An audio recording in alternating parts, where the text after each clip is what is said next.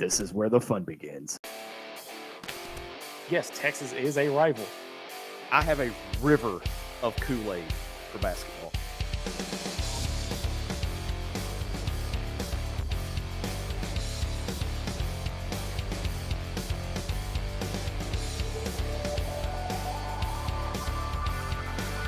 It's time to step inside the Hawg Pen.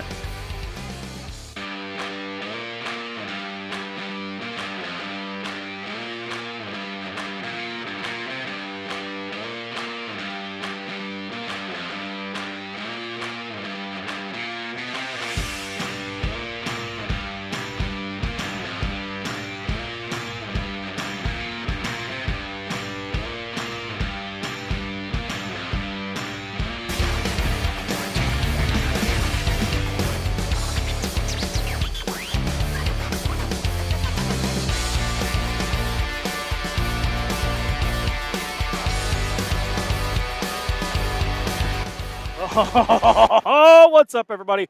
Welcome into a special edition of Inside the Hawg Pen live from the 2025 Little Rocktoberfest. And I didn't come alone. He got free from Guantanamo Bay. I did. He is the third member of our party on Wednesday nights now, sorry. But Dylan D-Mad Madden making his appearance. What's up, dude? What's up, buddy? And, of course, off screen, we have the mysterious Justin Garrison. What's up, buddy? Hidden in the side. Did you know Jalen Catalon is still playing football in college? Dude, Miles Slusher is too. That was the surprising one to me. Yeah. But I want to welcome everybody into the live stream. We're going to be broadcasting all day long live from the 2025 Little Rocktoberfest. We're going to be talking to the homebrews. Later on this evening, we're going to be testing some. I won't be testing them. I won't be. I will. These two will, and I've got a whole plethora of guests coming. Not to mention Matt Hart from Hawg HQ is going to be joining us here before too long. But it is a gorgeous day. It's the best weather we've had at the Little Rocktoberfest in the 5 years we've been doing this. And, D-Matt, I got to ask you, man, out of all the matchups coming up today, you know, you got Alabama at Missouri right now. You've got the Red River shootout going on. Alabama is finishing off Missouri right now. Finishing off Missouri. But out of all the matchups, which one intrigues you the most? Is it the Tennessee-Arkansas game, or which one is it? You know, when I woke up this morning, I started watching the Pittsburgh-Florida State game. That one kind of had my attention because Pittsburgh just walked it down the field, converted 3 fourth downs on the way to score, and then Florida State came back and scored a touchdown too. Haven't looked at that game. It's 27-24 Pitt with 7:15 left. Florida State's fallen apart since that one drive. Have they? Yeah. Yeah. State doesn't have much of a defense right now. You know what's really shocking? They don't have much of a team, which is crazy because they've been awful for the past few years, and all of a sudden they're good in top 10. Did y'all know that Ole Miss is beating Wazoo by 3? That one, I don't see. Here's the thing on that one. About to be in the fourth quarter. I had to ponder. Are they struggling that bad, or are they just overlooking Wazoo right now? I think they're overlooking. They're overlooking. Who do they have next week? I'll pull it up on 1 second. Georgia, God, their schedule's tough. Well, but I mean, here's the thing. They got Georgia next. You look at Notre Dame. Notre Dame has barely beaten anybody, and then they come into our house and completely blow us out. And then the very next week. Justin. Yeah, Shut up, Justin. yeah. That's why he's off screen. yeah, that's one reason. No, we want to make sure everybody look. If you're in the Central Arkansas area, and you got the Hogs game at 3:15, which, by the way, we're going to be doing live in-game commentary as it happens. So you're going to be seeing, you're going to be hearing what we think of the game as it goes on, starting at 3:15. That might be a lot of tears. We'll see. Well, and here's the thing. After the game, if there is tears, for $25, you can drink all you want out here. $25 to get you in the door. You can drink all you want tonight. Wash your tears away. Wash your feelings away. Let's see, 1, 2, 3, 4, 5. Good Lord, it's like there are 16 home brews and 16 professional brews out here tonight. Yeah, so they got a good setup out here. They too. do. It is a beautiful day. If you're not here, you need to get here. Tickets are still on sale. $25 general admission. You'll get you in the door. $40 will get you in at 5 o'clock. 5 o'clock. 5 o'clock for VIP. 5 o'clock for VIPs. But here's the thing. Why do people want to be a VIP? I'm going to tell you why. Because you get in at 5 o'clock. You get the lay of the land. You get an hour's worth of low crowds. Free drinking. Drink as much as you want. But here's the other part, y'all. Some of these home brews out here have VIP-only brews that they're only going to do for an hour for all the VIPs out here. So if you're not here, you need to get here. $40 of VIPs, $25 to get you in the door, and if you don't drink like me, They're it's good, $10. And of course, they've got sodas and everything. We'll have food trucks out here. It's part of we've partnered with Dogtown Throwdown that's happening right now all day long, and setup is happening now. But guys, we've already got some games underway. Mm-hmm. Is Alabama on the resurgence? They never left. Did you see last year? Come on. They They had 3 losses last year. That was a year without the devil. Okay, you always fall off of the year without the devil. Don't worry. The devil is coming to Arkansas. Didn't you hear that? If you say the name I think you're going to say. I have a topic for both of y'all that I want to know. Okay. Any of you two on this Petrino train? Listen. Dylan is. Okay. So he has a seven game interview right now. For what? If he proves that this team can have a little bit of life to it, and prove that they can at least compete over the next 7 games and show a little bit of heart and not give up, then he has a chance to be the head coach. I was wondering what you meant by compete. What do you want in compete? Like, do you want Tennessee, for example? Don't get blown out, or get blown out while you're still playing hard. I don't think they're going to get blown out because Tennessee's defense isn't that great. Tennessee's not that good. They just have a weak schedule. Who they really played?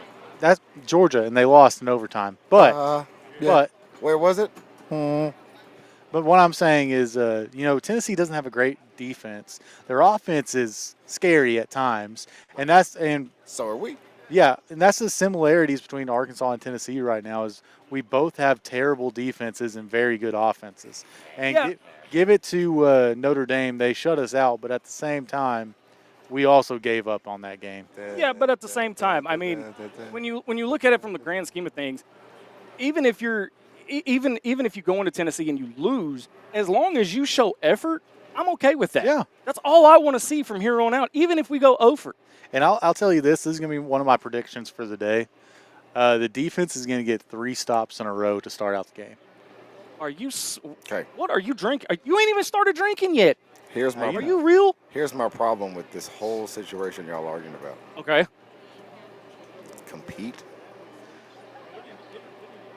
You have to. No, you want the job. You freaking win. There's no question. Yes. Okay. That's why I'm saying he has a 7-game interview. But the biggest issue I have with the first 5 games of the season is you get up 2-3 scores and then you take your foot off the gas. Guys, Missouri just walked it down the field with 30 seconds. What did I tell you? Good Lord. Alabama this just took a game timeout, ain't over yet. God, I hate Missouri. Well, okay, but let's go back to this Arkansas game real quick. Sorry. All right. Who's winning? Alabama. But thank you. Missouri's on the 2. They're reviewing it is what it is. Who's winning? But when it comes to Bobby Petrino and the future of the Razorbacks, whether he gets the job or not, okay? He won't. That's a catch, man. Effort. It's a great catch. Compete, heart. But does he have to win? I mean, it is a must. Does he have to win? They're checking the spot. I think he has to at least bring in 3 wins. Okay, okay, if you had to choose, who are your 3 wins? Auburn, Texas, and Missouri. Really? We're beating Texas this year. Mississippi State? Really? Auburn? I'm kind of iffy on Mississippi State. I'm iffy on Auburn. What about LSU?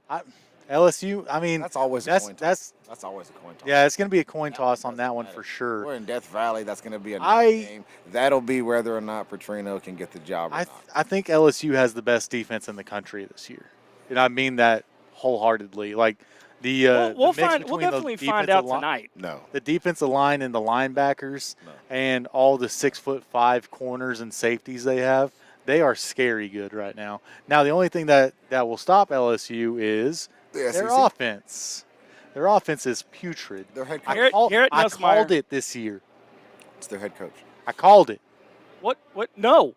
Garrett Nussmeier was crap. And he's been crap. That's all they got. They ain't got nobody else. Heisman, what? That's just okay. The Heisman is like the preseason AP poll. Yeah, it should mean nothing. But it doesn't mean anything. That's just it. That's just it's still bragging rights, and they need to refix it because it's gone to crap now. No, look, Texas is the fastest team to go from number 1 preseason to unranked ever in the history of college football. Because they should never been number one. What they have that was number one? In Exactly. They had Arch. That was it. By name only. Who's Arch? He's a Manning. Peyton had a kid? No, Cooper. Who? Cooper. Who? Thank Anyway. you. That's all I got to say. Who? Touchdown, Missouri. Okay. Score? It's about to be 24-27 unless they go for it, which I would go for it in this sense. 24-27? No, just go for the – no, they won't play overtime. Man, if you go for it right now, I mean – You still got to get a field goal. You don't get it now, you got to get a touchdown. That's true. You kick the extra point and you – on how many timeouts? Okay, you're right. but what would You're right. Okay, Timeouts from Missouri. How many timeouts from Missouri? I'm not looking at it. 3. So you kick the field goal and you kick it deep. Here's the question, though. I wasn't even onside. Here's the question, though. Kick it deep. All right. You're at home. If Missouri comes back and beats Alabama, what does that do to the SEC right now? I mean, all of these people. Hold on, Jay. All of these teams right now, the SEC is wide open. Y'all don't understand. The SEC is wide open. There is not a clear-cut winner on either side of the ball that's going to be in Atlanta as we know it right now. Just agree to disagree. Georgia will be there. Georgia ain't losing again. So Georgia will be there. It's just who plays Georgia. It'll either be Alabama or it'll be Ole Miss. Probably be Ole Miss. It'll be Ole Miss and Georgia. That's the one teams that don't play each other in the SEC. They're not going to beat each other up. Georgia is clear from here on out. They had their one loss. Oops. It's Kirby Smart. He's going to fix it. And you look at Ole Miss. They're like, what, number 3, number 4 right now? And who are they playing from here on out that's going to compete against them? Yeah, I kind of side with you on the – Yeah. Well, Georgia and Ole Miss play each other next week. Yeah, but then it's still going to be the SEC championship. True. Georgia will win, and then Ole Miss will beat them in Georgia. I mean, for the rematch because Kiffin's still Kiffin. Outside of Ole Miss, the only ranked team they have left on their schedule is Georgia Tech. I don't It's see not it. that good. That's just to say too. I see Texas won't even beat OU, so they're going to be out. OU could be another one. I didn't. OU, think of them. I forgot about so the OU. one thing you got to They look got for a hell of a schedule too. the one thing you got to look for about that OU game though is how Mater's going to throw the ball. And yes, I did call him Mater. Even if I'll take a Mater over a Manning. I mean, Yeah. As of right this you're not second. you're not entirely wrong. Yeah, I'll take a Mater with 9 fingers and a Manning with 12. Well, but the thing is it's his thumb, right? It's his thumb on his throwing index hand, finger. right? Index finger. No. Index It finger. was his thumb. It was his index finger, sir. I watched it this morning. It's his index finger. So why were they talking about the thumb? Because your thumb and your index finger are the last two things. SEC Nation this morning was talking about him thumb injury. It's not a thumb. It's his index finger. He's got screws. It broke right here across. So is there 3 things they could do? They could screw it on the inside. Right. They could bolt it on the outside, or he gets 3 screws on the outside. It's his throwing finger. That's why it's a big thing for that, because a quarterback, you have to have that finger. Your index finger is the last thing to touch that football. That's your spiral. I got you. That thing hurts or anything, you can't squeeze that football. Tom Brady, you can't squeeze that football right, you can't throw it. We'll know within the first about 4 pass plays, if he's going to make the end of the game or not. The first snap. Yeah. The first under center snap. Does he ever go under center? That's the question, too. Oklahoma plays under center. Alabama Do got you- the onside kick. Of course. That's stupid to go for an onside That's kick. game. Now you're giving Bama a good field position. All they need is a field goal. Now you got to score a touchdown. It's stupid. Always kick it deep and play defense. Especially you're at home. Play You got defense. a minute 40 left. Yeah, you got enough Yeah, time to play call your 3 defense. timeouts. Yeah, you could have called 3 timeouts in a minute 20, getting the ball at midfield, and all of a sudden all I need is a field goal to tie, or I can win the game. And especially against Bama. Everybody's afraid of Bama. You're afraid to gamble at the end. That's why Pittman lost his job. Oh, he gambled time. plenty against Alabama the last 2 times he played them, but And Yeah. that's when we loved him. But then the games that he lost, the Ole Miss overtime and the simple little dinkers that, the fumbles and stuff. Fumble at A&M, the Yeah, fumble yeah, at yeah. Ole Miss, the You- fumble against Memphis. Yes, we were going down the field, but you're running sideways. You're not going to score. You're not You were- going downhill, You you're were running- taking yeah. your time. You knew. No, go play. I don't care if we score in 10 seconds. They still got to go length of the field. We're going to step away for a quick break. On the other side of the break, we're going to continue our conversation in the world of college football, leading you up to Tennessee, Arkansas at 3:15. I got Dylan D-Mad Madden coming out of Guantanamo Bay, and you got a new baby, by the way. I sure do. She's back there in the back right now. She's adorable. She might have to make her first appearance on Inside the Hawg Pen. Yeah. She's a little football right now. So, but we're going to continue our conversation on the other side of the break. You're listening Work to a on your special edition of Inside the Hawg Pen, live from the 2025 Little Rocktoberfest back right after this. It's great practice.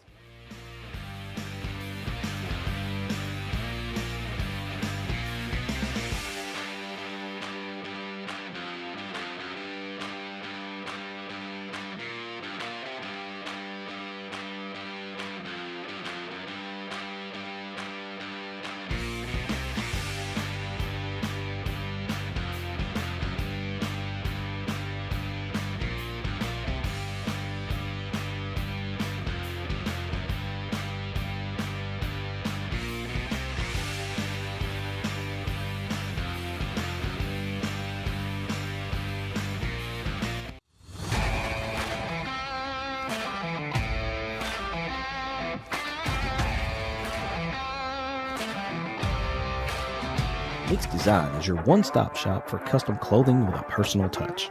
At Meeks Design, we can help you tell your story through your wardrobe. Your imagination on a hat, shirt, pullover, or nearly anything wearable. And while you're picking out some custom clothing, check out the one-of-a-kind handmade soaps from the Bobcat Soap Company. Find us on Facebook and let us create custom swag just for you at Meeks Design. Hey, Hawg fanatics!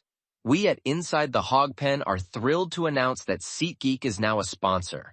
As brand ambassadors, we're excited to share SeatGeek as a ticket app that simplifies the ticket buying process for all your favorite events. They provide a 0 to 10 score for each ticket, with green indicating a good deal and red indicating a not-so-good deal. As a special offer, Hawg fanatics can get $20 off their first ticket purchase by using the code INSIDEHOGPEN.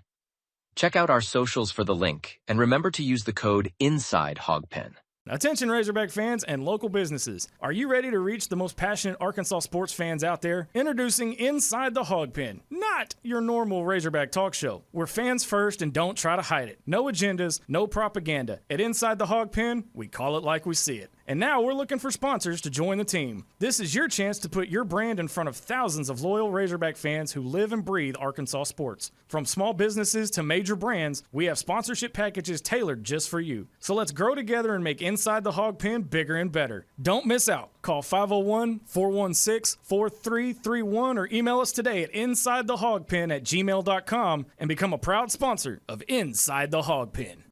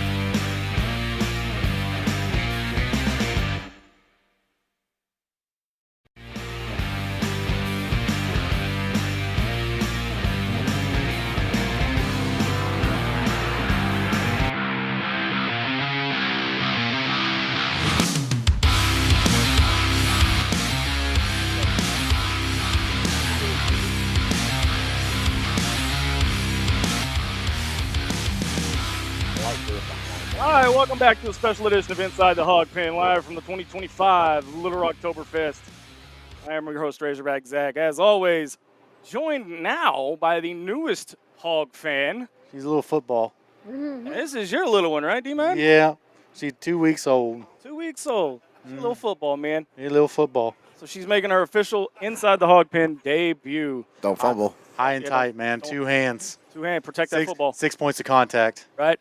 So a minute 11 to go in this Alabama-Missouri game, and Missouri's got the ball back. what happened? I mean, explain to me, D-Man, the ripple effect, if you will, of the outcome of this game moving forward in the SEC. Are you talking about if Alabama wins or Oh, yeah. if Alabama wins, the same thing as usual, you know, Alabama's Alabama. If Missouri wins, then they're going to rank them probably number 10 because they still haven't played anybody. Nobody will respect Alabama as a team again because they're going to be on track to lose 3 games again this year. I mean, if was a fifth, you know, if Missouri wins, you know, you're going to hear a lot coming from north of us about how they should be in the top 10 or whatever, how they should be higher ranked because they beat just Alabama at this point if they win. Yeah. So, I mean, They'd still be top 10. they'd be top 10, but I'd say number 10 because they played Kansas, Central Arkansas, Louisiana, South Carolina, and UMass. And I don't know about y'all, but I didn't really have a whole lot of respect for South Carolina coming into the year. And Bo Perdula just took a shot under the chin. Woo. JP, our boy JP, Jonathan Parker, says Florida State's down 10 to Pittsburgh with 2 and 1 minute to go. I don't know how Florida State got ranked so high so quick. Because they beat Bama first week. They beat Bama week 1. Ooh. But again, they've done this before. They beat LSU not too long ago, week 1. Again. Florida State exactly. Florida State hasn't beat a ACC team in a calendar year. Right. So how do they get preseason top 5? Same reason Texas got preseason number 1. They weren't preseason. It's just They were unranked and they beat Alabama and they got to 14 and then they beat Texas A&M, got to 7, and they lost to Virginia and then got to 18. I bet the NCAA changes the AP polls and all that in this offseason. I bet it all gets revamped.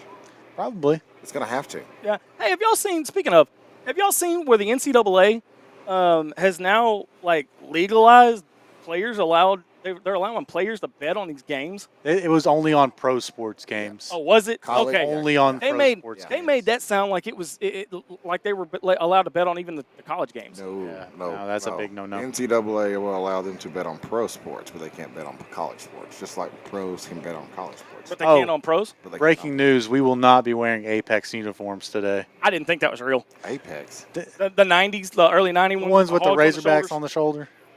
No. So Sideline Arkansas or whatever it's called made a joking tweet about it, and literally right underneath it said, "This is not true. This is just a joke." You also got to look at what the university, they're set so many uniforms. That's why you have to wear the all-white ones. You got to wear the all-red ones with the whoever, whatever sponsor, they give you a uniform, you got to wear one every time. That's why Oregon wears 30. Well, they have a set alternate every year. But you have to wear one each time. You got to wear one combination each time to keep that combination in your uniform. That's how you get the money.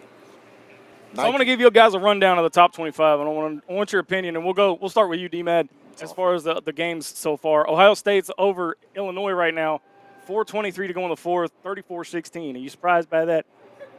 No, that's about right. Duh. I know we were thinking that maybe Burt would keep it close. Yeah. Well, okay, but at the same time, does this begin Ohio State's separation? Alabama just picked off Missouri. Ball Okay. game. Yep. Roll Tide. Does this start Ohio State's separation and their No. what is it called? Separation in what? The Big Ten? I think The country being the number 1 team in the country. now I'm not Solidify them. That's the word I was looking for. It depends on tonight. If Oregon wins, they're number 1. I've never been a big, let 25 teams into a playoff. This year there's a whole lot of teams. 12. Yeah, 12's a good number, Good. but there's a whole lot of teams that you could have an argument for this year. I mean, just based on the fact that everybody is just That's my worry. so wide open. That's my worry. The AP polls and all this have been trash all year. How do we know we're going to get the 12 best teams? I It's true. guarantee there's 2 teams that get left out that are better than the teams that get put in. And that's, They're talking about Memphis. Really? Well, but I think with Really? what they're talking about is we Memphis started on being. Memphis. I think the biggest thing that they're talking about with Memphis is they're the number one top group of 5 school that's probably going to get in. Group of why? I never understood. I the think guaranteed USF is group. going to get in I over never Memphis. understood the guaranteed You think? group of I 5. think so. Why is there a guaranteed group of 5? There's a better one loss have or to make 2 it loss. fair. Apparently no, you gotta make it don't. fair. No, you don't. It's not fair in the first place. There's not a guarantee, but there might be a never fair. wink, wink. We'll bring somebody in. Yeah. There's never going to be a Power 5. But I will say this: Semifinals. if it comes down, say USF and Memphis just both win out, I think USF still gets in over because they have beaten 2 ranked teams. They don't play each other. No, wrong conference. Yeah, wrong conference. What is USF? USF is A's Coastal. Is it Coastal or are they the ACC? Hold on. No, no. Not AAC. Yeah, but in Memphis AAC? I thought they were. Memphis is the American. Yeah, I thought. Let me see if Yeah, I Memphis was even. I thought USF was too. Conference USA maybe. Oh, That's it. yeah, That's it. They're Conference USA. Let me That's see if what I it can is. find it. Yep. I think you're right with USA. So if you're just joining us, we are live from the 2025 Little Rocktoberfest. All the festivities are going to get kicked off at 6 o'clock tonight. I'm sitting here with our boy D-Mad coming out of Guantanamo Bay. He has made his appearance. Little Kylie Ray. Long time. She's waving. With little Miss Kylie. And then, of course, off screen is Justin Garrison, our rogue agent, if you will. But I'm out here. We're watching all these breweries get kicked Oh, they're in off. the American too. Slightly offended. Told you. So they got to play each other. Oh, you're not slightly offended. Who was right? If they both win out, they'll play each other in the Conference final. So The it's going to conference shut it up. final. Regardless. So we have a final with Alabama, Missouri, and it's 27-24. We are moments away from the Red River Shootout. And, yes, I called it the shootout because that's exactly what it is. I'm gonna hear you arguing over here. Call it what it is. It's the Red River Shootout. I don't care if I get canceled. But what do you guys think going into this game? Is it Oklahoma's game to lose, or does Tennessee pull off the up? Now you called this game for Tennessee or Hang on. Texas. 2 seconds. 2 seconds. Time out. Wait. They don't want to call it the Red River. They don't want to call it the Red River Shootout because it's offensive. They're calling it the Red River Rivalry. Okay. just I get the rivalry thing, but I'm gonna say this one time, and I apologize to both of y'all for saying this. If you white people don't stop this crap, I'm gonna get over it. Okay. I can say that because I'm different. You know they Who is renamed. offended? They're renaming everything that's classic. That's Florida, like Georgia. Oregon State with Civil War. yeah. Now. It's nothing now. I mean, you don't have Bedlam. just a- No, it was the Beaver thing. Whatever. Was it the Beaver thing? I don't know. They renamed it because there was an old trophy Mm-hmm. from Oregon and Oregon State, and they renamed it after the trophy. I'm gonna tell you this: the one game outside of the SEC that I'm watching, I'm gonna keep an eye on. Stop Indiana, messing with- Oregon. Stop messing with. That's great. Yeah, Indiana. That is going to be a good game. So they can. Let's say the loser of that game, they still in it, right? Am I blind for not trusting Indiana? No, it's Indiana. No, I mean, It's a basketball school. They're always good. They're always good in football until you put them in the lights like tonight, and then they're gonna. okay, but I mean, Oregon is Oregon. We all know that. But what's going to happen, guys? What's going to happen if Indiana pulls this off? Do we start legitimizing them as a football school in the Big Ten? No. This is like Auburn saying they're a blue blood in basketball. No, Wait, You know what that does to me, Dylan? Auburn's not a blue blood. No, they're not. wait. I mean, maybe when Barkley was there. They're not. No. They can't be a blue blood after 2 years. You're not a blue blood. I mean, but I'm just saying when he was there. No, he's not. No. Barkley was good enough That doesn't make him a blue blood. for the 2 years he was there. It doesn't make him a blue blood. You don't get to keep it unless you keep winning. Blue bloods have history. Duke is the last new blue blood. Yes. Wholeheartedly agree. But let's talk about this Red River Shootout for a minute. North Carolina too. And they're a long-standing. It's that rivalry. That rivalry's never gonna die. But D-Mad, when you're looking at Oklahoma and Texas, you picked Texas this week. Why, tell me what. Defend your position and tell me why. What? I picked Texas because whenever they do end up losing to Oklahoma, then I have even more reason to hate them. It's a cop out. I mean, that's But at the same time, I do think that Oklahoma is a little bit You're worried about Jekyll the and quarterback. Hyde. You're worried about the quarterback. That too. The quarterback. That's your worry. And I also don't. Who has Oklahoma played? Auburn and Michigan. I mean, huh? Eh? Michigan's not very, very good. If Michigan beats USC today, they're there. USC's not very good. That's true, but it's still USC. It's the battle of the mids there in USC and Michigan. That is fabulous. Yeah, the battle of the ones that won't be in the playoffs. Yeah. I think if we were to be honest about Michigan, Yeah. if we They can't play in the playoffs, can they? No, Michigan's got a 2-year ban. Yeah. Is it 2 or 5-year ban? It's like I a don't remember. 7-year, isn't it? It's a long time. I think it was a It's 2-year, brutal. but Harbaugh has a 10-year show cause. That's what it is. But On top of the show cause he already has. But I think Michigan, if they didn't just come off of Harbaugh and winning the championship, they wouldn't be ranked right now. They would be back to, mid 2000s Michigan. That was kind of just average. So What's his name that wore 90-something as a quarterback? That's about the level of Michigan they are right now. Denard Robinson. Robinson, yeah. Good Lord, you're going way Man, back. I got a memory of Reds. something. He was an NCAA cover. Yeah. Yeah. What was he, 09s? Something like that. Dude, Or no, I take that back. It wasn't 09. That was 10, I think. 14, wasn't it? I don't know. Wasn't he one of the last ones? They quit making the game at 14. Had to been like 13 or 12. Yeah. I think it was 12. I think 14 was RG3 and Barry I Sanders. thought that was 13. Could be. Yeah, I thought 13 was the Barry Sanders / RG3. We own them all, but can't remember the cover because they did nothing with their career after you make the cover. It's like the Madden cover, the NCAA cover. Okay, hold Don't on. wanna be on it. Hold the phone. Darren McFadden was on the cover and then had a good career at the Raiders. It's not his fault that Time the out. Raiders sucked the Time entire out. time. You want to take this one or you want me to? A good career at the. He played for 8-10 years, something like that. No, he was signed. How for much 8 or 10 sleep have you years. lost in the last 2 weeks? Yeah, I've he been was. sleeping good, man. He was. Don't let your wife hear that. Yeah, you can tell he does nothing on that. This is the most he's done all week, right? That's it. Right? I mowed the other day. That doesn't inquire the baby, sir. You right. Oh, my goodness. These We rookie- are closing in on just, what is it, about 40 minutes away or less from Arkansas, Tennessee.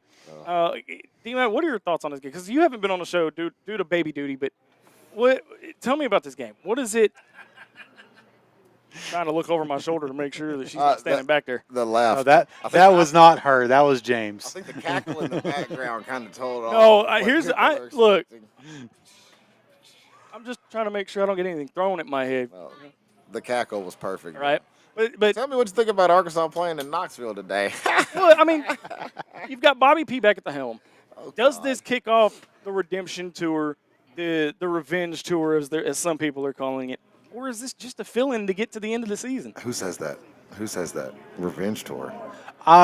He's been talking about Bobby P has talked about this opportunity has meant a lot to him. There's going to be a bigger seriousness behind every single play call today. Yeah, save face. Hey, man, hold on a second. I'll let you go. That's all I had. But I think Bobby P, he does have a chip on his shoulder because he does want the job. And if we know anything about Bobby P, he is very, very difficult to coach against when he has a chip on his shoulder. See LSU the year after he flipped off the refs. Wait, that wasn't a That was great. that was real?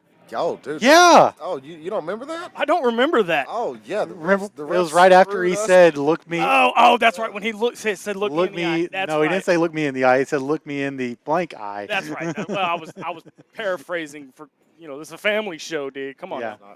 Kind of But, big that. This is a Belgian triple right here. But Southern Tail. sorry, we're getting beer recommendations over here. Yeah. my bad. I was just coming to check out y'all's TV. Oh, for a true. second. Yeah, watch the game. That's fine. But I think Bobby's coming in with he's got a chip on his shoulder. Talon probably has a chip on his shoulder too, considering that the entire offense played like absolute crap the other day. Okay. And I wanted to ask you about that. okay, hold on one second. Okay. But the defense is the big X factor right now. Chris Williams, he got promoted from assistant linebackers coach to defense coordinator, interim defense coordinator. He is not just an ordinary ordinary interim. He's got a lot of experience. I think I've sent it to y'all in the group chat. I don't know if y'all read it. Yeah. But he's been a defensive coordinator at about 5 different schools. He worked for a couple of XFL teams as a defensive coordinator. So he's not new to play calling.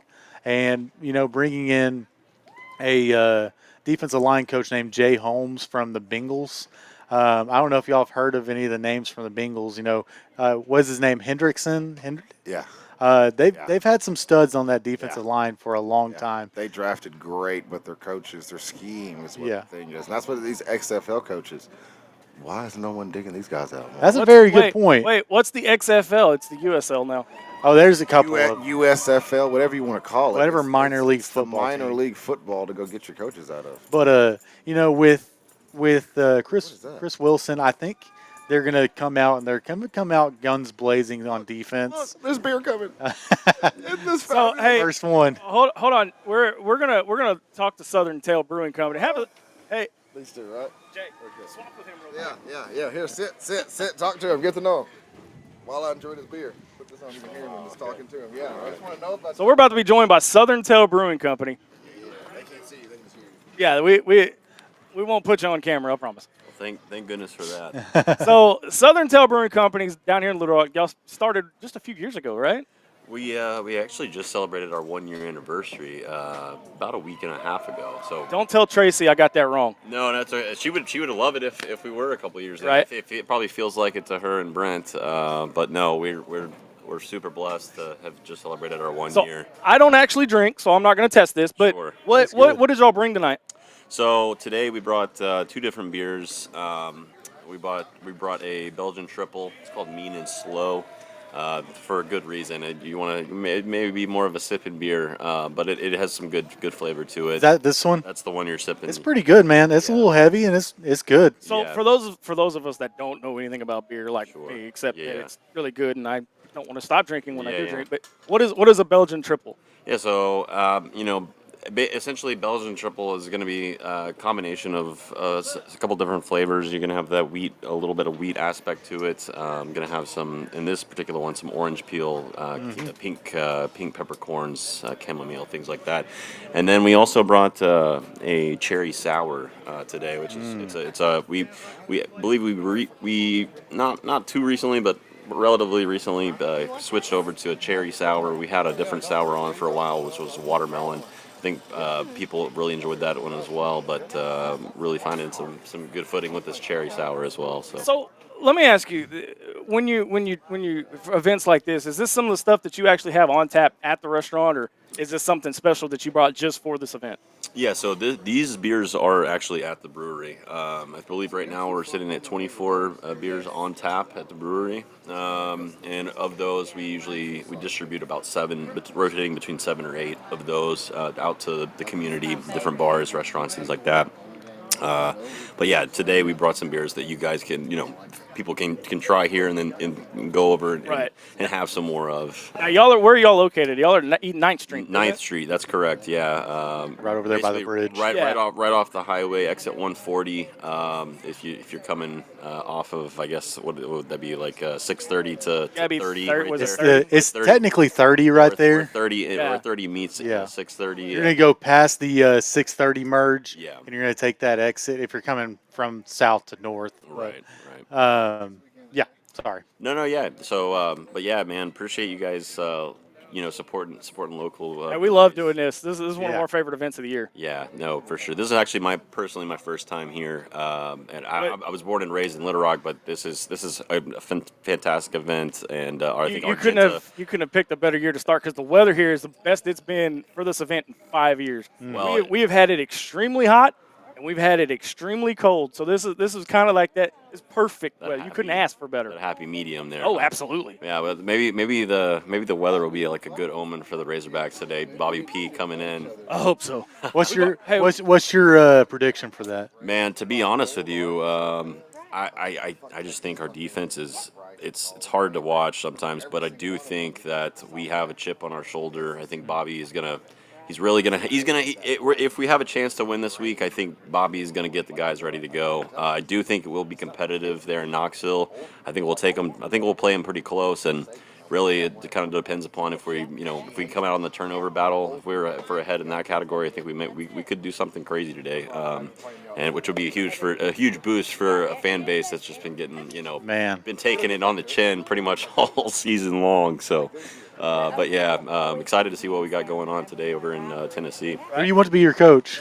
You said what now? Who do you want to be a coach? Man, that's a tough one. I like what he just said in the back. Yeah, somebody that's man's a lightweight over there. We need a proven winner at the helm. Obviously Bobby P. Look at him several years ago. He did nothing but win when he was here, and the things went a little sideways. Everybody knows that. Quite literally, actually. Like literally, the bike was sideways. But anyway, I at the end of the day, I want somebody that's going to win. I think we've shown commitment to that in the basketball program. It's time that the football program sees that same determination. So absolutely. Anyway, really excited about that, guys, for sure. Well, we appreciate you stopping by. We're going to let you get back to it, and we look forward to trying some more later on tonight. Awesome. Thank you guys so much. Absolutely. Man. No problem. D, when you look at this Texas game, it just got underway, and my fiance's over here watching the multi-view over here. And, man, Mater's slinging it. I'm telling you, if Texas wins, I'm not going home, right? I hope not. If Texas wins and we lose, I'm sleeping in my car right here. You might get a couple knocks on the window about drunk driving and whatnot, but right. At least I don't, pass out in a Whataburger drive-thru. Mm-hmm. Too soon? I think there is a Whataburger around here. Right? But we want to appreciate Southern Tale. This is just going to be the first of many of the breweries that we're going to be talking to throughout the afternoon and into the evening. And if you guys got questions for them, if you guys got questions for us, if you guys got comments, leave them. We're still interactive, just like we are on Wednesday nights. This is no different. We're just doing a special elongated Inside the Hawg Pen. It's our longest broadcast of the year, and so much so that he came out. Hi. She did too. Well, we're going to step away for another break. Hope everybody stays with us. Arkansas, Tennessee is on the horizon at about 25 minutes to 30 minutes from now, and Matt Hart will be joining us, I promise. We're going to have more from around college football. So stick around. We'll be back right after this.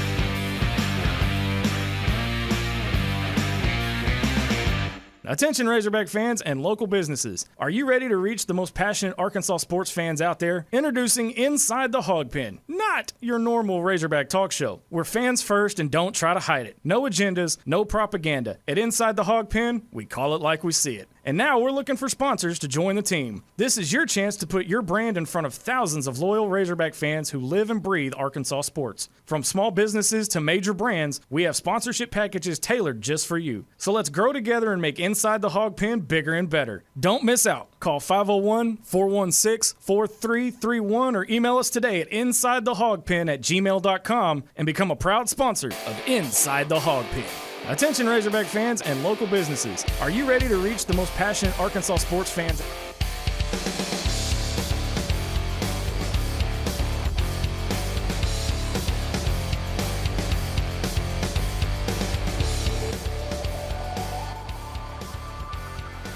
All right, welcome back to Inside the Hawg Pen special edition here from the 2025 Little Rocktoberfest. D-Mad's hanging out with me along with little Kylie.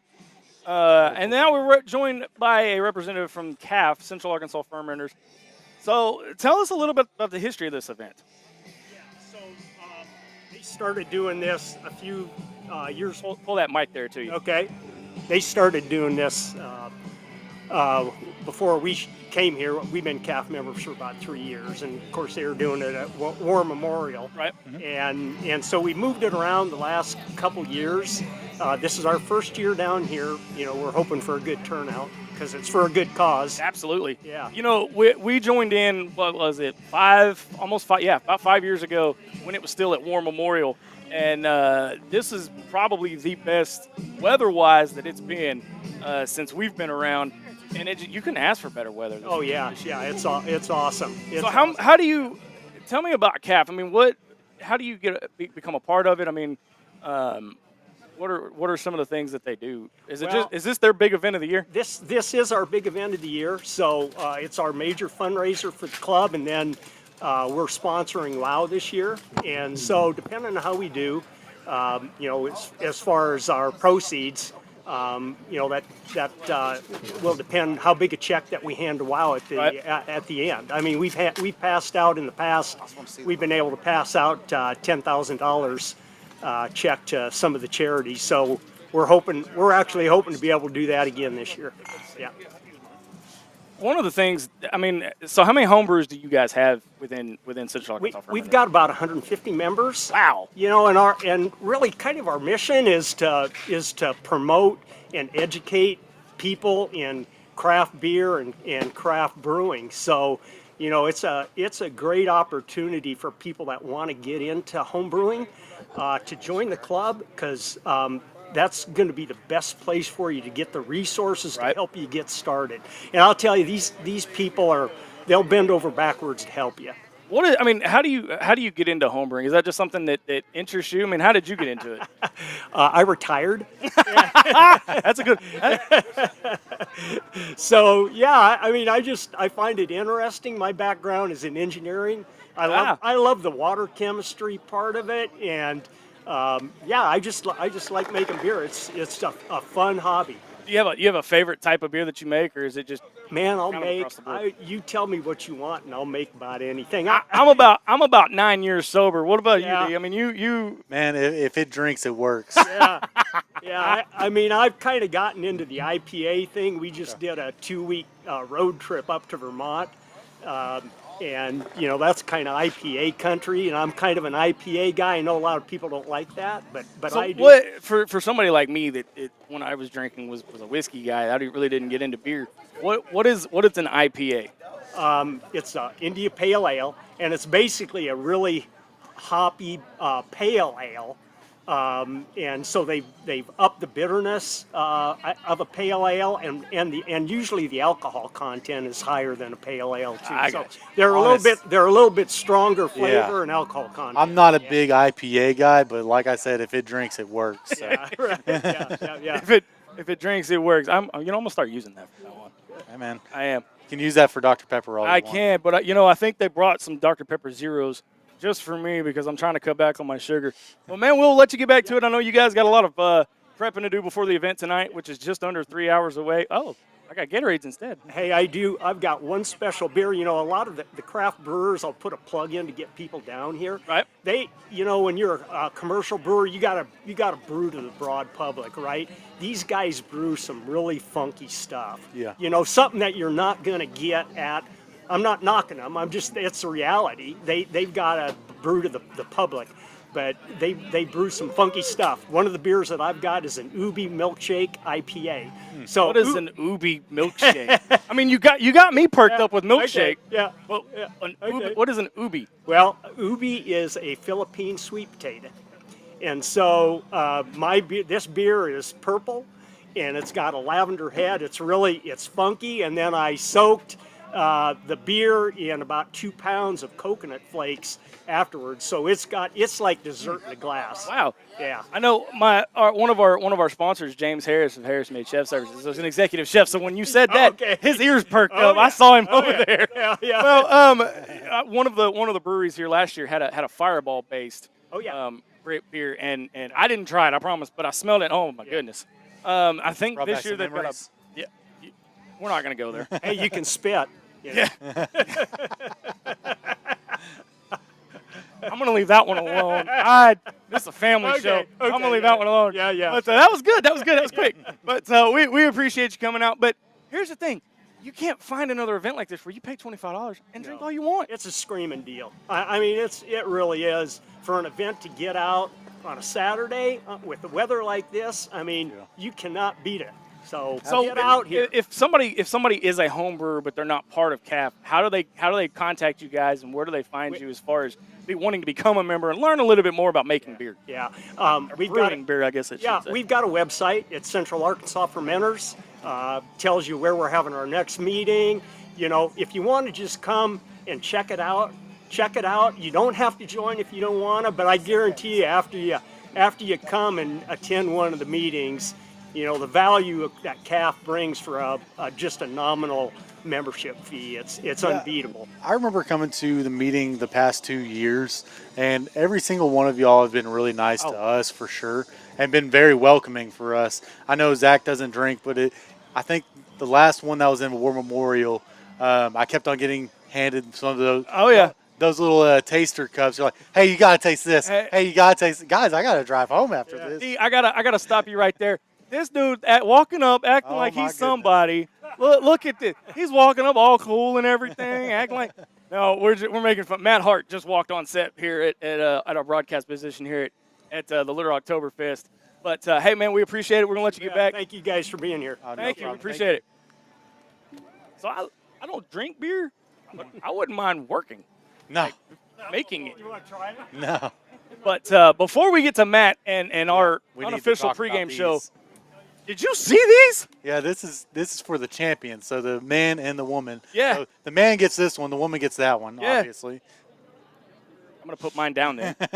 nice job there, D. No, okay. So we're gonna be judging the Steinhoist competition, and the winner gets one of these. Now these are what they're gonna be holding up, but they're gonna be full of water. And we'll go over the rules later on. And you have to hold it straight out, and you can't your thumb. You can't hold it like that. You have to hold it like this. That's the official. No, that's the official rule. I read it. Trust me, I've become a subject matter expert with this thing. But the record, I think, is like 4 minutes. But to lift that thing, that's Come Put on your now. thumb on top But of it. Come on now. but it's hey No, sir. no, but I know it's how full to of water. hold it. So there you The go. water's gonna be different, but still. Right? But we're going to do some rearranging. We'll be back in just a few minutes. And I'll be joined by Matt Hart for our unofficial pregame show of Arkansas and Tennessee coming right up on Inside the Hawg Pen.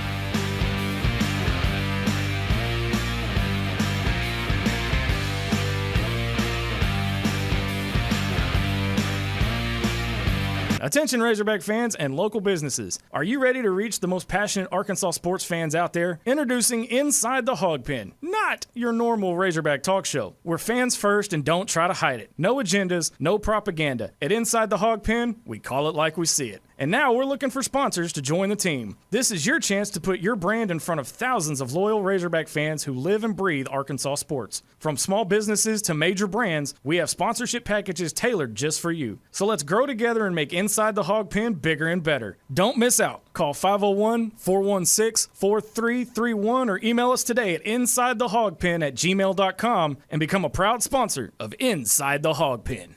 Attention Razorback fans and local businesses. Are you ready to reach the most passionate...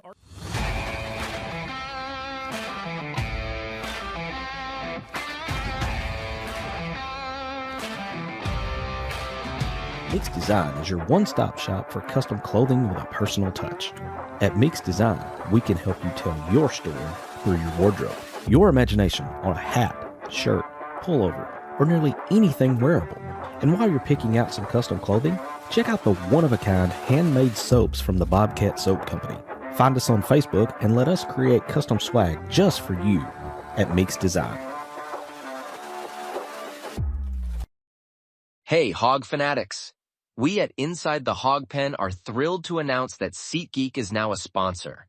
As brand ambassadors, we're excited to share SeatGeek as a ticket app that simplifies the ticket buying process for all your favorite events. They provide a 0 to 10 score for each ticket, with green indicating a good deal and red indicating a not-so-good deal. As a special offer, Hog fanatics can get $20 off their first ticket purchase by using the code INSIDEHOGPEN. Check out our socials for the link, and remember to use the code INSIDEHOGPEN. Attention Razorback fans and local businesses. Are you ready to reach the most passionate Arkansas sports fans out there? Introducing Inside the Hawg Pen. Not your normal Razorback talk show. We're fans first and don't try to hide it. No agendas, no propaganda. At Inside the Hawg Pen, we call it like we see it. And now we're looking for sponsors to join the team. This is your chance to put your brand in front of thousands of loyal Razorback fans who live and breathe Arkansas sports. From small businesses to major brands, we have sponsorship packages tailored just for you. So let's grow together and make Inside the Hawg Pen bigger and better. Don't miss out. Call 501-416-4331 or email us today at insidethehogpen@gmail.com and become a proud sponsor of Inside the Hawg Pen.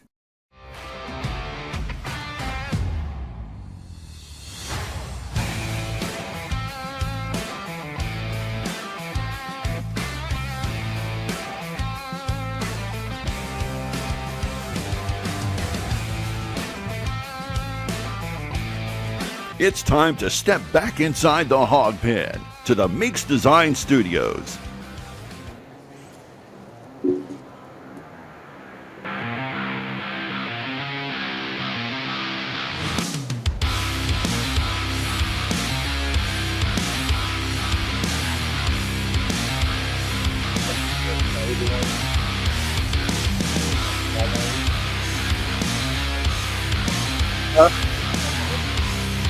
Not right now.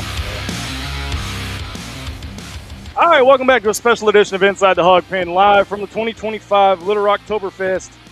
I am your host, Razorback Zach, as always. Now joined by my special guest host for the second year in a row from Hawg HQ, walking up like he's somebody. No, I'm just kidding. You are the dude, Matt Hart. What's up, dude? Man, it's good to be back. Right? And it's beautiful weather, man. I can't get over it. Yeah, we've been lucky the last 2 years we've had this. It's been great weather. Right? Last year was a little warm, but still not bad. Still not bad. Of course, 4 was pretty warm too. Yeah. But The voice you hear is our illustrious producer and third co-host on Inside the Hawg Pen, D-Mad. He's kind of moved into a production point of view, but we still got him on the mic because the man ain't been here in forever. yeah, I got to warm the mic back up. Hey, it's a family show. Let's not do that. That's why I'm off camera. What? We've missed that snarky sense of humor, that's for sure. You know, So before the break, we were talking about that what was it? Yuppie milkshake? Yuppie milk? What was it? Ubi. Ubi milk. See, I can't even. Again, I screw that up all the time. So you've tried it. Yeah. Tell me about it. Let me try it again. It smells funky. You want to try some? So there's. You're this making me one's- want to. Yeah, there's a. It's a IPA. There's that. The reason why it's purple, He used, what do you call it, a Philippine sweet potato. sweet potato. Yeah. So they're Philippine sweet Philippine. so they are purple as sweet potatoes, but it's different. I'll tell you that much. I have orange Gatorade, so I'm tricking everybody. And the guy, I can't remember his name, but he said, the bigger breweries they kind of do it as a restaurant quality, but the smaller guys, the home brewers, they kind of do it to kind of see what they can do, and that's what he was doing with that. It was similar to that Fireball beer you had last year. Yes, They have a glazed donut this year. I'm definitely trying that one. He's like, I don't know who needs to hear this. Bring that here. That is the same people that have the that had the Fireball last year. Bring it here. Yeah, so I'm gonna ask them exactly how they made that Fireball beer when they come and join us here at our broadcast position. But guys, if you're not here, you need to be here. I'm telling you, 6 o'clock tonight will get you in general admission, $25, $40 to get you in a VIP. Here's the kicker with the VIP thing, man. You get in, the crowds are going to be lower. You get the lay of the land. You get to drink extra because you're already here an hour before everybody else. But not to mention, some of these breweries have a VIP-only brews that you only get during that 5 to 6 o'clock hour. And sorry, I had to take a breath there for a minute. The thing about it, though, and like I said, I don't drink. I'll have a whole bunch of people trying these for me. Like I said, I have Gatorade, water, and Dr. Pepper Zero. So, but we were talking earlier, and we're just about 4 minutes away from the kickoff of Arkansas, Tennessee. D-Mad, do you have it over there at your position over there? What channel is it on? It is on the SEC Network. Here's this. It's down here on the bottom right, but yeah. Well, we're going to be keeping you guys up to date on all of the day's games. Yeah. And of the first half of the day, you're kind of in the midday schedule here, Matt. But what did you think about some of the earlier games that have gone final, like the Alabama-Missouri game? That's the only one that I really got an eye on. It was a little closer than I thought. I thought Alabama was going to run away with it and the way it started. But Missouri's good defense. They hustle to the ball, something that I wish ours would do a little more of. But it was good seeing Catalan make a good play as well. Hardy is a good running back for Missouri. He's a handful. He's leading the nation in rushing right now. So, he's gave them a good run for their money. Last year, looking at Tennessee, Arkansas, we're about 7 minutes away here on the SEC Network. And last year, they come into Fayetteville, number 4 in the country. Next thing you know, we pull off the upset, rush the field. We all thought, you and I sat here and thought, okay, because for years, you and I have talked about that moment, that moment being the turning point, the moment where the season went on the upswing or the season took the downturn. Like a few years ago, we talked about it being the A&M fumble with KJ. A couple of years ago, about a year or so ago, was the Ole Miss game. This year, do we need to say more? Is this the game, especially with Bobby P at the helm, that Arkansas actually shows what they can do? I think so. Tennessee's defense isn't in the top tier of the conference or anything. Their pass defense is about as bad as ours has been. So it does leave, give you hope at least that we can do well in the passing game. I'm sure they're going to have a spy on Taylor Green, so he's going to have to earn it a little more rushing wise. But I'm hoping we can run the ball effectively. We haven't really done that. It seems like we've gotten away from it, and I think that's hurt us. To me, it's kind of been with the rushing game, like you said. Back when we played Alabama with Bobby Petrino, and it was the game where we hit Ronnie Wingo on the wheel route. Bobby P said after the game he got away from the run game in the second half. Well, it feels like for most of this season he's gotten away from the run game, and hopefully there's a bigger influence on that today because we do have two backs that are just blazing good. They'd be starters on any team they go to. But like you said, I think we do have to focus more on the run game and quit looking to get chunk plays. Just matriculate down the field and get down there and hold on to the ball when you get down there. Yeah, and we're going to be, like I said, we're going to be giving you live in-game commentary. Me and Matt. Dylan, as he can see it, he's at a kind of an odd angle. But, one of the things you're one of our insiders. You've got a little bit more connection to the university than we do here at Inside the Hawg Pen. What are you the wind's trying to take off with all of our notes. What are you hearing about, without giving too much away, about Bobby P and the future of the Razorback football program? It's going to take realistically, it's going to take about 3+ wins for him to be considered. I feel like he's more of a backup option at this point. But he's going to have to earn it and change some minds because he's got the negative view by some of the boosters and fans from what happened in the past. But he's got his lovers and I guess that was a bad time.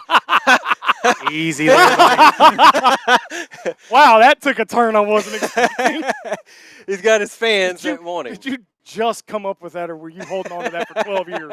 A Freudian slip, let's say. Yeah. And again, here we go. We're getting ready to get kicked off here with Arkansas and Tennessee. Is there anybody outside? I mean, obviously, right now, this is the job audition for Bobby P. Think about this for a minute, Matt.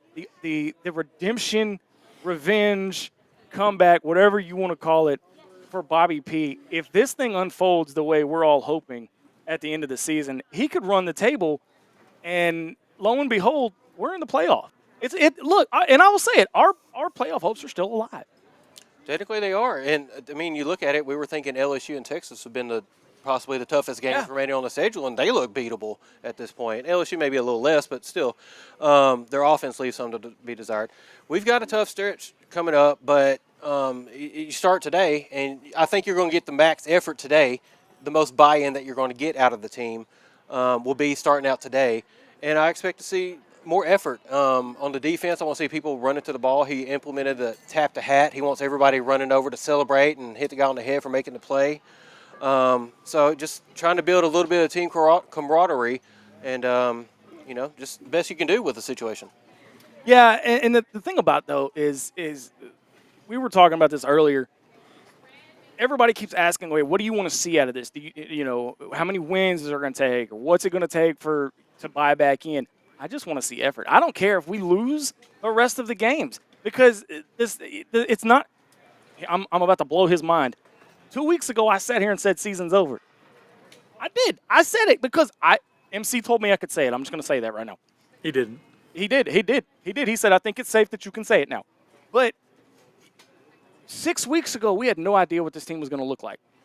Here we are again, and I have gone back and forth on this all day, all week, going, I don't know what to pick. I don't know where this team sits right now. Yeah, I've been going back and forth. I was forced to make a score prediction by Adam today. One of my hosts, and I picked us to lose, unfortunately, but I think it's going to be a high-scoring game. I think we'll be passing the ball, and there'll be a lot of explosive plays today. I'm watching Bobby P run onto the field, and it just it feels. I'm not going to say it feels nostalgic, but there's a different air about the team right now. I'm starting to feel like MC with the basketball situation, man. Oh, God. And he's sitting in a wooden chair. Kool-Aid, huh? Yeah, man. I got Gatorade, but what do you think this is full of? Nothing I want to know about. And it is. I promise y'all, this is it. Big thank you to the Little Rocktoberfest for this cup. And it is Gatorade. It is not beer, I promise. You know how many days it's been since Bobby P walked the sidelines as a head coach at Arkansas? It was like over 5,200 yeah. and something days. That's hard to believe. That really is. That's hard to believe. And we're going to, and again, what is it going to take for Arkansas to come out and win this game? Because for me, you have to come out and set the tone, but play with heart. Play like you, and I'm going to say it, play like you give a damn. Yeah, play. You're going to have to play like you give. And he made that point this week about how, you're either playing for a tape for the NFL or for your next school if you're not going to stay. And that's something that they need to realize because they think they can just get paid and, they're going to have to really put forth the effort on the tape if, eye in the sky don't lie. I saw a report, I guess it's been a couple of days, but I saw a report where Arkansas spent $16 million on this roster, and you're sitting at 2-3. Well, Ohio State comes out and spends $20 million on their roster, and they win a national championship. You compare that to one of the craziest names that I have seen in this coaching search with Jimbo Fisher. Look at D. Look at D. Look. That's not happening. It's not. But here's why I'm against that. The man had one of the best recruiting classes at A&M with $30 million, and he went 7-5. Look at what Joey McGuire does at Texas Tech. I'm going to throw this pin at you. It's the same thing. I mean, there's oil money, boundless amounts of oil money in Texas. Like, that's what UT does. That's what Texas Tech does. That's what Texas A&M can do.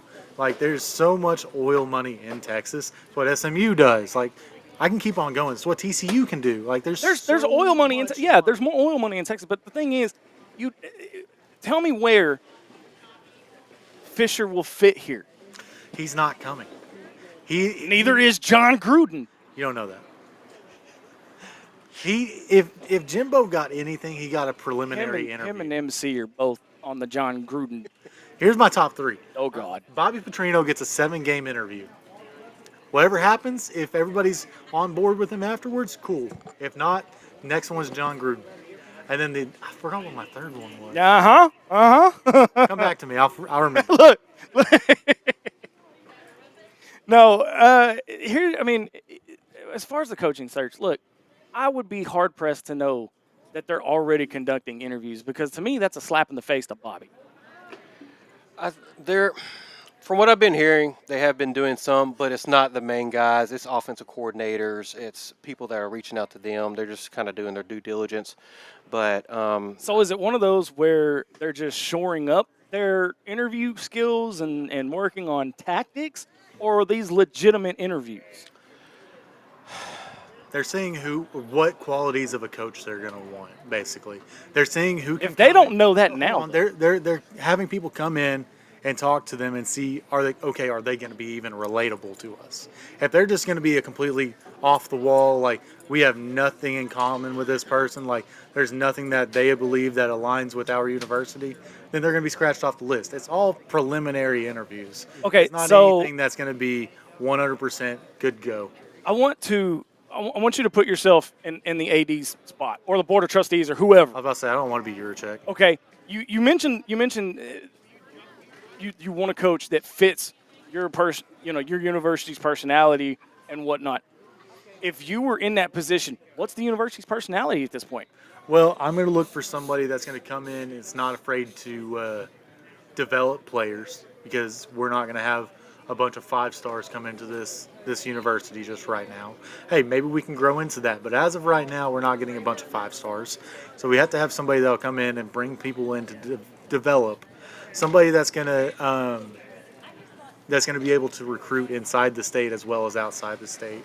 Somebody that's going to learn that it's grit. You have to be gritty at Arkansas, and somebody that understands the history. What does that add up to? Houston Nutt. John Gruden. I'm telling you, I'm never going to hear the end of it if John Gruden gets hired. But again, here's the other thing, too, you got to consider. All the coaching vacancies that are out there right now, John Gruden's at the top of the list of all of them. Y'all realize that, right? He's at the top of the list for Virginia Tech. He's got the best odds right now to become head coach at Virginia Tech. He ain't going to be the coach at Virginia Tech. He's not coming to Arkansas, I'm telling you. You know who's going to Virginia Tech? Who's that? Shane Beamer. Really? Following his dad's footsteps? It's got to be, man. That's where he grew up. Even since he's got South Carolina in the shape that he's in right now. How good is South Carolina right now? I mean, exactly. Yeah. He's got Lenora Sellers, but I mean, everybody's on a 1-year contract. They can go anywhere. So, I full well believe that teams, whenever their coach is about to leave, their teams start to decline quickly. If you look at Barry Odom when he left, the defense declined fast. Mm-hmm.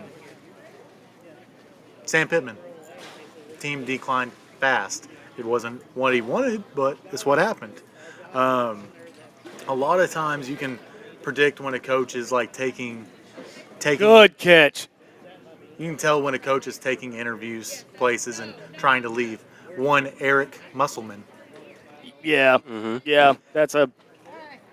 You just have a lot of coaches that will just turn around and leave you at a moment's notice, and you can tell by the way their team comes out and plays.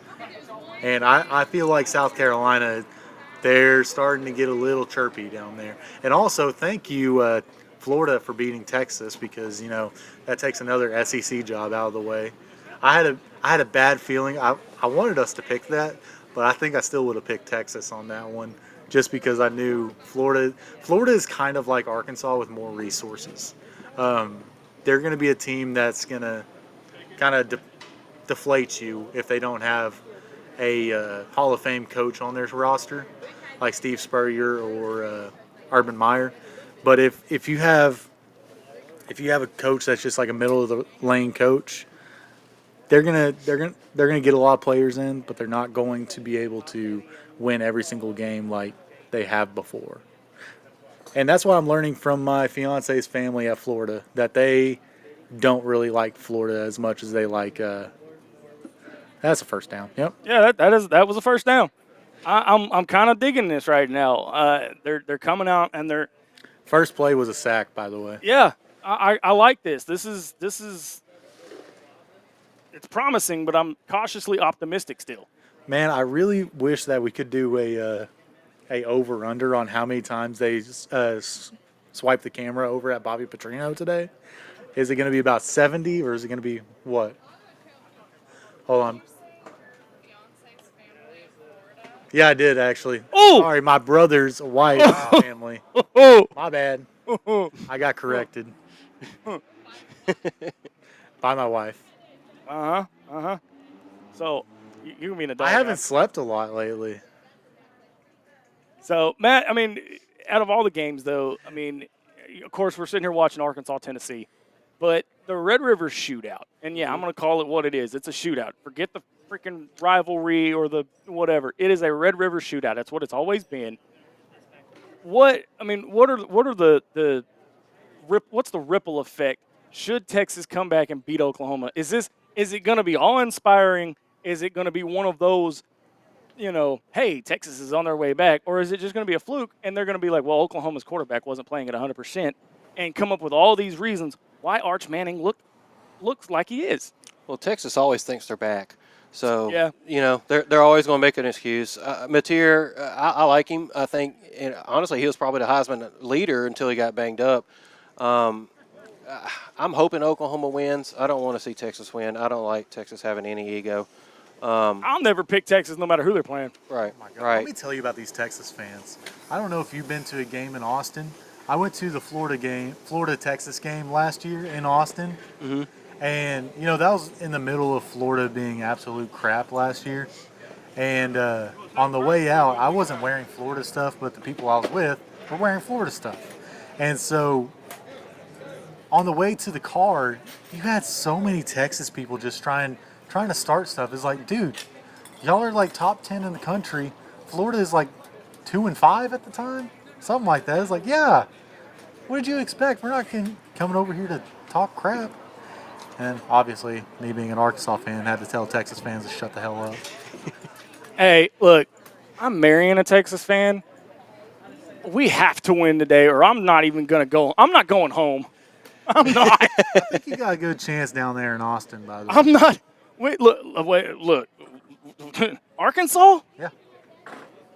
Y'all hear? Did you hear about what I have to do up during that game? No. Oh, my God. So I made this bet just because preseason I was like, hey, Arkansas is going to be good, like everybody else. And then I realized that we weren't as good as we thought, and I made the bet. I said, okay. If Arkansas wins, you have to call the Hogs. Touchdown. Let's go. Touchdown Hogs, baby. All right. I like it. I like there's a difference about this team. What'd I tell you? Matriculate down the field. Exactly. No big plays. Exactly. Now, I want to see how the defense responds. What did I tell you? First three. Matriculate. Now watch your mouth. It's a family show. Whatever you said down the field. Matriculate. See, I'm not as smart as I may seem sometimes. Don't say nothing. All I was going to say was defense is going to get 3 stops coming out of the So game. they've already got one. No, we got the ball first. Oh, so you talking about the first play of the game was the sack for Tennessee? Yes. I got you. Tennessee Now I got a follow. sack on Now I the follow. first play. Now I follow. Yeah. No. So anyway, I made her this bet. I was like, okay. I said if Arkansas wins, you have to call the Hogs. Like, period. I was gonna put a point thing on it, but I was like, no. I'm taking. If Arkansas wins, period, you have to call the Hogs because she's been totally against it. Okay. Well, then my idiot self decides to hear her side of the bet, I have to wear a Texas shirt if Texas wins on the postgame show. Or if we don't do a postgame show due to scheduling, I have to wear it on the next episode of ITHP. But what I did not tell her until just recently is I'm Hulk Hoganing the hell out of that shirt. I was gonna say burn it. Oh no, I'm gonna Hulk Hogan it and I'm gonna frame it and put it behind me on the wall. It's gonna be tore up and everything. The way the orange is supposed to be burnt. Exactly. Exactly. I told him my dad would never let me back inside of his home if he saw me wearing a Texas shirt. I'm thinking of just wearing a Texas shirt but having the Texas logo upside down. I mean that's respectable, right? I can get away with, right? It wasn't negotiated, so I mean, why not? I mean, it's a loophole in the comment. Smart man, very smart man. No, in the grand scheme of things, though, when you're looking at college football as a whole, Matt, and I know you guys talked about it over on Hawg HQ, this thing's still wide open 6 weeks into the season. Yes, all college football is wide open right now. I mean, you got Ohio State kind of leading, but everybody else, Penn State, everybody thought was going to do something. Franklin's still losing the big games as always. So Indiana's still a surprise. I like that. So, are you buying into Indiana, or are they just? Is it just one of those things that just kind of come out of nowhere, or are they legit up and coming and solidifying themselves as a team to beat? I feel like he's building a real culture there. He demands effort and hustle from them, and he's got kids that are buying in, and you don't see a lot of that nowadays. You got to pay for them to buy in, but I really like Cignetti. Now that's his alma mater, so don't anybody expect for us to go after him and get him. But that's like people saying Clark Lee and Kenny Dillingham. I was like, stop. They're not leaving. They're not leaving. They're in too good. Dillingham, I could. That's his alma mater. Probably that's not. Clark Lee's alma mater. Clark Lee's got Vanderbilt in one of the best positions they've been in 20 years. Yes. And okay. Sorry, I didn't mean to cut you off. No. I was just about to say on top of that, with Vanderbilt, they got a bunch of all those people with all that money. They're a private school. They can have as much money as they want. All them alumni it's another SMU type of school. Yeah. And, okay, so I gotta ask, what is the hype around Rhett Lashley? Here's my thing. Did we not learn our lesson the last time we hired a guy from SMU? I don't think it's the SMU problem. I think what it is he's the Gus coaching tree. And I'm tired of being burnt on Gus. So I'm not Are we still obsessed about him? He is literally Gus's descendant. He was the offensive coordinator all the way up until he took the Tulsa job. Yeah. And then he went from Tulsa to SMU. And now he's doing good in a very, very, well, I say good. He went to the playoffs last year. But they're doing okay in a very, very weak ACC. The ACC is incredibly weak. Mm-hmm. Okay, but when SMU had, and I'm going to say his name, Chad Morris. Okay. Their argument was, well, look at what he did at SMU. Didn't do anything. They played in a very weak AAC. Yeah. It is not the same competition as the SEC. Same argument can be made in the current state of SMU. Yes, Rhett Lashley took SMU to the college football playoff. That's all good and well. But still, the argument still stands that the competition level between the current ACC and the SEC right now are two totally different animals. Yeah. So have we not learned our lesson of SMU coaching tree, Gus Malzahn, like you had said, D? I mean, come on. Chad Morris, I think he got most of his he got a lot of help interest. From Deshaun Watson. Well, that's what I was about to say because of I forgot about him being because of Clemson, and he used Deshaun Watson, but he didn't really coach him that much. He was more of Taj Boyd and just kind of recruited Deshaun Watson, and so he just always threw out Deshaun's name. But remember that I forgot the Kelly Bryant, the one that went to Missouri and didn't even want to pick Chad Morris and had been his player before. I thought that was pretty telling of the whole situation. Hold on, didn't he come to Arkansas or was supposed to come to Arkansas? He came to visit, and he chose Missouri over us. That's right. That's right. Because I think they were even saying his name in the stands or something. Yeah. But he got his popularity off of the Clemson run that they had, and you say we're Dabo, he's in the hot. And that's another name. We could keep throwing names out here all the time. I'm 50-50 on Dabo. What about Mike Gundy? No. Game passed him by? I don't think the game ever passed him by. I think he just played in the Big 12. The problem. And you could score 15,000 points in Yeah. the Big 12. And as long as you don't let them score 15,001, you're fine. Yeah. The problem with Dabo is he's not adapting.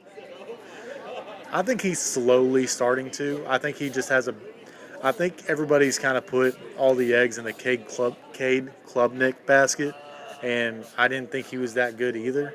But somehow, NCAA football gave him 99, whatever. But I think he might. I think you're right about adapting it slightly. I think he's kind of gotten a little bit of an ego, and what's going to be the best thing for an ego check is getting fired. So. Well, I mean, is it going to check Mike Gundy's ego since he got fired? I don't know. That man was 40. That's all I know about him.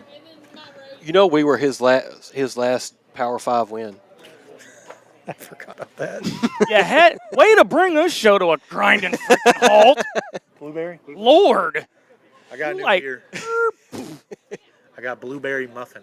So, while you're tasting that, I do want to talk to one of our sponsors, Harris Made, real quick, because he walked around here. Hey, James, have a seat right here, buddy. Hi, what's up, sir? All right. Have a seat. So you just walked around I call it the concourse, the plaza here. Yeah, I just walked around. What are we looking like as far as brews? A lot of home brews, a lot of mead. They're coming over. A few Conway stores. So, okay, when you've obviously a lot more, since you're a chef for 30 years and you've been around the world, you've kind of experienced different flavors of brews and things like that. What's a mead? What's an IPA? What's the difference between all of them? I tell you, IPA is an Indian. Well, that might they're closer to you. What it was. A mead is more honey based. Okay. It's what the monks made. Right. 1400s. That's a mead. Right. IPAs, like the gentleman told me before, was an Indian pale ale. Right. So that's what it is. It's more hoppy. Okay. So if you drink beer, you get that hoppy taste. You get more than an IPA. So, have you found your favorite flavor out there yet? Not yet. We just tried a mead that tastes like a white wine. Really? Chardonnay. So he'll be. So you walk. I've been on air. So you walked my fiance around. You walked Amy around. I did. What did she find one she liked? She was a 3-fister drinker. I'm scared. At one time she had 4 drinks in her hand. This is her first year, and she's been going through some stuff. So I told her, I said, "Come on out, you know, come out, have fun." Have fun, and it is. It's a great event, y'all, and $25 gets you in the door, $40 gets you in an hour early as a VIP, and you get brews that they only will have for VIPs.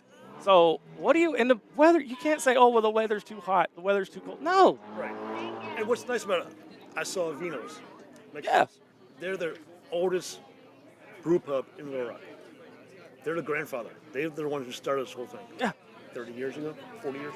That's 40 years now, I think. 40 years ago. So they're the grandfathers. Then you have young people like Rogue Roundabout, Chris. Yeah. He's doing some strange drinks, blueberry muffin beer. Really? Yeah, you got some back there. Dylan has it right now. Uh-oh. So this is going to be interesting. It's going to be fun. This is going to be fun. Pina colada. So I heard there's a glazed donut from Woodworks. There is. Have you tried it yet? Not yet. They're still setting up. They're still setting up? Okay. Yeah, it's going to be fun. Come out, enjoy it. I mean, look, even if Arkansas loses, come out, drown your sorrows in all of this, and just have a good time. All goes to a good cause.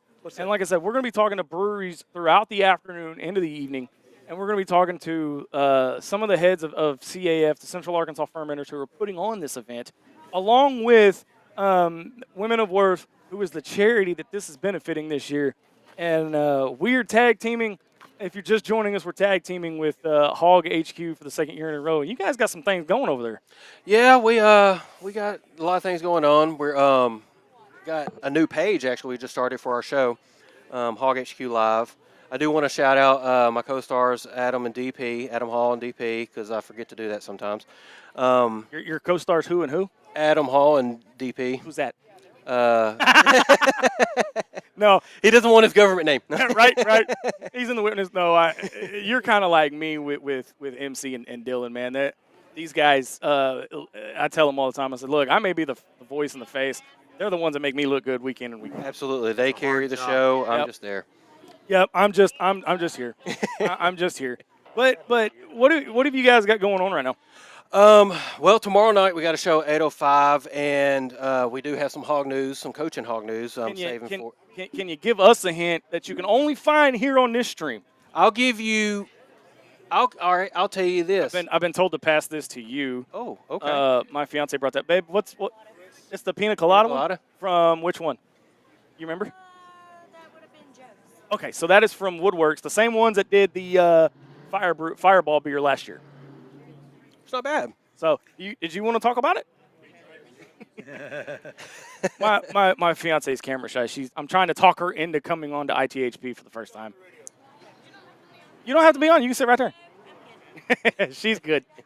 She's good. I won't push it because I don't want to be in the doghouse.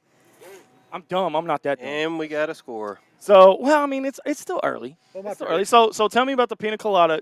D, did you try it? Yeah, it was all right. So does it taste like a legit pina colada? Yeah, it does.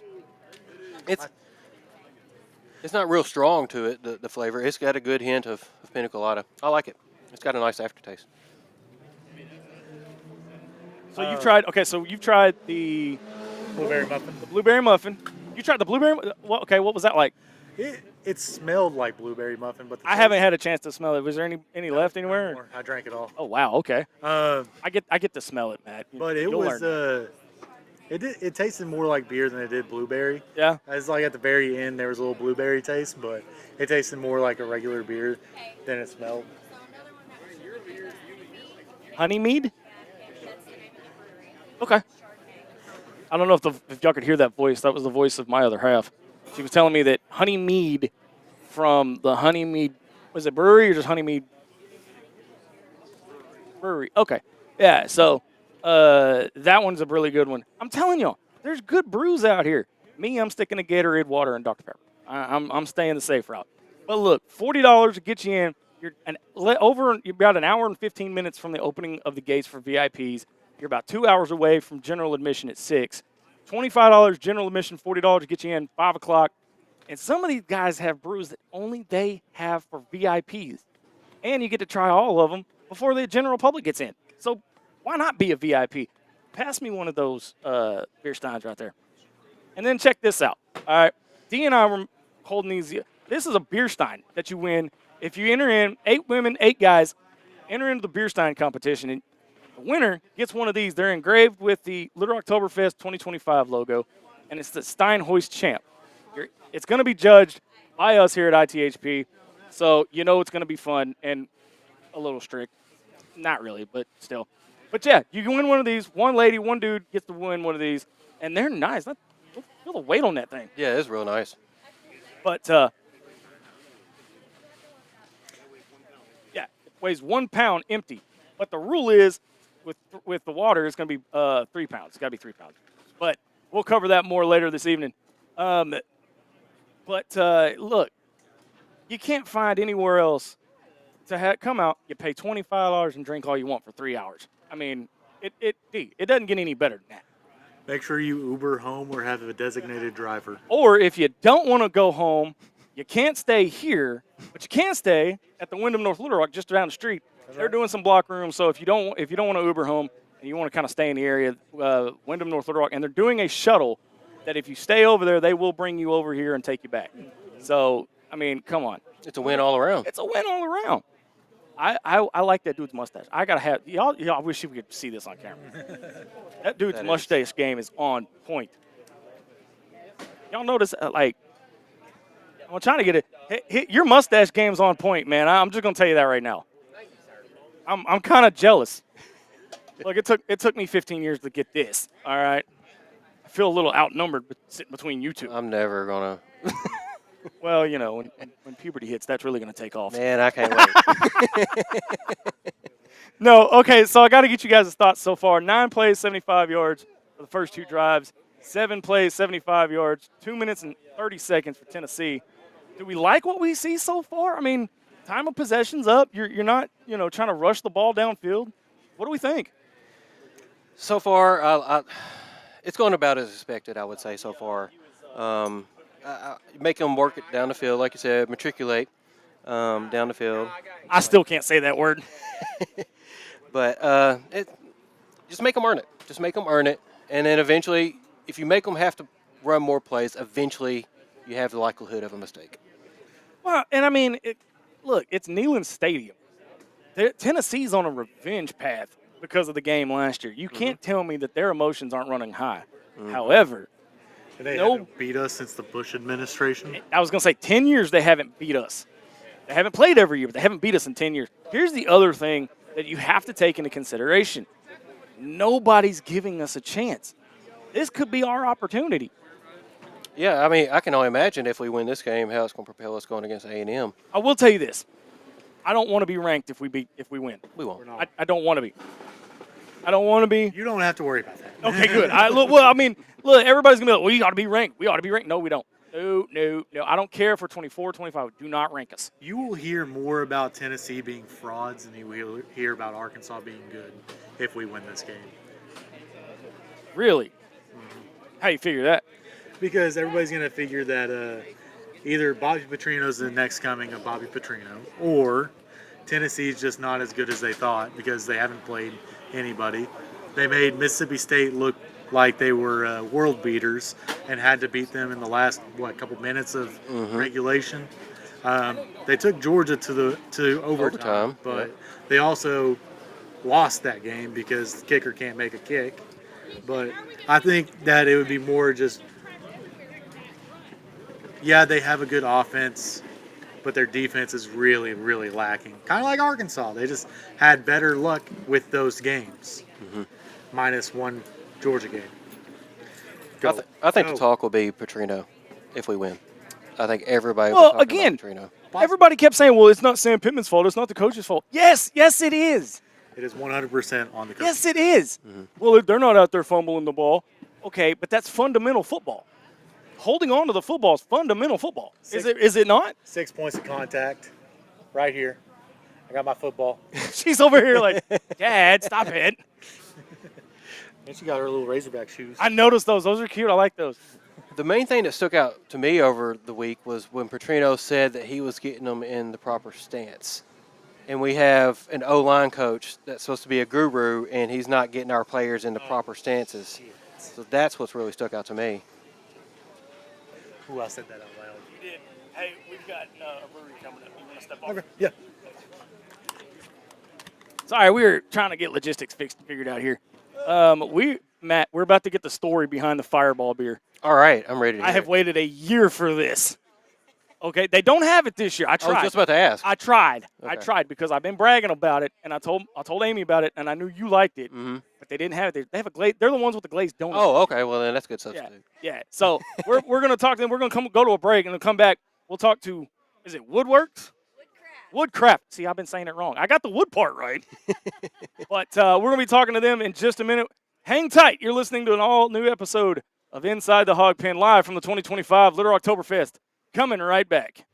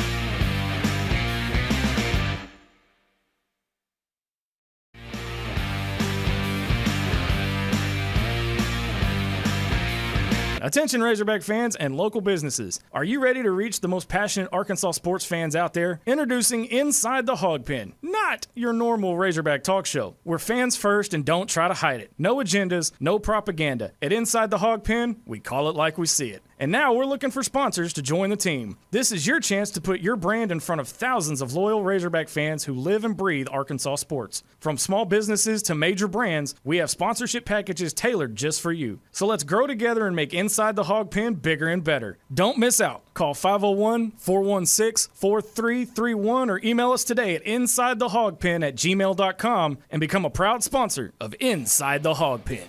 Attention Razorback fans and local.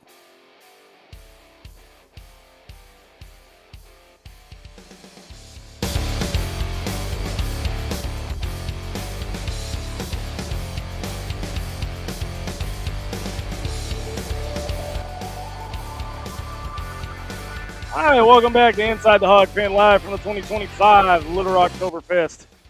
I am, of course, your host, Razorback Zach, joined by my co-host cohort. Look, I ain't even drinking and I can't get the words out. From Hawg HQ, our sister show, Matt Hart. Matt, we've got a game right now, tied at 7, 6 to go in the first quarter.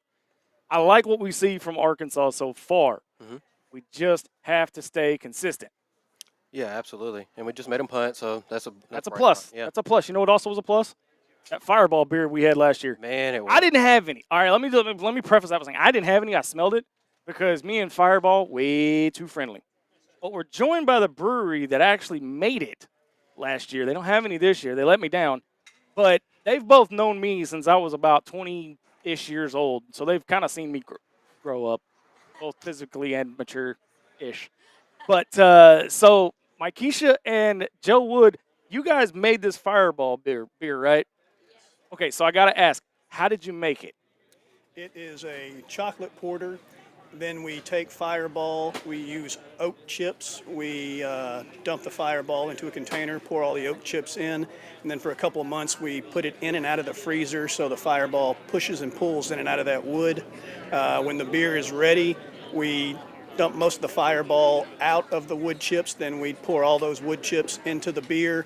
We let it sit for about a month and age, and then we take a little taste, and when it gets where we want it, we pull it, rack it, and keg it. I like it. How long does that take, the whole process? The whole process for the beer is probably about 2 months. So when you have these events, I mean, do y'all make stuff like year round, or is it just y'all make special brews for just these events here? We brew year round. Actually, we enter contests coast to coast. We've won awards from Florida to New Jersey, California, North Dakota. Yeah, North. Pull that mic closer to you there. All right. We're amateurs. You got to forgive us here. We brew beer. We don't radio. So thanks. but we do. We do a bunch of charity events. We do, of course, Little Rocktoberfest. We do hands and Tasting at Twilight. Tasting at Twilight, That's our yeah. next charity event that we'll be doing. And we are going to have just a keg that we have on hand that we're going to be taking, but we normally brew for that. we'll have a New Zealand Pilsner for that. Yeah. What exactly is a New Zealand Pilsner? It is a regular Pilsner, but it's very hoppy, used with New Zealand hops only. Yeah, hops that are grown in New Zealand. So when y'all make, because y'all had the Fireball beer last year. I think the year before you had some kind of a chocolate beer, didn't you? Yes, we had the Wake Up and Rage. That's our. I like that. That is great. I love that. That's Wake Up and Rage. Well, because it's our coffee porter. And fun fact here, we brew the same base for the Fireball beer that's called Fight Club, by the way. So we brew the same Base porter. Yep. And then instead of Fireball, we do coffee beans. So. Really? So Yes. okay. So what kind of coffee bean? Like do you Starbucks? I mean, you can say it, but Well, no. What we like to do is we like to locally source coffee. So, well, I think we've used West Rock. We like to find little tiny mom and pop shops Oh, because nice. we like to support local business. We are actually doing the Wake Up and Rage for the Festival of Darkness. So we'll have that there. I don't know what that is, but I like the name of it. I have no idea what Festival of Darkness is, but it sounds like a Metallica concert. Sounds like a Halloween one to me. A Halloween one or rest his soul, Ozzy. Yep. Yeah, Sounds like it's the festival that Lost 40 does. Ah. Yeah, so it's big time. We go and we serve on behalf of the Central Arkansas fermenters. So it's a fun time. It's a party. So when you guys are trying to come up with ideas and different flavors and stuff, how do y'all do that? Is it just something that comes Joe, is that something that just comes to you in the night, or you wake up and you write one down, or? It does. Sometimes it comes to me at night. Sometimes we just toss around ideas, thinking about beer when we're drinking beer, and we just say, "Hey, somebody did this, but what if we did it this way?" Ah, Yeah. okay. And sometimes when we enter competitions, like for the club, they'll say, "Okay, this month we're doing a New Zealand Pilsner," and so we have to get on line and go, "Okay, how do we brew one of these?" And so it's a constant learning process. Is the base the same when they have competitions like that and have brews like that where it's all a New Zealand Pilsner, but it's your own twist on it? That's correct. That's correct. So everybody's recipe is unique. And to be honest with you, I mean, you can brew the same beer twice and it won't come out the exact same. Really? Right. And it's funny. That sounds like the Razorbacks, doesn't it? Right. Well, and it's funny because beer is only made of 4 ingredients. I don't Which know 4 of those? Water? Water, hops. Okay, what are wheat hops, corn hops? I mean, like. Hops they are a member of the marijuana family. They're cousins. But it's Which, by the way, if flour. you're listening to us, don't forget your dime bags tonight to vote. That's right. It's an inside joke. There's none of that going around. Pick up your dime bags when you walk in the door. Yep. It's gonna be a great event. Yeah, we stuffed dime bags for hours last night, so we got the best stuff. The joke, the inside joke is they were talking about. I was able to go to one of their meetings, and they were talking about putting. They vote. They use chips now to vote on their bet on the fans get to on their favorite ones. And the running joke is that they were stuffing dime bags. We ordered a lot of dime bags off of Amazon, so that's now the running joke. So I asked them, because me and the DJ are kind of tag teaming the announcements and stuff, and that's the running joke is we're going to be announcing. Don't forget your dime bags at the front. If you didn't get one, go get one. So. So tell me a little bit about this event. It's a charity event. I've been a part of it for 5 years. Absolutely. And it has been a great 5 years. I'm excited to always be a part of it. We always love to have you, and I think every year it gets better and better. This year, our charity is called Women's Own Worth, and what they do is they help women escape domestic violence situations, and they provide resources for them, whether it's medical care, getting jobs, getting on their feet, just whatever they need to get out of that situation. Rebecca runs that, and she is Rebecca Estep. She's an amazing person. She just won an award the other night for her work, but we do this event to raise money and proceeds for the charity that we pick, and so the more people that come out and buy tickets and participate, we cut them a nice check, and we're hoping to, every ticket sale we make is more that goes towards them, because we are a nonprofit. So that's, I'm telling you guys, you've got to come out here to this event. $40 to get you in the door in an hour from now. $40 to get you in the door. You get brews that the general admission, from what I've been told, you might be able to correct me on that there's some brews that only VIPs get to try. Yes, because they're so limited. There's a limited amount that we bring for VIPs, so most of that's already gone. Tickets are $40 for VIPs. Gates open at 5. We are doing general admission tickets for $25 at 6 o'clock. So that drops. And tell me now. Where in Little Rock, where in Central Rock, where anywhere can you pay $25, Matt, and drink for 3 hours for free? All you want. Right here. Right here. Exactly. Right here. And trust me. You can't blame it on the weather. Well, it's too hot or it's too cold. No, this Feels is great. perfect weather out here. Got a nice breeze. I Yeah. mean, it's good. Not to mention, you got us over here talking about football, and we've got our footballs on TV.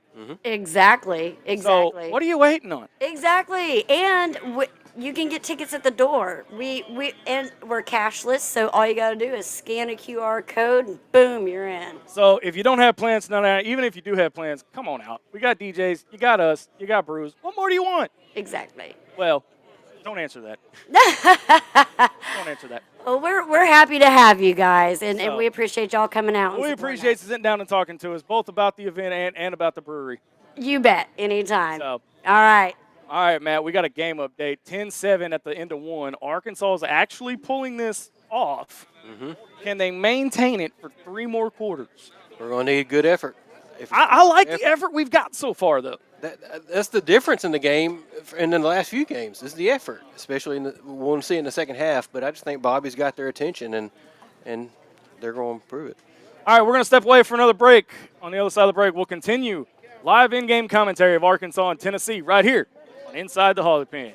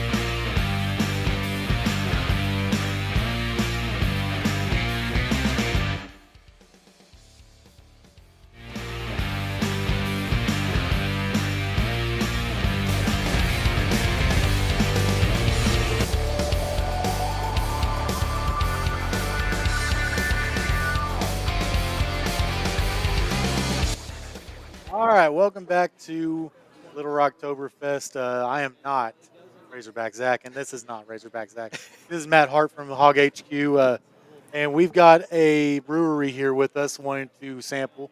You want to scoot closer to the mic so y'all both talk? You want to move that fan for me? Thank you, sir.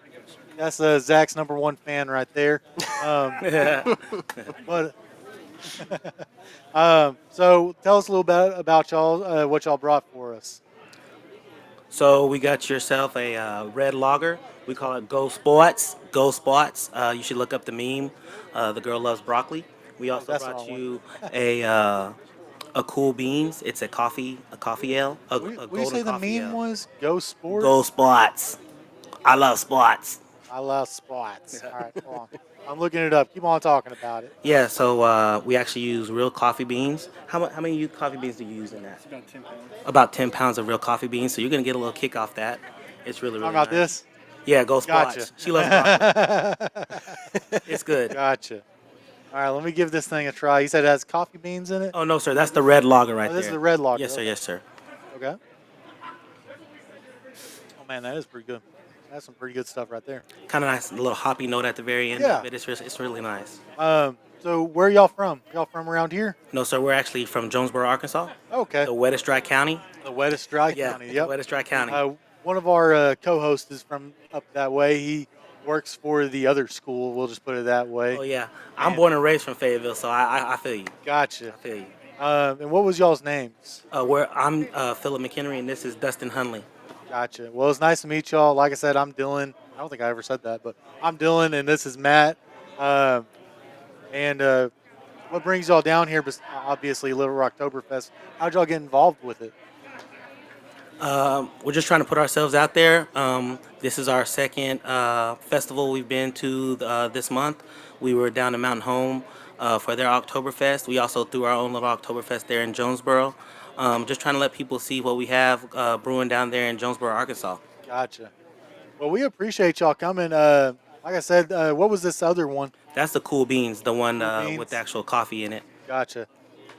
Oh, man, you can smell that coffee in there. Mm-hmm. You can. Oh, that one has the coffee. Oh, I smelt it though. Oh, my bad. As soon as you set it down, it hit me. That does taste like a cup of coffee, honestly.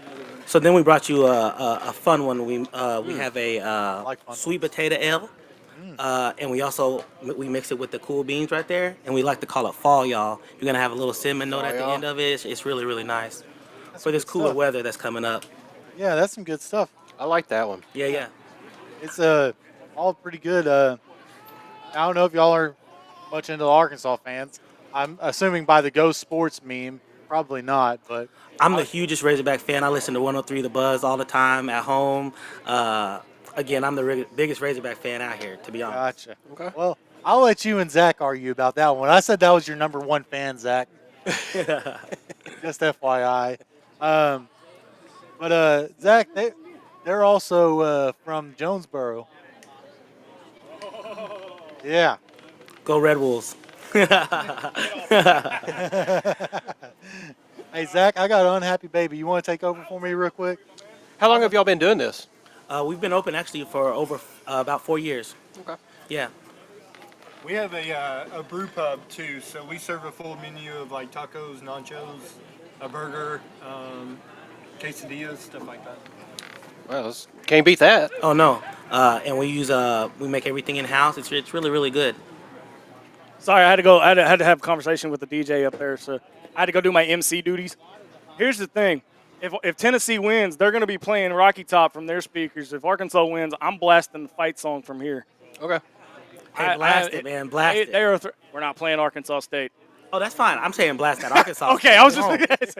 Oh Lord, it's hard to be humble to be a Razorback fan. Hey, yeah, Hey, I already know. Right. All right. So I'm late to the conversation. What do we got here? Because I don't drink. I'm sober for about 9 years now. What do we got? So this right here is a red lager. We call it Go This one? Sports. Yes, sir. It's from a meme online. It's really good. Oh, I actually like the smell of that. Yeah, it's nice. Did you try it? Show him it. She loves broccoli. Yes. Hey, now wait. So do I, but I can't eat a lot of it because I get kidney stones. No, I feel that. And we also brought you a coffee stout, a golden ale coffee. Cool. Really? We call it Cool Beans. How many you got over here, Matt? Dang. Oh, we also made a special one. We call it Fall Y'all, the Cool Beans mixed with our sweet potato ale. We also So have is a the special one that you made? Is that one just available to VIPs at 5 o'clock, or is that going to be one you're going to have all night long? Oh, we can make it. We're going to be able to mix that all night long. Oh, you mix it here on site? Oh yeah, we're mixing that on site, brother. Okay, I know you probably repeated yourself, but I got to know this. How do you mix that on site if it's a beer? Because I've heard beer has to age, doesn't it? Well, it's like a 50-50 blend of two beers. So we I've have never the heard sweet potato pile. We'll fill up halfway in the glass, and then finish the glass with the cool beans. Did he just say sweet potato pie beer? Yeah. Hang on, I got you. I'll be right back. I'm gonna bring you one. I should have brought you. I'm sorry. I'll be right back. Well, no, I don't drink. I don't drink, yeah, but I know I got several people back here that'll try it. It's fantastic. Okay, so this one's the coffee one, right? The light one. Mm-hmm. And this is the Fall Y'all. the mix. I can smell the coffee in that one. Yeah, as soon as you it might sat bring down, a sweet I hit potato it. pie for my fiance. She's around here somewhere, but she might like that one. She might like the coffee. The coffee one's good. Again, we You actually taste the use coffee in it? I haven't tried that one yet. We use real coffee beans. Really? Yeah. I'm learning something new every day. I think you said 10 pounds worth of it too. Wow. Oh yeah. Okay, so how did you guys get started? And the second part of this question is do y'all? I mean, how do you guys come up with the flavors and come up with these ideas? Is it just for this event, or do y'all come up with these flavors year round? Or So we come up with flavors year round. Some of them repeat themselves year over year. Like Phil said, we've been open since, was it August of 21? Yep, 4 years. So yeah, we got 4 years under our belt. A lot of different styles. Just try to keep it interesting. I mean, they got my attention. Even if I don't drink it, sweet potato pie, coffee. I mean, can you make a beer out of anything? Pretty much. One thing to note on the sweet potato beer too, we use Arkansas grown sweet potatoes. Hey, I like it. I'm talking about. I like it. 60 pounds of Arkansas grown sweet potatoes. Do you use coffee beans made right here in Arkansas? Yes, so we use coffee beans roasted in Jonesboro. You know, they had me till they said roasted in Jonesboro. but I will give them I give them that because MC's from Jones. Well, my co-host that I've had with me for 5 years, he's the other part of the equation. He couldn't be here today. He's actually from the Jonesboro area too, so we give him crap for being up in the A-State area. Nice. Well, Dustin has been doing this way before the 4 years. We've been friends for a while, and we go over to the house and he's like, man, try this, try that. So he's perfected that craft. He's also an engineer, so he has an engineer brain. So his ideas are like popping all the time. We did a really, really nice. What was that one that you did with the tea? You ever notice how most of the homebrews and guys that get into making beer, 9 times out of 10 are engineers? Mm-hmm. I got into the wrong damn profession, man. Of course, I'm not smart enough to be an engineer, so. He did a green tea That's beer. why I'm in podcast. A green tea? A green tea beer, and it was excellent. How did you get into making beer? And tell me about this green tea beer. So getting into beer, I guess it was around like 2012. My now wife got us a homebrew class, signed us up for it. We went and did a batch there, and then just ball was rolling from there. And the green tea beer, like, was just kind of inspired by some other beers I've had, and just wanted to, try to use unique ingredients. Okay. I've heard of couples going to like pickling class, cooking class. She took him to a homebrew class. He's got a winner, dude. Yeah, let's keep it. Probably regrets that now. Well, guys, we appreciate you stopping by and talking to us about these. I want to grab that sweet potato one. I got you. From my Hey, fiance. woo pig, baby, woo pig. All right, now he's cool. Now pig, woo he's good. Now he's good. We appreciate you guys. Hey, appreciate y'all. Thank you. Did you see that last play in the end zone? No, I didn't. Okay, it almost like they tried to throw a DPI flag, but I don't know what they're looking at. But they kicked the field goal, so it's 10-10. This one, look, I'm gonna be honest with you, it's a lot closer than I thought it would be. I honestly thought there'd be a lot more scoring. I thought Tennessee. I mean, the way our defense has played the last couple of weeks, and again, going into the bye week, we didn't. And I'm gonna hammer this fact home. We didn't know what this team was gonna look like. Mm-hmm. I'd say we got us a different team here, Matt. Absolutely. You got a coach that's demanding effort out of the players instead of maybe cheering it on, encouraging it. Or rapping about it on the sideline. Look at here. Look at here. That's that sweet potato. Sweet potato? Guys, I'm telling you, you've got to get out here. If you don't have any plans tonight, doors open in about 45 minutes for VIPs. You can buy the VIP tickets on site. On site. I promise you, you can get in. If you don't have plans, get here. If you're here, checking out Dogtown Throwdown, come one block down the street to Argenta Plaza here in North Little Rock, and you will get in to Little Rocktoberfest, benefiting a good cause. And we've got the football game on. It's not halftime yet, and we're almost ready to have the doors open in about 45 minutes. Well, I was going to say, if you got plans, change them. Exactly. If you got plans, cancel them, get down here. It's worth it. Trust me, 45 minutes from now, the doors will open to VIPs. And I've had this question a lot. Why? Now, save some for my fiance. Is that one? Okay, let me see this one real quick. I promise I'm not going to drink it. I just wanted to sit. Ooh. Hey, James, did you know about the sweet potato pie they had? Like, what is that one? Ooh, that one's smooth. Yeah, had me a Dracula blood.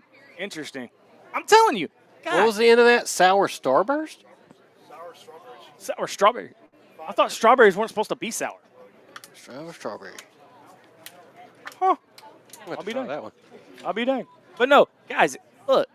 You can only find these brews in one place. If one of these things perks your ears up, look, sweet potato beer, sweet potato pie beer. Come on now. Get here.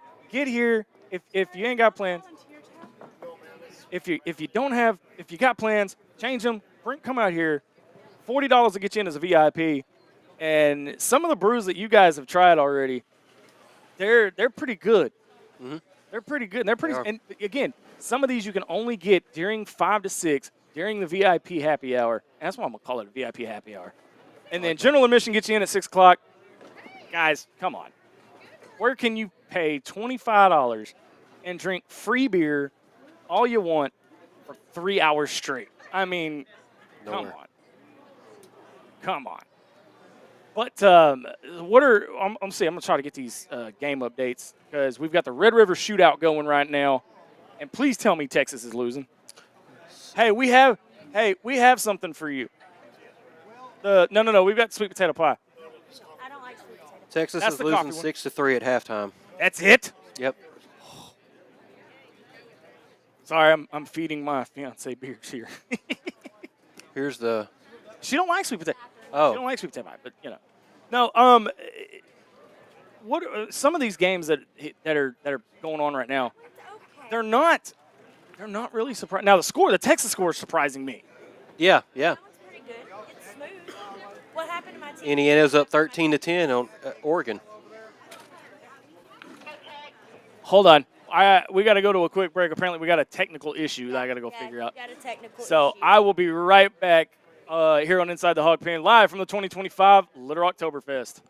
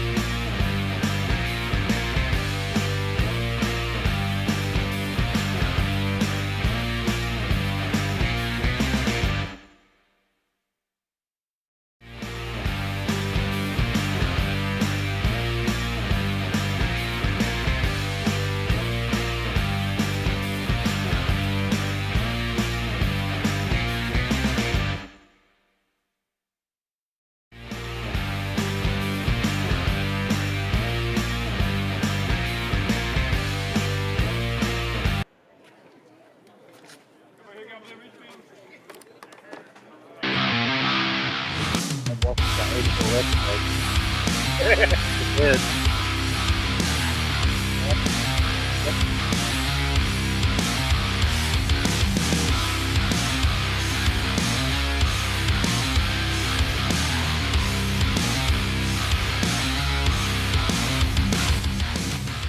All right, welcome back to the special edition of Inside the Hawg Pen, live from the 2025 Little Rocktoberfest. Razorback Zach, Matt Hart hanging out with you.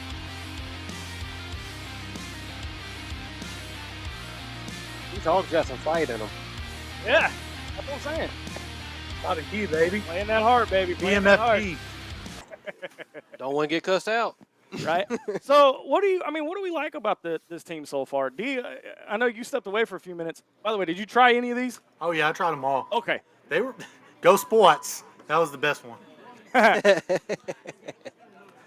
I I think the best thing right now is our defense is showing a little bit of heart. Yeah. I think there's a lot of toughness being showed by our offense, being able to stick your nose in it and not being afraid of contact. See a little bit of the defense still kind of being slightly hesitant, but it's for the most part it's. I haven't had a chance to look at how we're tackling. Are we actually all wrapping up, or are we still shoulder tackling? We're still a little bit catching instead of tackling, it seems like. And have we seen the bulldog face of Bobby P? Not yet. I don't think we've seen him get really pissed. That's the one thing I'm worried about is that this team is just it's especially with Bobby P that you can take either one of them. That's the pumpkin. Yeah. Yeah. Does he still have that dog in him? Can he still get that fired up? Just you wait. Just you. Yeah. I think so. I didn't like, how when he came in, everybody was calling him Bobby and stuff. I think he was trying to turn the page a little bit and show a softer side. What do you want me to call him, Bob? Well, they should call him Coach Petrino. Coach, not Bobby. I've never called a coach by their first name. Yeah. And so that. Well, okay, maybe I'm a little, informal here. Well, if you, Matt, did you see what Anthony Switzer said on Twitter earlier? No. Oh, let me go find it. I don't peruse Twitter too much. Y'all are gonna have to vamp here in about 30 minutes so I can go do my MC duty real quick. Basically, SEC Mike from the SEC podcast. Mm-hmm. He responded to something that SEC Mike said. Here it is. Basically, SEC Mike said a couple days ago, I'm not rooting against Arkansas, but I am looking forward to the Razorbacks losing the next games by around 50 points so we can move on from Bobby Petrino and look towards a brighter future in Fayetteville. Well, Anthony Switzer said, your girl must have BP as her wallpaper. Wow. Are you? Wow. I'm not kidding. All right, I'm going to get up out the seat. I'll let these brewers talk to you. All right. Jay, who we got? You want to do the introduction? No, let's do the whole introduction. Matt, I already think I like this brewery because look at her shirt. Guest Shower Ale. You got it. Okay, so first off, I gotta ask. Pull that mic there close to you. Yes, sir. Guest Shower Ale. Guest Shower Ale. We're out of Conway, and we are home brewers. And we're the great little beer with the funny name. And my husband got a beer kit for Christmas about 15 years ago. And he brewed the beer, and he's an engineer, and it intrigued him, all the processes, and he loved it. But my daughter at the time was upset because she couldn't try it, so he brewed her a root beer. And it was fantastic, but you have to be careful with the sugars that you use. So we bottled the root beer, and we put them in boxes in our laundry room, and that night we went to bed, and about 2 o'clock in the morning, we thought there was a drive-by. It was one explosion after another. The sugars kept working and blew up in the laundry room, and we cleaned up root beer out of the laundry room for weeks. It was everywhere. Sounds like chemistry my 9th grade year. You got it, exactly. So after that, we decided the safest place was to put it in our guest bathroom in the shower. That way, if anything leaked or blewed, all you have to do was just wash it off and go on. So thus was born Guest Shower Ale. Yeah. So is that the name of the ale, or is that the name of your home brew? That's what we brew under. Okay. That's like Flyway or anything else. Okay. We're guest shower ales. Yeah. Okay, so when you do events like these, do you come up with special flavors, or do y'all have those? I don't want to call them weird flavors. No. I will put it this way. As I said, my husband is an engineer, and he is really interested. We try to brew the classic and heritage beers. So what we brought today are 2 classic German beers, what's called a Dortmunder, which was created about 19th century Germany, specifically for coal miners. And we've named our Dortmunder we have today called 16 Tons. It's a Dort beer. It's a Dort beer, like Dortmund, yeah. So I'll pass that down to you. Well, I don't drink. I've got these 2 behind me. Anybody who would like to try the blondes here on our lovely Craftsman serving tray. We've got a Dortmunder. He's on. My one of my co-hosts just had a baby about 2 weeks ago. Aw. So he's on dad duty at the moment. Well, it's about a 5.5 ABV alcohol, and it is just a really highly drinkable beer. Now, the dark beer that you have, it falls under a category called a special dark. We actually brewed it to take to the Lost 40 event for Night of Darkness, but we're not be able to go, so we brought it today. That is made with really dark malted grains, and it's a really deep dark beer. Something that's interesting though, here we tend to serve the beers cold because that's the way Americans are accustomed to drinking them. Right. If we were serving these beers true to form, they would be at room temperature. Okay, so that begs me to question. When you have a beer, and James, you might be able to know this. You come up here with me. Here we go. Is it supposed to be cold or is it supposed to be temp? I mean, what is the actual true to term? Room temperature. Why is it at room temp, and why cold? Because here, overseas it's room temperature. The coldness affects the flavor, the crystals and the hops. I got you. And all that. So it's easier to keep overseas. There's no refrigeration. Warm beer. It pours easier. Yep. Right. And we talked about this a few years ago. Yeah. About the glasses. Every Yes. beer has a special glass. Yes. You want a pilsner, you got a tall, upside down triangle. You want a dark beer like this, I want to say a pint or a globe. Yes. Glass. So what? Okay. So what makes the glass so special, especially for the German style beers? Or like the Steins beer over here, it's just the way they drink. It helps the bubbles, helps the aroma come to your nose. It's like a wine, like champagne. Exactly. That's what I was going to contribute, is that the aroma is also an important part of it. So when you have a broader opening on your glass, then you are going to be able to get more of the aroma from it. I don't know if you've ever noticed, but in fruit, if you take your fruit and put it in the refrigerator and you eat a cold apple, it's good, but what you're mainly experiencing is that cold bite, versus if you leave an apple out on the counter and you come back and you try it the next day, those sugars keep going because of the room temperature, and you taste so much more flavors in the apple than you would when it's ice cold. All right, I'm going to try that because that sounds like a science experiment. I want to try that. Go for it. Go for it. I want to try that. I wanted to ask you. I want to ask you about this root beer. Is it alcoholic or non-alcoholic? It's non-alcoholic. We did not bring it today. Oh, that's okay. I know. We made a huge batch. We did an event over at the Arkansas Territorial Restoration a couple of months back, and it was all heritage beers. And we knew we would have lots of young people there, so we brewed our root beer, and he makes it with, real vanilla bean and sassafras, and it tastes like drinking a root beer float. If we had a truckload of it, we could have sold every bit we had that day. It's I know, so good. Down at Diamond Bear a few years back, I've been told a lot about their root beers and stuff, and I actually got to try one, and I was like, okay, yeah, this is pretty good stuff. Yeah. This is pretty good stuff. Cream, we do a mean cream soda as well. Yeah. So I don't drink, and it's funny because the running joke with my guys here and everything, they said, well, okay, so you're the MC of a beer fest, but you don't drink. I said, it works. Yeah. So how would somebody like me go about getting and I know, because I know you guys can't sell it technically. Right. But how did you get into root beer to the German style? I mean, how did you make that transition? Well, he always wanted to do the traditional beers. It is not his personal taste for all these different flavored beers and the different things. And everybody has a different taste profile. There's a market for everyone. He just really wanted to see if he can copy the old traditional beers, and so that's what we've done. But the root beer and the cream soda, and we also brew a non-alcoholic beer, which we brought last year to Oktoberfest, and we took home an empty keg. People did not believe that it was an alcohol-free beer. Yeah.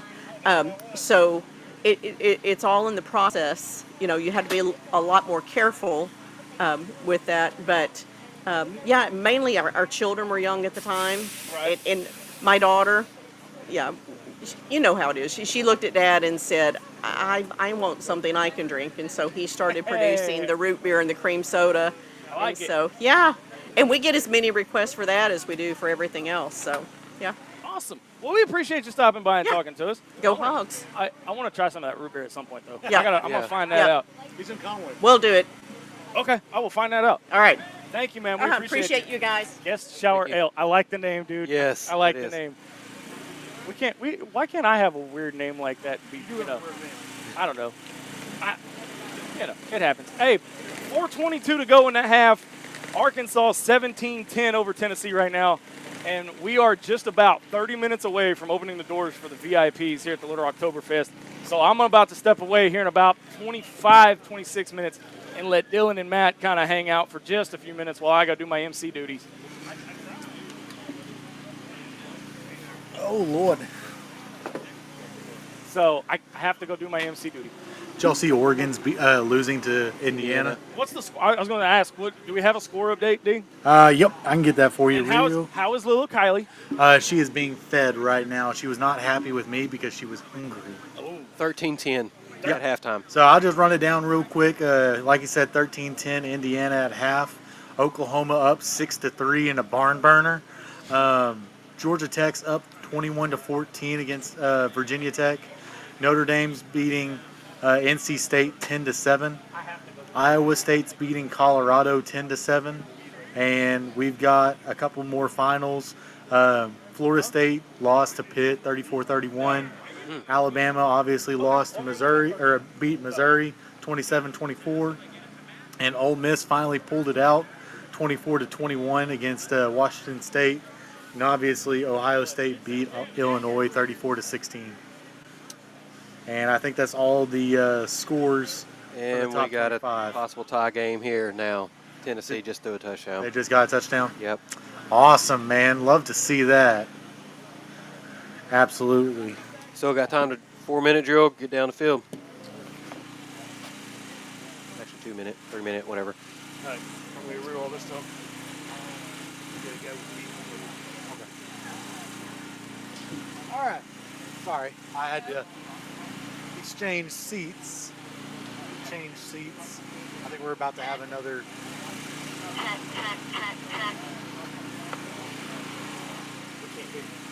There. Hello? I don't hear any. You hit. Hello? Nope. He may, when he kicked the cord, he may have. I can hear everything. I just don't have your mic. Check. No. What'd you do, Zach? That's 3. That's fine. Have a seat right there. Right here. No, sir. Hello. Maybe it's not all the way in. Who wants to talk? I will. Good. Hello. Mic check. Hello. Hold the mic closer to Dylan and Mic check 1, 2. Getting you Okay. better. I guess I just had to put it closer to my face. How you doing today, sir? Good. Good. If you, Tony. Arkansas Meadery, I'm guessing. That's correct. Tony. All right, Mr. Tony, it's good to see you. Thank you. Thank you. This is Matt from Hawg HQ. Hi, Matt. I'm Dylan from Inside the Hawg Pen, and obviously Zach's right there.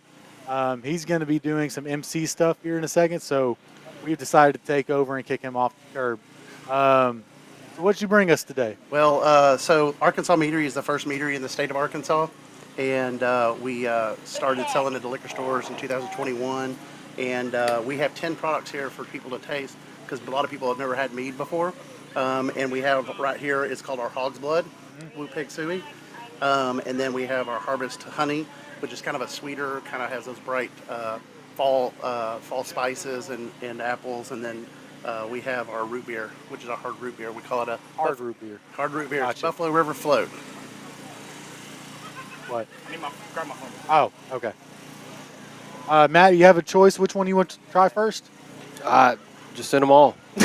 We're gonna start with the root beer. I usually recommend the root beer last, just because it's so sassafras and it kicks into your mouth and it kind of, Gotcha. you know, it's like. Is the root beer alcoholic? Yes. Oh yes, the root beer is alcoholic. You can smell it. I know. You I can smell it though. Yeah. I'm about to go do my MC duty, so I gotta And which one did you say this one was? The hog? That is a hog's blood. Hog's blood. The Vikings drank a lot of mead back in the day, and they call it a Viking's blood when they added tart cherry to it. Well, I'm not a Ooh. Viking, but I am a Razorback fan, Woo Pig. Yes, and sir. So that has muscadine, which is a native grape to Arkansas. This is And- really good. Yeah, and it also has the tart cherry, and then it finishes with ginger, so it kind of cleans your palate. I didn't expect to finish that one. Oh, and it's 12%. So it's hello. Yeah, out of all the different alcohols here, this is going to be. I was going to try to pace myself today, but that one said no. So This one we need a fire. Yes. Yeah. Big roaring fire and sit back and enjoy it. So that's what I get from this flavor. Yeah, it's really good. We kept making it over and over and trying different things, and the ginger at the end is what cleansed the palate, kind of made it. And that marry one's together. good. I see he finished it. I finished it. And we all finished it. Well, grab this one. This is Yep. our kind of our fall flair. We call it the Harvest Honey. It is made with Arkansas wildflower honey, and it's dang. it's going to have all That the was good, spices. too. Yeah, it's going to be a little sweeter, but you're going to be able to get all this, like the cinnamon, nutmeg. It's going to finish up really, really well. It tastes like fall. I can't. It I does. don't have another way of describing it Yeah. except for fall. Exactly. Maybe Thanksgiving. Yeah. If you heated it up, it's almost like a hot toddy, like Yeah. a full hot Yeah. toddy. So you can serve this one. You can Yeah. definitely serve this one hot or cold. That's how you know they're really good was when they start getting up back there and coming to grab Oh them. yeah, they're like, what is that? What was that one? That's the Harvest Honey. So, yeah, it's these are all except for the Hog's Blood. These are all 8%. The Hog Blood. We also have an Ozark Elder. It's very similar. It uses elderberry. We have our traditional. We have some bourbon barrel aged meads that we put in bourbon barrels. We used a Four Roses bourbon barrel this year, and it's 18%. Believe it or not. So yeah, this is your root beer. No. We call it the Buffalo River Float. So this is the first root beer that smells good. The first root beer that we actually canned, because all of our meads are in bottles. They're in flip-top bottles. Yeah. And so this is the first mead that we put in liquor stores, mainly for the beer drinkers to be able to. A lot of beer drinkers kind of know what mead is, but they don't necessarily. They think it's just truly like a wine that's made out of grapes, where mead is made out of honey. It's fermented honey. This one right here is one of those that we pictured ourselves going to the lake, being at the pool, on the boat, in a canoe, and so trying to grab different names from Arkansas, like Right. Ozark Elder, Buffalo River Float. I grew up in the Buffalo River area, Yeah. so I grew up in Scott County, if that tells you anything. There you go. But you said that y'all are in some liquor stores. Which liquor stores are you in? So we're in 26 liquor stores all across the state. Anywhere from Hot Springs up to Bentonville. We're in Little Rock here at Legacy. We're in North Little Rock, Maumelle.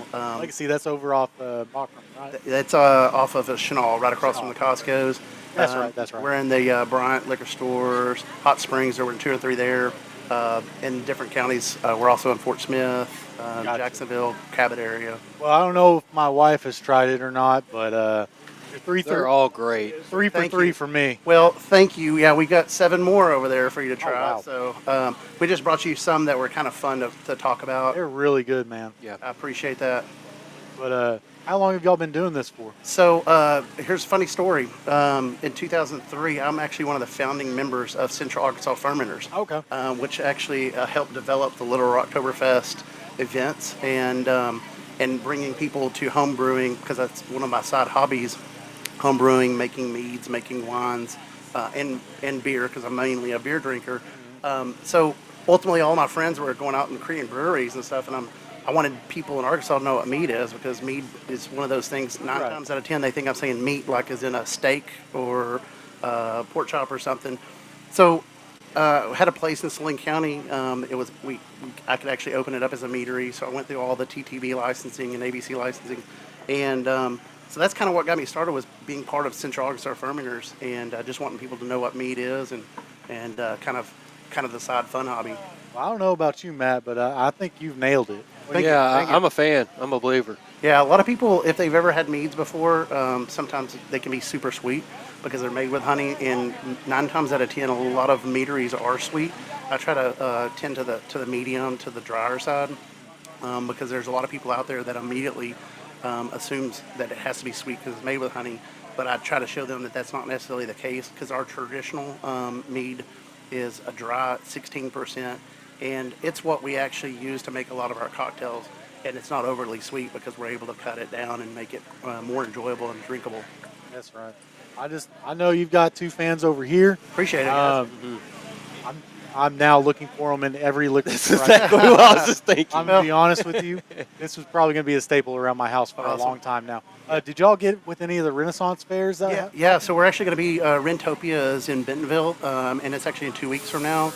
And then we're also going to be at the Hot Springs Renaissance Festival, which is November 1st and 2nd, the Saturday and Sunday after Halloween. So we'll be at both of those. Being the first meadery and being in the Renaissance, that's kind of a go-to is to have your hand mead. in hand. Yeah, it does. And you're going to get a lot of fans from that, because I know you've gained 2 now, not to mention what's on the internet. Y'all need to go try this out, guys. Yeah, we have Facebook pages, TikToks, you name it. We're on all the socials, and our website's arkansasmeadery.com. arkansasmeadery.com, guys. Mr. Tony, right? Yes, that's it. I sure appreciate you sitting Appreciate down you with guys. us. Yes. Hey, I'm going to come see you about those other 4 that you didn't bring Absolutely. us. Thank you, Do guys. mind if we keep those? Oh, you go for it. And if I can bring over more if you want. So I won't say no. I don't want to leave you with a dry, with a dry cup. So you can't do that at this table here. But I see you like the root beer probably the most. So that was kind of one of those drinkable. All of them. Yeah, that's good. We sure appreciate you sitting down here. Absolutely.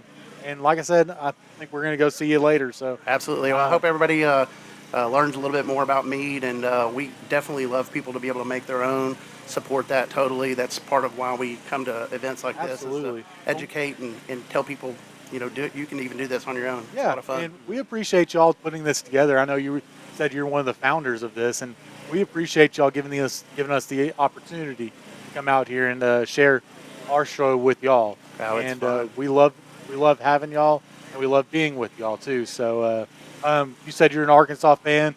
It's Yes. 17-17. We're about to get the ball. 2 minutes left in the second quarter. What do you think?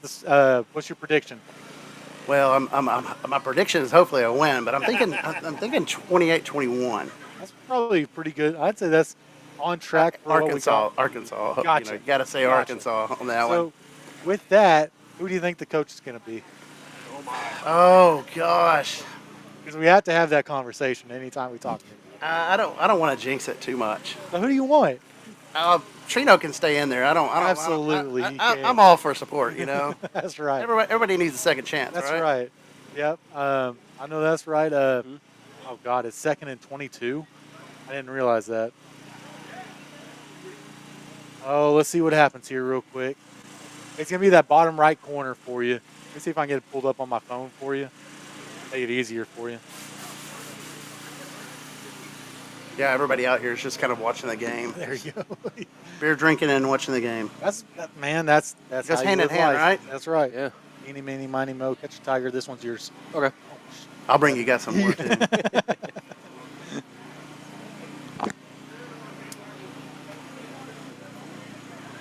good stuff. You ready? For what? Sure. Thank you guys again. Appreciate Thank you, Mr. Tony. It's good to see you. I got some on my hand, but appreciate you. Sticky. I have the sweetest job. Yeah. Yes, sir. That's what a lot of people tell me. Now, if my memory serves me correct, and just because I think my memory does, he made an impression on me at War Memorial. Your name Bones? I am Bones. That's what I thought. That's what I thought. Oh, yeah. We'll do this. Bones, how you doing today, bud? I'm doing great, man. I love doing these podcast things. First one I ever did was actually in Dallas, Texas. Oh, yeah? On the Blue Bonnet.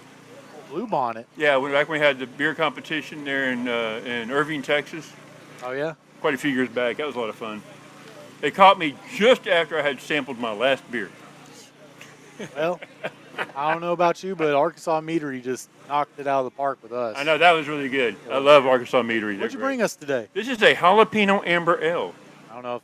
I'm not a big spicy foods, but spicy drinks, maybe. Now, Bones, where are you from? I'm from Memphis. Memphis? Now, what brings you down here? So I moved here in 2001, basically because of 9/11, and and I didn't even know the first thing about good beer or the Razorbacks, if that matter. And then I've loved both of them now, and so I worked for Diamond Bear for 8 years, and now I'm a home brewer, and I'm the president of the homebrew group here at Central Arkansas Fermenters, and I mean, I just love Little Rock. It's a great place. And we appreciate y'all being here. Yes. I know we enjoy coming out here. Like I was telling Tony, it's always a blast coming out here. I know last year I had an excuse for not being here. It was what was it, my honeymoon? Just got back from my honeymoon. Okay. So that's why I wasn't. I came here. And I was about 20 minutes here, and I had to go. Yeah. But this year we have a new baby, so we decided to Aw. bring out the new baby. Kylie Ray's out there. Right. And you said this is a jalapeno Amber Ale. Yeah, I can definitely taste the jalapeno in it. I don't know So, about you, Matt. I made the first one about, I thought it was 10 years ago. My friend said, no, it's more like almost 15. So I made this beer. This is one of the first things I ever made for Little Rocktoberfest. And everybody loved it. And so the next year I had to have more of it. Well, then it got to the point where I was busy. I was working for Diamond Bear. So I couldn't serve my own beer. So I had to get somebody else to serve it for me. And he's the guy who made me that cool tap handle I've got over. If you go by and look at it, it's a jalapeno pepper, hand carved out of Boston. Is it right there? Yep. Gotcha. And it's just, I just love doing it, man. It's a lot of fun. It's a lot of fun beer. How'd I you- actually grill my jalapenos, and then I deseed them, and then I put just a little bit of captain seed in there just to get the heat, but not too much. I have been known to make my Pepto-Bismol beer, which was so hot that nobody could drink it. Yeah, And, that would have been for Matt. Not yeah, me. but I think I've got this down to where people really like it. Yeah. Yeah, it's not real spicy at all. I do like the hint of it at the end. Yeah, and it's like a little, like almost like a smoked pepper. Yes. Yeah. So we've been asking people, how did you get into it? How did I get into it? That's a good question. So actually, I moved to Little Rock in 2001 because of 9/11, because I was in entertainment industry, and the company I was working for was based out of Little Rock. And so I moved here because of 9/11. We weren't doing any shows. So then I realized if I could be unemployed in Memphis, I could be unemployed in Little Rock, right? And so my ex-wife was from Little Rock. So we were like, oh, let's go check it out. So I did, and I really liked this place. First of all, in Memphis, it got to where everything was about 45 minutes away. In Little Rock, everything's still about 15 minutes away. Yeah. They did design the city very well with the expressways and all that. And and that was one of the first things that impressed me about this place, is you could get from point A to point B without having to drive for an hour. And so anyway, so I moved here, and I met this guy, and he turned me on to craft beer, because I was a Bud Light drinker. And I was like, I'm never going to drink that dark stuff, you know. And he showed me how to drink it the right way in the glass and pour it and all that good stuff, and I got hooked on it. And then the next thing I know, I'm at Diamond Bear, and I'm trying their beers, and I'm liking it. And then I found they do tours, so I volunteered to be a tour guide for a few years, and then they hired me, and I stayed on until they moved to the new location. And now I'm the beer and wine guy at Whole Foods. At Whole Foods? Whole Foods. Okay. If you come in Whole Foods looking for beer or wine, come see Bones, and I'll steer you the right direction. I do. That's a pretty good resume right there. You've been all up and down through the beer world. Now, I'll tell you this. I'm kind of relatively new to the craft beers. Okay. Too, even though I've been doing this for about 2 to 3 years now. Mm-hmm. Starting to sort of, never been a big IPA guy. Been, like you said, more of a Bud Light and just Right. manufactured beer. Low ABV, I think that's what it is. Alcohol Yeah, by low volume. ABV, yeah. Been a low ABV guy, just never been a big beer guy. But I'm starting to come around on it more and more. And Southern Tale, I forgot what her name was. Tracy Crowder. Yeah, she came over and was kind of explaining.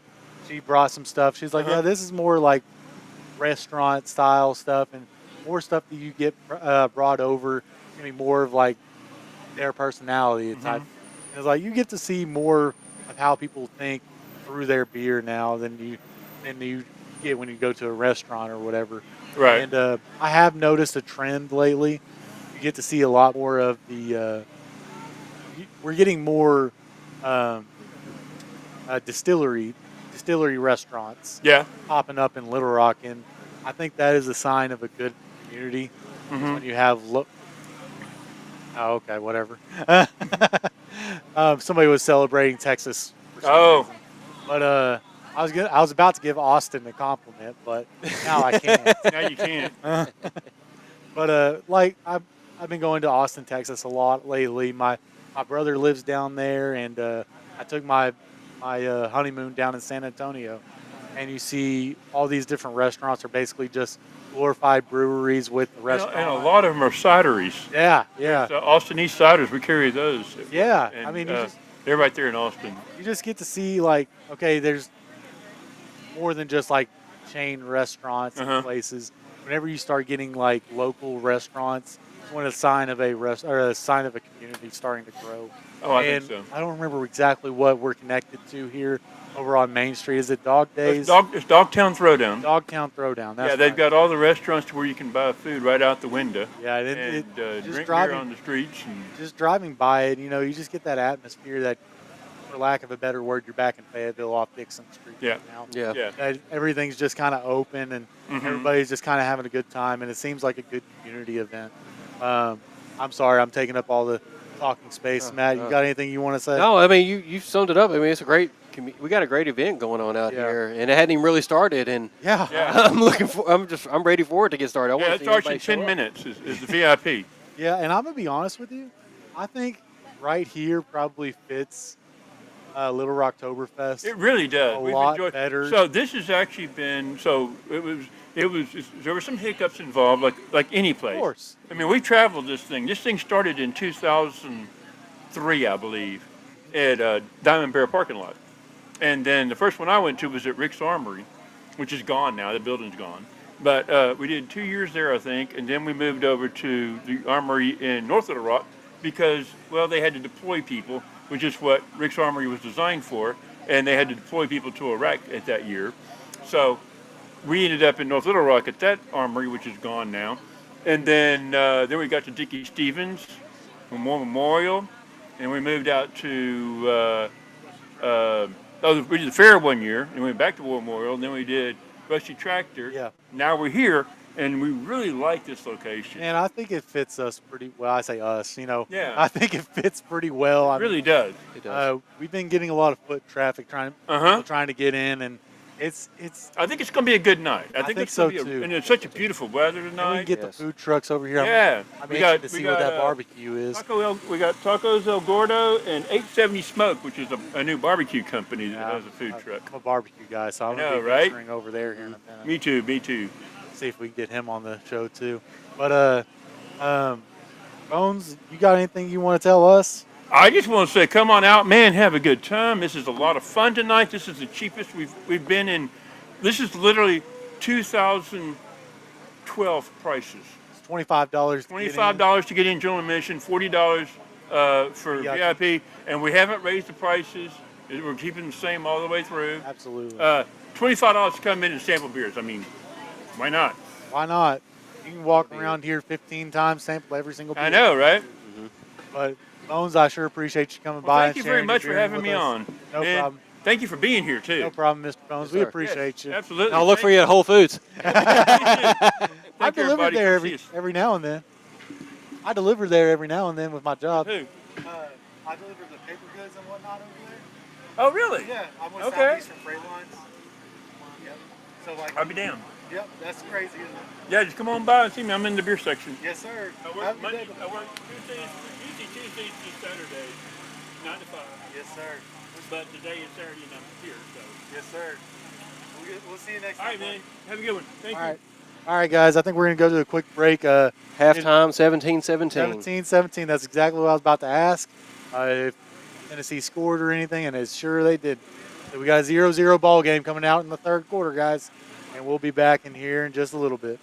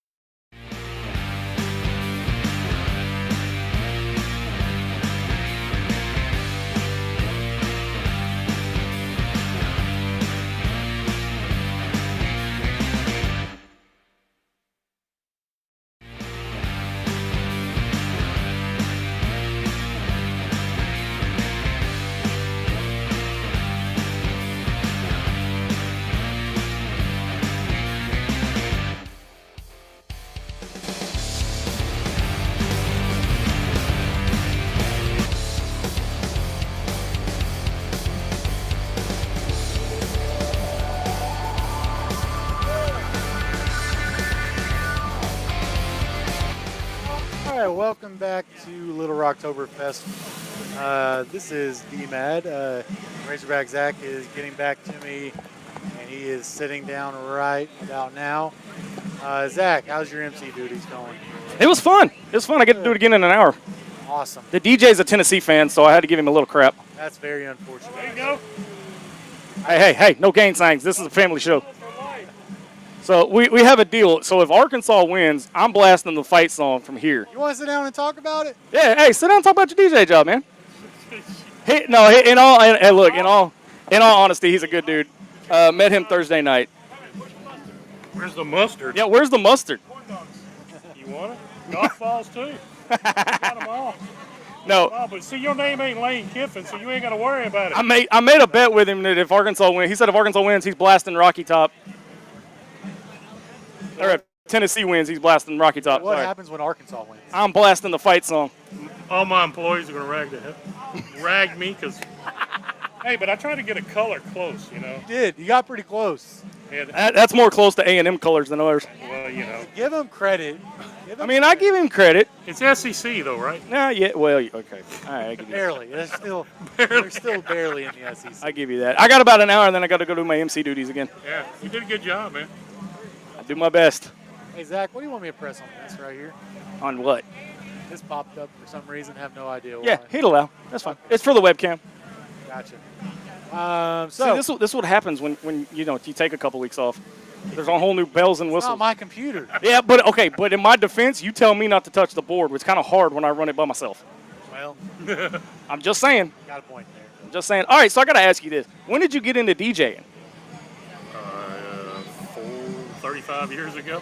So was it something that you just kind of wanted to do, or? Actually, I had about 3 or 4 buddies that did it, and I just ended up DJing. So I've done everything from mobile gigs like this to, club world, club circuit, and kind of just do it as a hobby now. Gotcha. So do you take requests or? Yeah. I got a sheet up there I'll put out if anybody wants a special song. I even told Joe and all the fermenters, if you got a certain brew song you want to play, let me know and I'll put it on. I know my fiance might have a song to play. Uh-oh. Look, you're a Tennessee fan. She's a Texas fan. Well, my son's wife, his whole family's Texas fans, so I know your pain. Yeah. Listen, we have a disgust for that orange color of y'all. There's only one color in the SEC that's orange, one real color, so it ain't Texas. Y'all, do you remember back in the SEC, or not the SEC, back in the day when ESPN used to put up that thing that said EOE, ESPN Original Entertainment? Well, me and my brothers had a playoff that said Evil Orange Empire. Both of y'all are under that. Oh, he's in trouble. See that? Yep, in trouble. Uh-oh. Sorry, then I had to do fiance duties. What's up? What'd I miss? I said you're in trouble. You're in trouble. I will be. The night is still young. I'm going to be in trouble at some point. So, go ahead. No, go ahead, man. I didn't mean to stop on you. I was about to say, I don't know if y'all saw, the score is 17-17. So basically, we're going to have a 0-0 after half. And who wins the second half? Nobody won the first. Here's my question. I was up there watching and getting ready to do my MC duties for the VIPs that just got here, which, by the way, fantastic crowd already. Yes. Fantastic crowd already. Why did Tennessee just go for it? Why didn't they just go for it instead of punting? Instead of punting. Who knows? On that last play. What do they have to lose? Sometimes I wonder about Heupel, man. I think he gets a little bit in his own head sometimes. Yeah, but second half ought to be good. I was joking with a couple of my employees that are Arkansas fans. And, I root for Arkansas except when they're playing Tennessee. But we were saying it's one of those games. It's either going to be who does the best halftime adjustments or the last team that scores is going to be the one that wins. Yeah, I was expecting a very high-scoring game. I'm not going to lie to you. I was going to think it was about a 40-30 type of game. And we had somebody on here say the score was going to be like 28-21. I was like, that one's still pretty well not to 21, but 28-21 is probably pretty close to what it's going to be. Hey, do you want me to get up so Matt can sit here? No, I'm gonna let y'all take over for a little bit. I've been on since about 2 o'clock, so I'm gonna give my voice a rest. It's a long night. Yeah, and he's still got MC duties to do. Yeah, and I got a Steinhoist competition to do. That's okay. I already told the guys that I'm taking the next week's show off. There you go. They can handle it. All right, I'm gonna hand it back over to Matt. So where are you out of? Are you out of Little Rock? Yeah. Okay. So how are you a Tennessee fan? Born and raised in Nashville. I'm sorry. I'm a Tennessean. I'm a diehard Tennessean. But think about it, I lived in Arkansas in the mid-90s, early 2000s, and I'm an SEC fan regardless. I'm a football fan regardless. And I root for Arkansas, except when they play Tennessee. You know, there's a lot of similarities, I think, between Tennessee and Arkansas. Don't you think so, Matt? Like, Oh, yeah. Just in general, except for the whole Final Four thing, but we're not going to count that. Yeah. Well, the thing about it, too, is you think Arkansas's got talent. Yeah. And it's just, you're curious, could Petrino do it again this time around with it if he stays, or how that works? Because it'll be interesting to see. I think I'm pretty alone on this take, but I don't think Sam did a bad job of getting talent. I don't think that there's a lack of talent on the defense or a lack of talent on the offense. I think it's a lot to do with coaching, and the coaching was the issue in the past 3 games. And so without the coaching issues, I feel like we would be at least 4-1 going into this game. But I think there's a lot to be desired on the coaching realm, and I think Bobby's made a couple of good decisions already. Yeah. I think, sorry to say it, but dismissing, we all know what that means, firing almost all the defensive staff was probably a good decision. And I think I think Chris Wilson is a good guy to elevate. I think he does a lot. He's done a lot. He's experienced. So it's not like we're getting somebody fresh and we're just hoping for the best. You know, I think we're still going to be competitive. Obviously, we're competitive with one of the best offenses in the nation this week. But yeah, I'd like to say I like to look at Tennessee. I'm glad y'all got rid of Nico. Whenever all that stuff went down, I was like, dude, get that guy the hell out of here. Oh, we loved it when he left and all the memes going out, Nico, I'm a-leaving. I'm a-leaving. And then we had this brother. Whenever Arkansas got Madden to sign, I had a couple of Tennessee fans on Twitter. I don't even know who these people are. And I started talking back and forth with them, and they're like, all right, this is how you say it. And they just spelled it out phonetically for me, and I was like, well, that makes it a whole lot easier. And then 2 weeks later, he's gone, and I'm like, well, guess I didn't need to know that. Nope. But Nico, I'm gonna leave you. So I think he's 1-4 at UCLA right now. Yeah, they beat Penn State last week. Yeah, but look how good he actually did with a fill-in coaching staff. Yeah. Sorry, dude. All right. Yeah. You don't mind? We're gonna go ahead and get a brewery in here. Yep. You know, we'll holler right at ahead. you. We'll holler at you here in a little bit, bud. Appreciate it. Keep up good work, guys. Yes, sir. Thank you. That's what I said. Dino's over there off Chester, aren't you? 7th of Chester. Yeah. 35 years. Now, what you got here for us? All right, I've got a traditional Oktoberfest. Okay. And I've got a Scotch Ale. Ooh, So, Oktoberfest going to be sweet and malty. Scotch Ale, sometimes referred to as a shilling ale. Oh, yeah? Based on the amount of alcohol they base the price on. Could be a 90, could be 120 shilling ale when it was traditionally brewed. This is perfect. I'm not really getting the whiskey or the Scotch, but No, there's no Scotch in it. It's a Scotch ale. Oh, okay. It's a style. Gotcha. Yeah. My bad. Yeah. The location, not the alcohol. Yeah, exactly. Yeah. Man, both of those go down pretty good for me. I don't know about for you. I tried the first one. I'm about to try this. I think they're both pretty good. Man, I drive by your store pretty much every day whenever I'm at work. And I drive a truck, so I can't just pull in and stop there. But, We got a big parking lot. Yeah, you can. You pull across the backside. It's fine. Gotcha. I'm gonna try to get over there because I know y'all are on 7th and Chester, like I said. But 7 days a week, pizza by the slice to order, Y'all got by the sandwiches, slice? calzones. Yes. Oh man. From the time we open till the time we close, slices all day, all night long.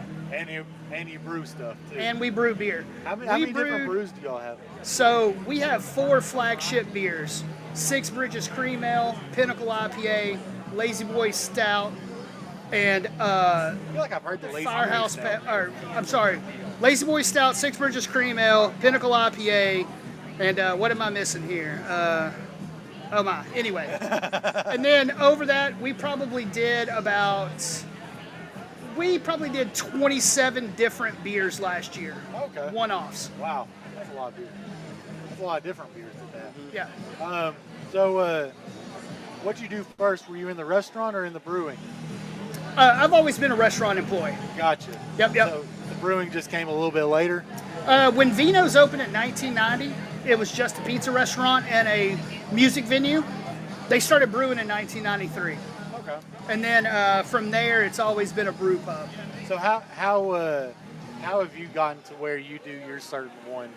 Like, what is your taste, and how is it complected into this? Well, so like our flagship beers are very like popular, easy to drink styles, crossover styles. Gotcha. As folks start to enjoy craft beer, they start to enjoy different things. So then the specialty beers, we do like lots of seasonals. We do spring, summer, fall, and winter seasonals. Gotcha. We actually have some beer we're about to tap to where we took a imperial stout and an old ale, which is a English style beer, and we put both of them in bourbon barrels from Rocktown Distillery. They set for 4 months. Then we racked them over, carbonated them, and now they're about to be served. Yeah, that's pretty awesome. I didn't So yeah, putting them into a Rocktown, of course, being that close and being local. I'm a Rocktown homer. I've always liked their house. When I was right at about 21 years old, we'll say. they make a good old fashioned. Yeah. I know having the ability to age them in those barrels gives a depth of flavor that you don't see very often.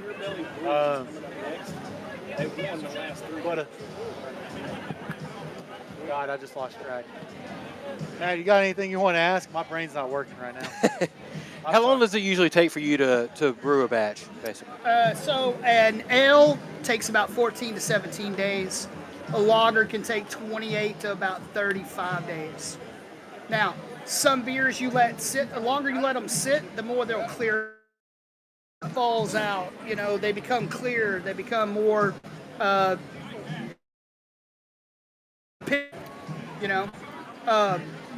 yeah, about 14 days is turnaround on an ale. Gotcha. And is that including the aging process too? Or? No. So how long do you age them? Depends on what it is. Gotcha. Depends on what you're doing. Depends on what you're trying to accomplish. Now, when we barrel age a beer, like other folks around here that'll do it will tell you, you're going to sample it and understand it's flat. It's room temperature. It's not carbonated. It's not cold. So you're tasting a true beer. You're just pulling some off and just pull it off. Like if it has enough of that barrel age to it. What's your favorite beer that y'all serve? My favorite beer that we sell, I do Six Bridges Cream Ale. All day long. You got it here today? No, I don't. I'm doing an Oktoberfest in Scotch. Gotcha. Yep. You know where to get it. Yep. What's your favorite pizza over there? Oh, classic. Pepperoni garlic. Extra cheese. Thick crust? All hand tossed. Okay, That's what we do. Gotcha. Yeah. Matt, you got any questions for him? No, I'm good. All right. Mr. What was your name again? My name's Chris New. Chris New. It's nice to meet you. Thank you, guys. I appreciate it, man. Take some time, and I'm going to go to Vino's as soon as I can. Please come see me, man. Gotcha. Will do. Well, it's great. I'm glad to have you, and appreciate y'all letting us come out here. Thanks, man. All right, no problem. All right, well, looking back at the Razorback game real quick, Tennessee's got the ball, and good deal. And I believe it's Ron, isn't it? Yes. Yeah. Seen you since War Memorial. Yeah, I was at. Well, you were there last year. Yeah, I guess you guys. I was off and on because I had a honeymoon, and it ended right on that weekend. Yeah. So we drove in the day before. So I was like, I'm gonna rest a little bit. But Ron, where are you from? Tell us about your brewery. Tell me everything you want me to know. Well, I'm actually a home brewer. I don't have a brewery. If somebody wants to come along and give me a couple $1 million, I'd love to open one. But you heard it here first. Go ahead and get that advertisement. Yeah. Sorry, go ahead. But yeah, I live in Conway. Started homebrewing in 2008.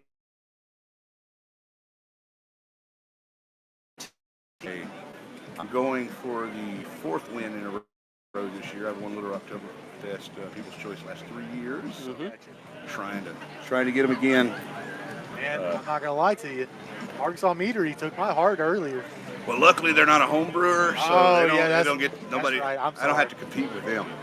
Yeah, they got both of us, I think. But luckily, you're right. They're not a home brewer. So, well, what'd you bring us today? Well, I brought you. Let's try this one first. I believe that one is the carrot cake. I think that's the carrot cake North New England IPA. Carrot cake. May or may not be. And whichever one of those is the amber. One of those is a creamsicle amber, and one of those is a New England IPA. That's what it tastes like, yeah. So this one is the carrot cake. That would be the carrot cake New England IPA. Those are my new ones this year. And this is what's won me the last 3 years. My Bananas Foster cream ale. You know what? I do remember tasting this one. It didn't turn out like I wanted it to this year. I couldn't find my banana daiquiri mix that I usually put in there. Gotcha. So I had to put a bunch of banana puree in it. But it was good. close. And that right there is what people are loving right now, is that muscadine seltzer. Oh, yeah. I took it last year for the first time at that Rusty Tractor. I'm not a big banana pudding fan. That's what it reminds me of. Yeah. With a little bit of alcohol in it. And it's still good. Like I said, I'm not a banana pudding fan, but this is pretty good. I'm the same way, yeah. I'm not a big banana fan, but that is really good. Yeah, and this is the muscadine what? That is a muscadine seltzer. That one's pretty good, too. I don't know what it is with muscadine today. That's what Arkansas Meadery had, and it was really good, too. That was good, I think muscadine might be a flavor that's coming up on me. Yes, Ron, it's very popular here in Arkansas. You helped found this, haven't you? Central Arkansas Ferment? I did not. I started in 2018. I'm not sure when Central Arkansas Ferment started, but it was long before I started brewing. People like I forget his name, Mike. He used to run Fermentables. I know he was a founder. A lot of the older guys, a lot of the old guard, and there's a few of them left that can still come to the meetings. But I'm just kind of one of the guys that's been around the last 6 years. Oh, okay. Well, I know whenever it was at War Memorial, that was the time that I was really there. I think you were there. You were the head of it that year. Yeah, the second year you guys were there, I was the head of it, and I didn't get to have any fun. So. I bet. Running something that can have 300 people come in at one time. Yeah, it can start to take a toll on you. I can understand. Every problem is your problem. Although we did have to have Zach. I was looking for somebody's. Has that Steinhoist award. We didn't know where the Steins were, and I was like, "Who's got them?" It's like it was Jay's girlfriend. I was like, I had Jay. Yeah, who's Jay? And I just had Zach announce over there. I need Jay's girlfriend to come to the front, please. It's not. I hope you're not Jay's girlfriend. We were talking about you walking around with the microphone at War Memorial. I was drunk with power that night. Well, that's the only type of drunk you were, at least. So as this game keeps on going, Ron, what do you think? Halftime, it was 17-17. Tennessee looks like they might be threatening. The Hogs will find a way to blow it. Yeah, that's kind of what we're afraid of. That's what they've been known for as of late, hasn't it? What do you guys think of Petrino coming back? And I'm a big Petrino guy. I think he's got 7 games to prove that he's the head coach here. Yeah. And if he doesn't prove it, hey, he had his shot to try it. But I think it's his job to lose at this point. Right. I think that's my honest opinion of it. Is he's got his time to prove. And if it's not going to be him, it's John Groot this time. Who do you got? Who do you want to be a coach outside of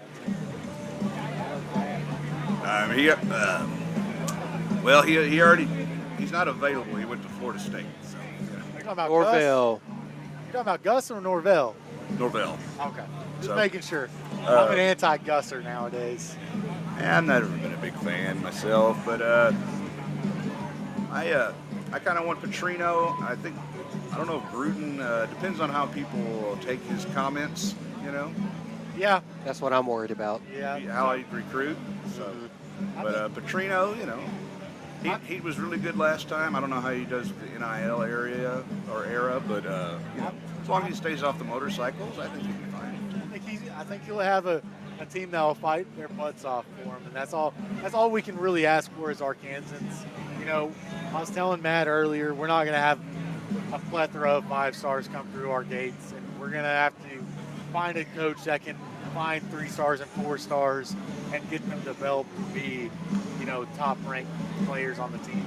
And it's not how one single player is; it's how the team is meshed. And I tell on myself on the show all the time.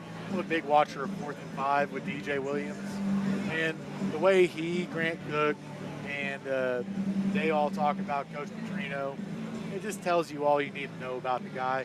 Yeah, he's a hard, you know what, but you can tell he cares, and he keeps a what's the word I'm looking for? He keeps a sense of like keeping everybody accountable for their mistakes.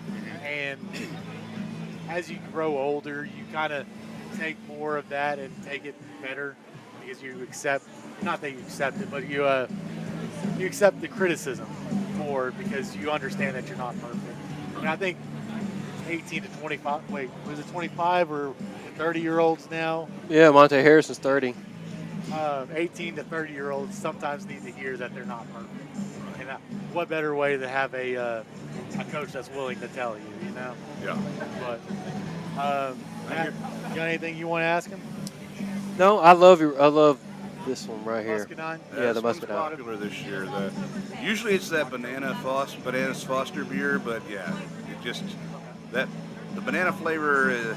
I used all I could find was green bananas, and I really needed some ripe ones. Yeah, it's been hard to find yellow bananas lately. Or you said you need green bananas. Yeah. Oh, I had to. What I used in my beer, everything I found was green bananas. So It's hard to find the yellow bananas nowadays. I don't know why. As soon as they get to the grocery store, they're gone. I guess because it's the cheapest produce you can find. But that's a whole nother story for a whole other day. But Ron, I sure appreciate you letting us come out here again. I was telling Zach, I think this place is about to fit Central Arkansas fermenters. I think this is the new normal right I here. think this is the perfect place for y'all. I think so too. Yeah. Because I like having the food trucks just lined up here on the side. If you want it, go get it. If not, hey, whatever. But they're not just right up in your face. You heard the generator earlier, but yeah.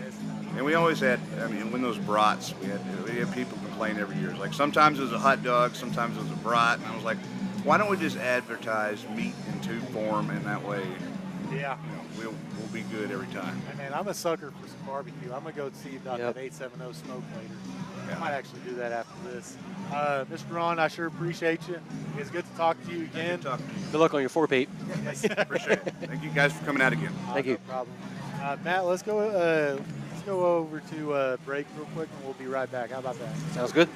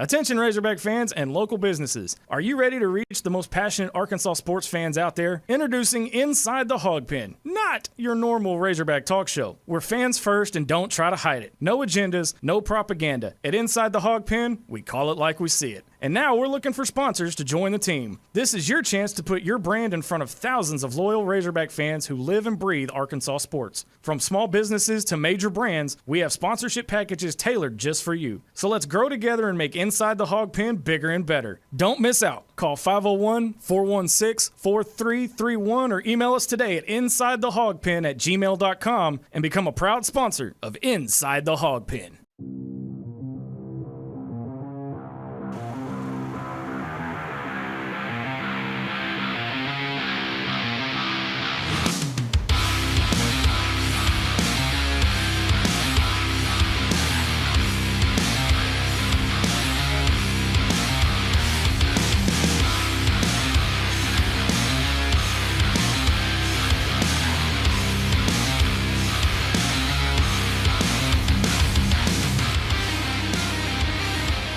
All right, welcome back to a special edition of Inside the Hawg Pen. I'm Razorback Zach.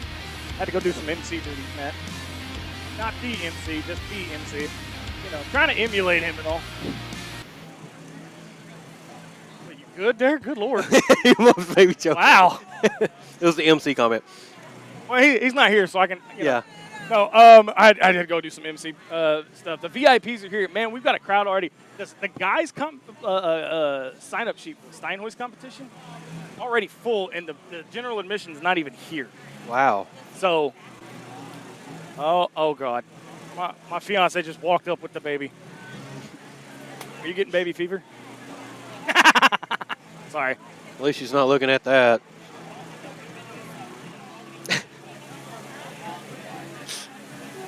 Texas up 20-6. Indiana and Oregon are tied in the fourth. Thank you for covering, because I went speechless. I hope we beat Tennessee. My goodness.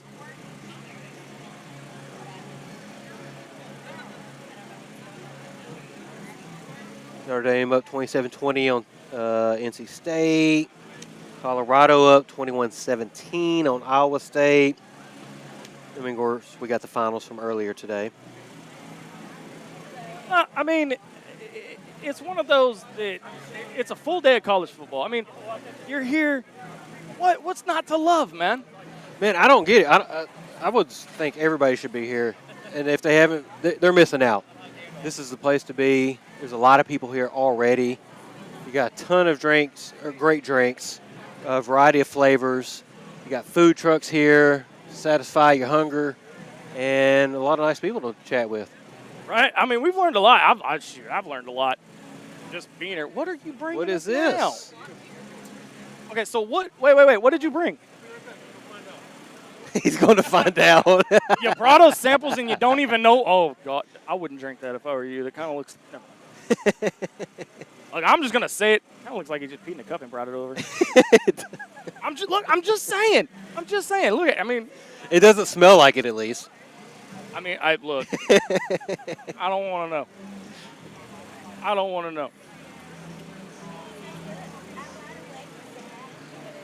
don't know. He was coming back to tell us what it was. There's two different ones. I don't know if it's the same or.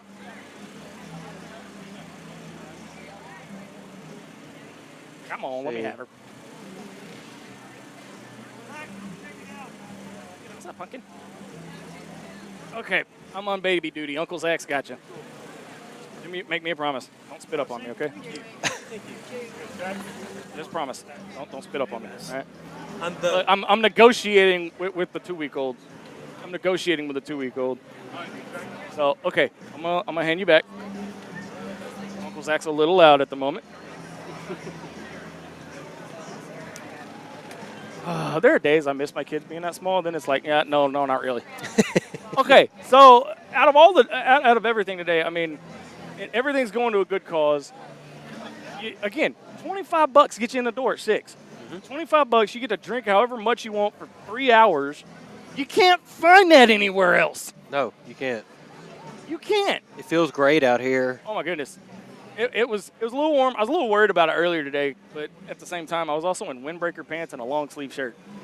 So it was a little hot. But now, I mean, it's beautiful weather, not a cloud in the sky, not hot. I mean, if you're not here, you need to be here. And if you're here, don't worry about missing out on the games. We got you covered. And if you don't see your game that you want to check on, we'll get you the score. But right now, we've got another brewery here. James, who we got? Hey guys, my name is Bo Bennett with Genre Beer. Genre beer, so like movie genre? Movie or literature or music. You know, my homebrew is kind of like themed after things that I like out there, like sci-fi or horror movies. You already talked to him and he gave you a heads up, didn't he? He did, yeah. He said he liked my beer and invited me to come over here. I'm not a drinker myself, but I know he is, and my cohorts around here, I think he's taking his lap around. But no, so you kind of mentioned it a minute ago. Yeah. That it's a genre beer that they're named after like certain genres of books, Absolutely. TV. So what do we have here? Yeah, so what you're drinking today is I have 2 experimental beers. When I come out to these festivals, I like to do weird stuff. So I have a grapefruit Paloma style beer. A Paloma is kind of like a margarita, but with grapefruit, and it's a fruited sour beer. And then I also have a Terpy Pale Ale, which is a terpene-based Pineapple Express Pale Ale that I use Abstract's Pineapple Express terpenes with in the keg. So it's like cannabis. Well, it's actually not cannabis. It's botanical-based, but it has the smell of like a dank, kind of like a Pineapple Express odor. So. Okay, so I'm gonna ask this just because I'm a big nerd. Do you have any Star Trek based? I do actually. So 2 years ago, I was here with a Star Trek beer I called the Big D, or called Galaxy Class. Wait, listen. Yeah. Whoa, time out. Oh, now. It's a family show now. Sorry. But I don't know if you guys are aware of like the next generation, the Enterprise. No, not at all. Not right, James? Yeah, Enterprise D. They call it the fat one, the big one, the Galaxy Class. So I have a double hazy IPA that I brought out 2 years ago in 2023, and it was a hazy IPA themed after Star Trek, because I think the Picard show was on, Paramount Plus at the time.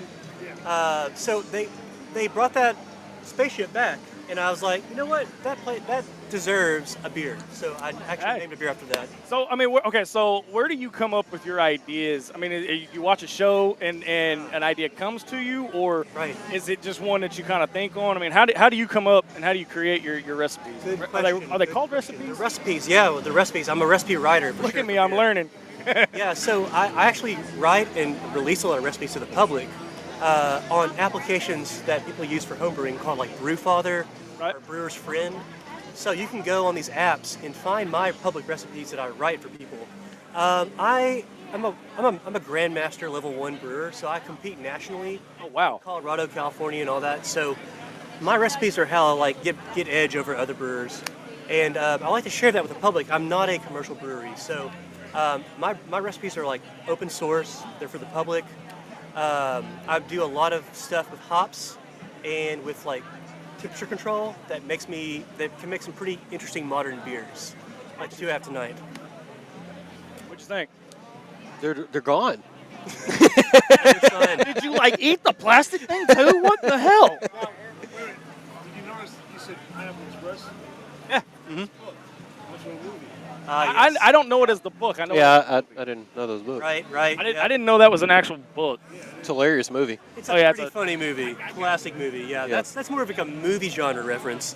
It's definitely a weedy type beer. So yeah. So do you try to incorporate? Sorry, I'm trying to adjust my mic here. Do you try to incorporate different elements from the book or the movie or TV show? Sure. Into that recipe, not only in the title but in the ingredients as well. For sure. Yeah. So like I can give you an example. I once made a recipe that was like a Martian beer, like a beer that you would have drank on Mars in the future. So I did the recipe to where barley was not as available as you would get it here on Earth. So yeah, it's definitely like I do some nuances in my recipe to like craft like a good sci-fi beer. But I'm also using lots of futuristic kind of like techniques and technologies like pressure fermentation. I cold condition everything in my kegerator so it's nice and clean. I'm doing lots of things like hop extract and terpenes from, botanicals or cannabis things, because that is something that is, it's like what the big guys are doing, like New Belgium or Lost 40 or these guys. So I'm trying to replicate that commercial style in my own home garage. I'm brewing in a garage. It's a very clean garage, but it's all, I'm trying to make something that's modern and not so traditional. And I do make those historical beers too, but by being a good traditional brewer, I can be a better modern brewer. So I like it. I I like the fact he takes it. I mean, he takes like different genres of like beers and stuff. I like that. I really do. I do too. So what did you think? I mean, they're delicious. They smelled really smooth. They did. They were smooth. They were real good. Nice. How you feeling over there, Matt? Feeling great. Having a great time. I don't know why everybody isn't here. Well, we're still 20 minutes away from public. We're still in and we were expecting I talked to the Central Arkansas Fermenters, and we were expecting an even bigger crowd in about 20 minutes or so. Sold a lot of tickets. Yep. But man, hey, we appreciate you coming by, and you're gonna try some more of that, aren't you? Oh yeah. And you said, tell them once again where they can find these recipes. Well, these recipes are on Brewer's Friend or Brewfather. It's an application you get on your iPhone or Android device. But also, if you're interested in my beers, you can look up @genre_beer on Instagram and on Facebook. So I share all my homebrewing adventures and what I'm doing, the weird stuff, the traditional stuff, on my social medias. Oh, okay. Mm-hmm. All right. Well, we appreciate it. Yeah, yes, no sir. problem. All right. Yeah. Have a good day. There you go. You too. I do. I like the fact that he incorporates not only the not only just in name only, but he incorporates different elements from whatever he's reading or whatever. That's a different take because you don't really see that much when with people making beer and whatever. Yeah, he's definitely got a different spin on it. I like his creativity with it all. Let's see what we got.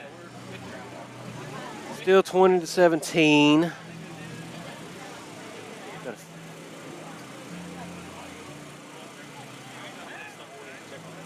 Okay. I needed a smile. All right, I got another technical issue I got to take care of, so we're going to go to a quick break. We'll be right back from the Little Rocktoberfest 2025 Inside the Hawg Pen Special Edition.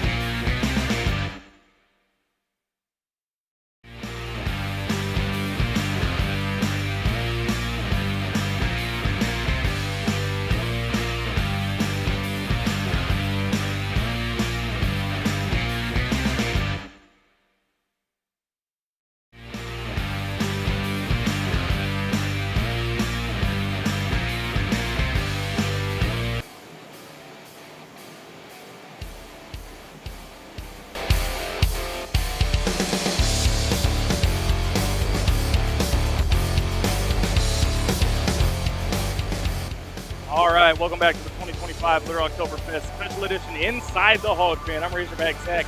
It is an absolute beautiful, beautiful evening. Matt, what did you do with all the things? What'd you do with all the things? You drank them all, didn't you? Yeah. Yeah. Can you hear from out there?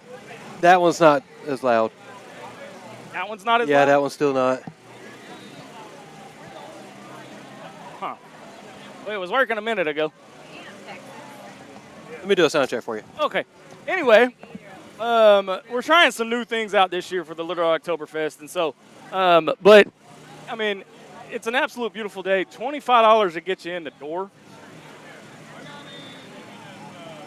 Hang on, just a second. Are we still 17 and a half? You can try to turn it all the way up. You gotta love technology, folks. You gotta love technology. We'll get a powerful speaker for next year. But it is currently what, 20-17, Arkansas, or Tennessee. Tennessee, and we Last just check. went for it on 4th and didn't get it, I believe. I stepped away. For those of you wondering why the look on my face, Say. Come on. Come on. for those of you that can hear that, come on, step up to the mic. Come on, Say we did it. What? come on. So go ahead, take your moment, get your 15 seconds of fame. Come on, I'm trying to coax her into saying, Texas just beat Oklahoma. Did they? Oh. Yeah, Texas just beat Oklahoma. So, that being said, hey, that's okay. That's okay. Oklahoma's quarterback was playing hurt. Yeah. All right, that's the excuse everybody's gonna use. He had a bad thumb. Hit a bad thumb. No, it's just because we're winners. But I hope everybody comes out. It's for a good cause. Women's Own Worth for survivors of domestic violence. But, man, I got to tell you, the weather out here has been fantastic. The crowd is great. There's a little bit of a breeze.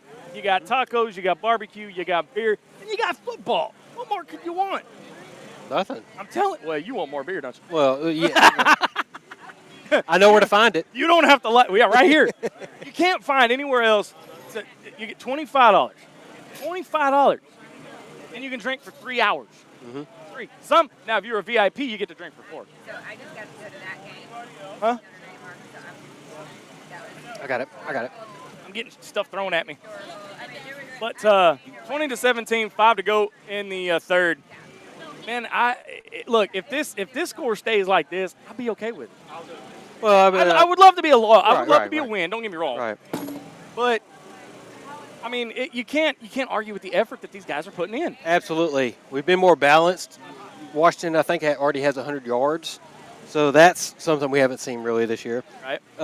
But, yeah, it's been a good effort. I really can't complain other than the score right now. Yeah, it's one of those things that, again, going into the game, like we talked about a few hours ago, you never knew what this team was going to do going in, so you didn't know what to expect. Therefore, I couldn't make an accurate prediction. I don't think I made an accurate one because I thought it would be a lot more high scoring than this. I mean, both defenses kind of stepped up. But, yeah, they have. Yeah, they definitely have. All right, let me see if I can get an SEC scoreboard here. Hey,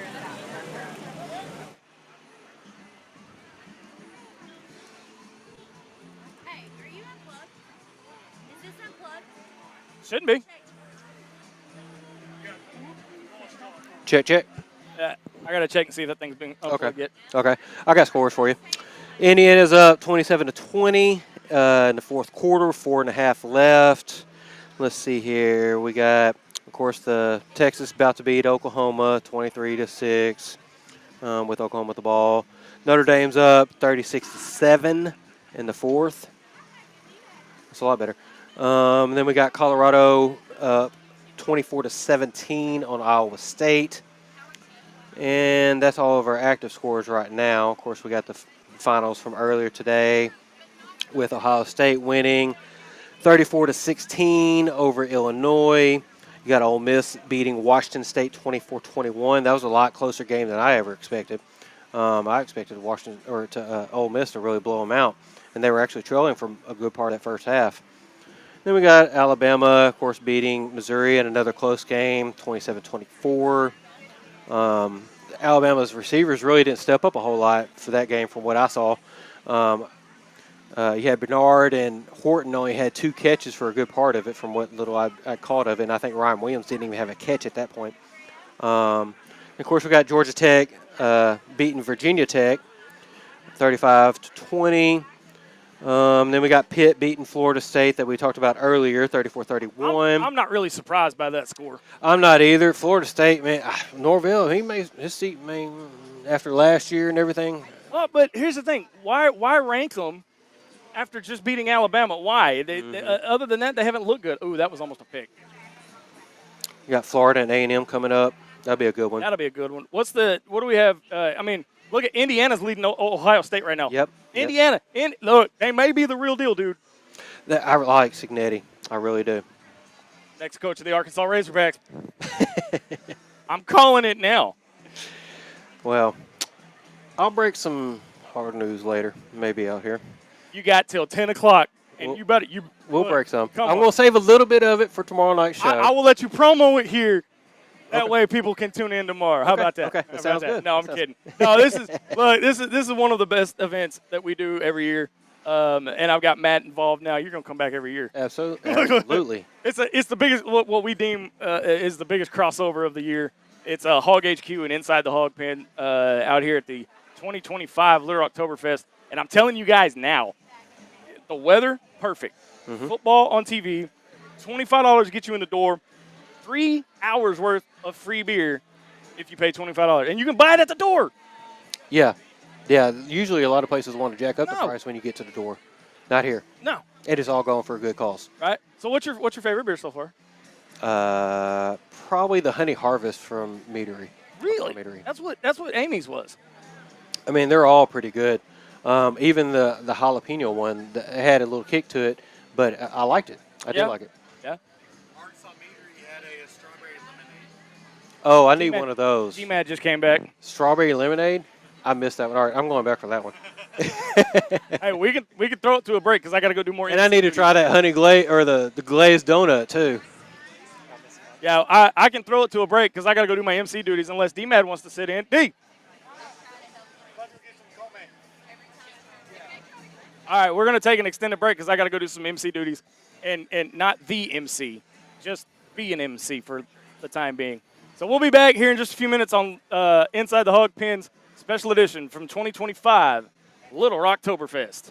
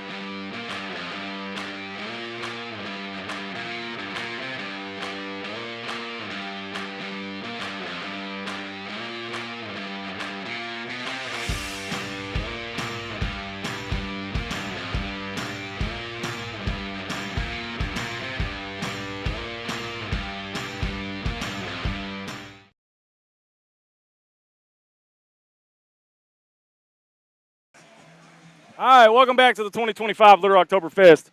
Inside the Hawg Pen Special Edition. And Matt, I gotta tell you, man, I don't like the way this game is going. Yeah, it's starting to make a turn, and I'm not liking it right now. We just gave up a sack. They're getting pressure on us. It's not looking good right now. They need to get this righted. I had to go do some MC duty, so I missed the score. But I walked up there, and you know the DJ, he's all about Tennessee, and he was giving me 9 kinds of hell. I don't want him playing that song tonight. Oh man, we're gonna hear. Hey, don't feel bad. There's gonna be a hog call tonight, regardless win or lose. There's gonna be a hog call tonight. I promise. But I mean, some of these other games though have really kind of surprised me, especially the Indiana game. Yeah. Let me pull that one back up.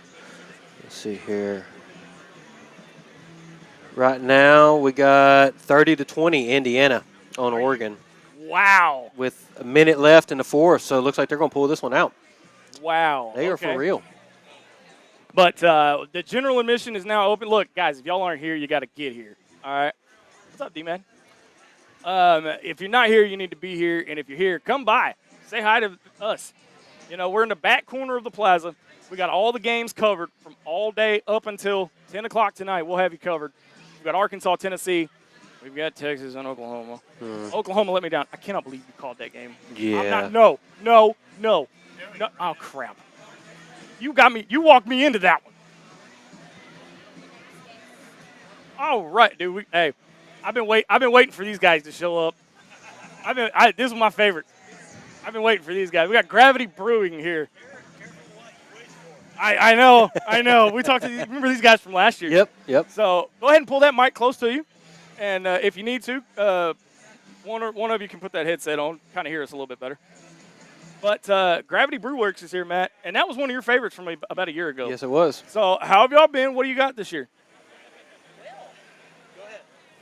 Well, we brought, we have what we call the Pro-Am winner. We do a yearly thing with Central Arkansas Fermenters, and we pick the style of beer, and anybody in the group that wants to brew it can, and we judge the winner. So this year we chose English Pale, and the winner is a fellow named Bo Bennett at Genre Brewing. And we just talked to him just a few minutes ago, yeah, actually. Well, it turned out really great. He's really pleased. We're really pleased. And so we both have that one on tap. We brought our Oktoberfest, because it is October after all. We brought a Belgian, it's bellhop Belgian IPA. And then we brought a bourbon barrel aged Humble Beginnings Porter, which is aged in a... Look at the look on his face. Look at the look on his face. I was going to say, somebody's going to be over there. I will be. We aged it in a Rocktown bourbon barrel. Oh, nice. So Rocktown chocolate malt bourbon barrel. Oh. It's lovely. I can swim in one of those, can I? I mean, come on now. It's right? perfect. You It's could. perfect. I can sit in it. So yeah, we brought a variety of beers, but of course we're glad to be here and happy to be doing the interview. This is our favorite get together. So Justin just showed up again, so when you guys make these beers, what kind of, where does your inspiration come from? Is it one of those that it just kind of comes to you in the night, or is it something you guys try and kind of perfect? I mean, how does that come about? Well, it's a lot of things. These are freaking with me. Is that all right? No, you're fine. You're fine. We travel as much as we can, so we try different beers at different breweries, and sometimes we get inspiration there. We've been to Belgium. We've tried a lot of different beers there. All over the country, Pacific Northwest, California. We just got back from New England not long ago. So we try as many beers as we can, but sometimes it's just, you'll get some ingredient that, what can I do with this? You know, you get something, some new hop, some new grain, a new barrel, and what can I do with this? So we have our standbys, but I'm definitely at my happiest when I get to play around. I mean, well, we get the most done. Yeah. And I tell everybody when they ask me about how I came about inside the Hawg Pen, they say I kind of tell them the same thing. Mhm. Trial and error. That's all. Mhm. You know, we're celebrating 10 years next year, and everybody asks me, well, how'd you make it this long? I've learned how not to do things, and I've learned how to do things. So it's kind of the same way. And sometimes something you thought not to do, a certain circumstance, it turns out to be okay to do. Maybe not all the time, but you just don't know until you've got to try. You've got to try. Right. If you have a good knowledge of how things work, it means you have a lot less failures. That's true. But don't mean you're not going to have any, and you just need to try. Have you tried them yet?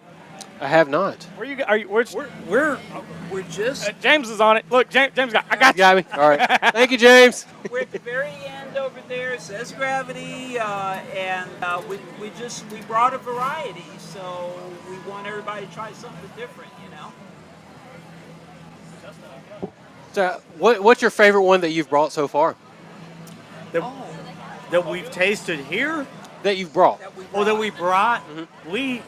That bourbon barrel porter. If you haven't tried it, you got to try it. The Belgian IPA is one of my creations, just because I wanted to try something, and I love that beer. The Oktoberfest has always been a good, solid beer for me. Ours is not traditional. It's a little more flavor. It's a little more body than is traditional for Oktoberfest, but that's kind of how we roll.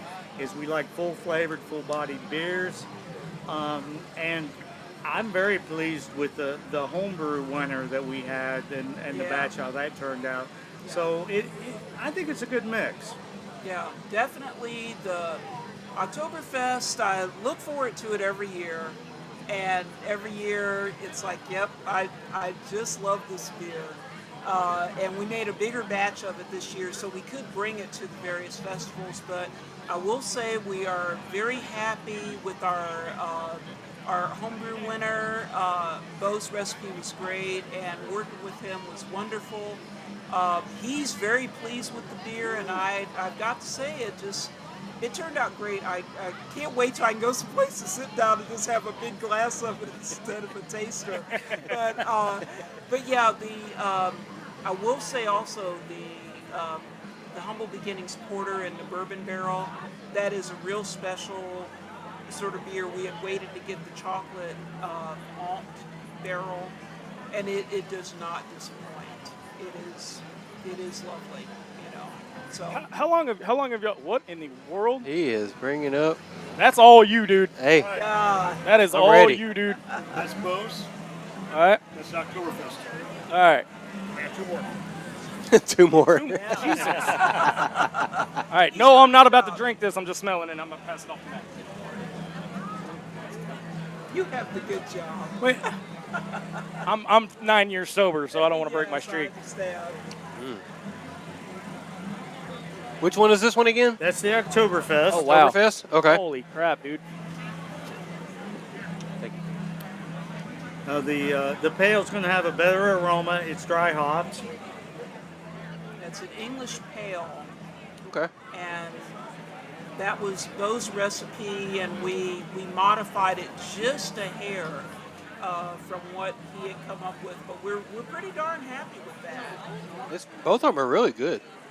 We try our best. Hey, that's all that matters. Honestly. So how long have y'all been doing? How long have y'all been brewing? We started homebrewing in 1980. Woo! Long before many of you were born. I know what the hell they're doing. Yeah.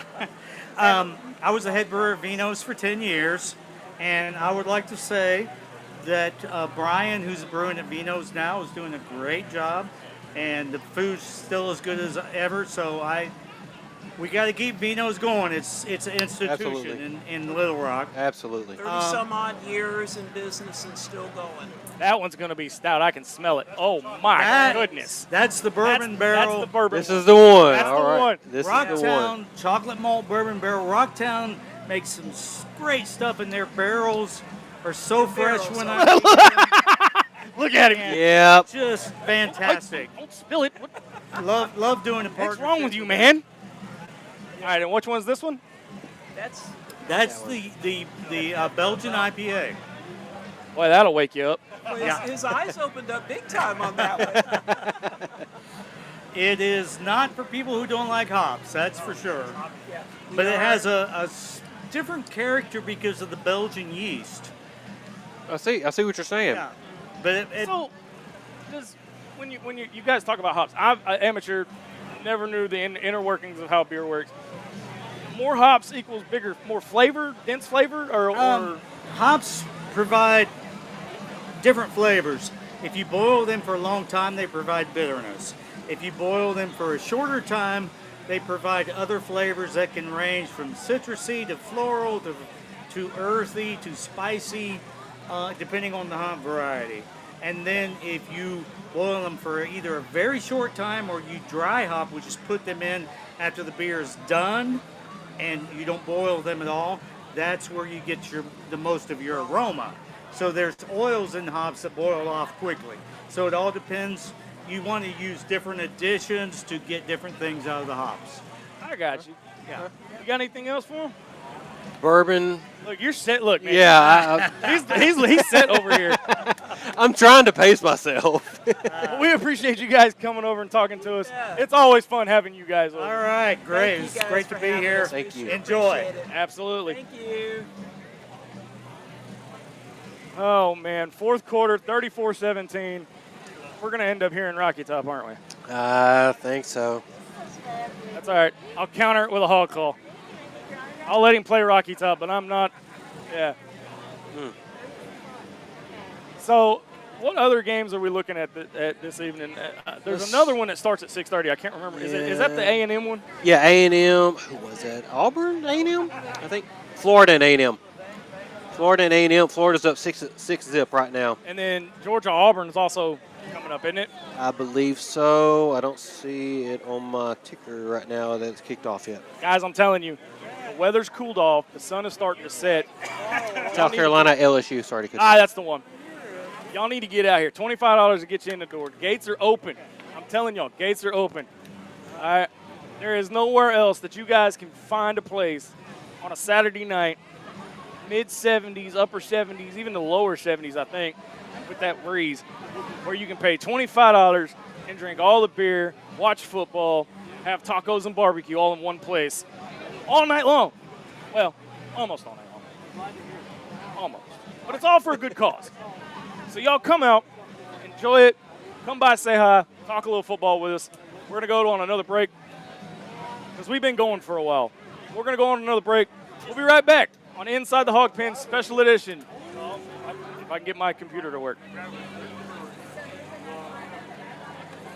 All right, there we go. Now we'll be back on Inside the Hawg Pen Special Edition, live from the 2025 Little Rocktoberfest.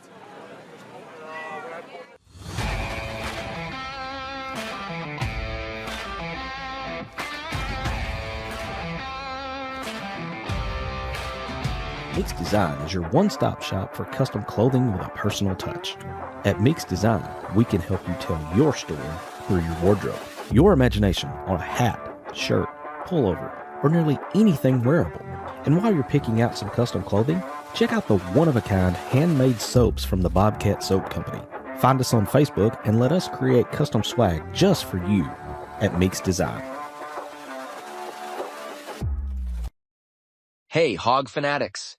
We at Inside the Hawg Pen are thrilled to announce that SeatGeek is now a sponsor. As brand ambassadors, we're excited to share SeatGeek as a ticket app that simplifies the ticket buying process for all your favorite events. They provide a 0 to 10 score for each ticket, with green indicating a good deal and red indicating a not-so-good deal. As a special offer, Hog fanatics can get $20 off their first ticket purchase by using the code INSIDEHOGPEN. Check out our socials for the link, and remember to use the code INSIDEHOGPEN.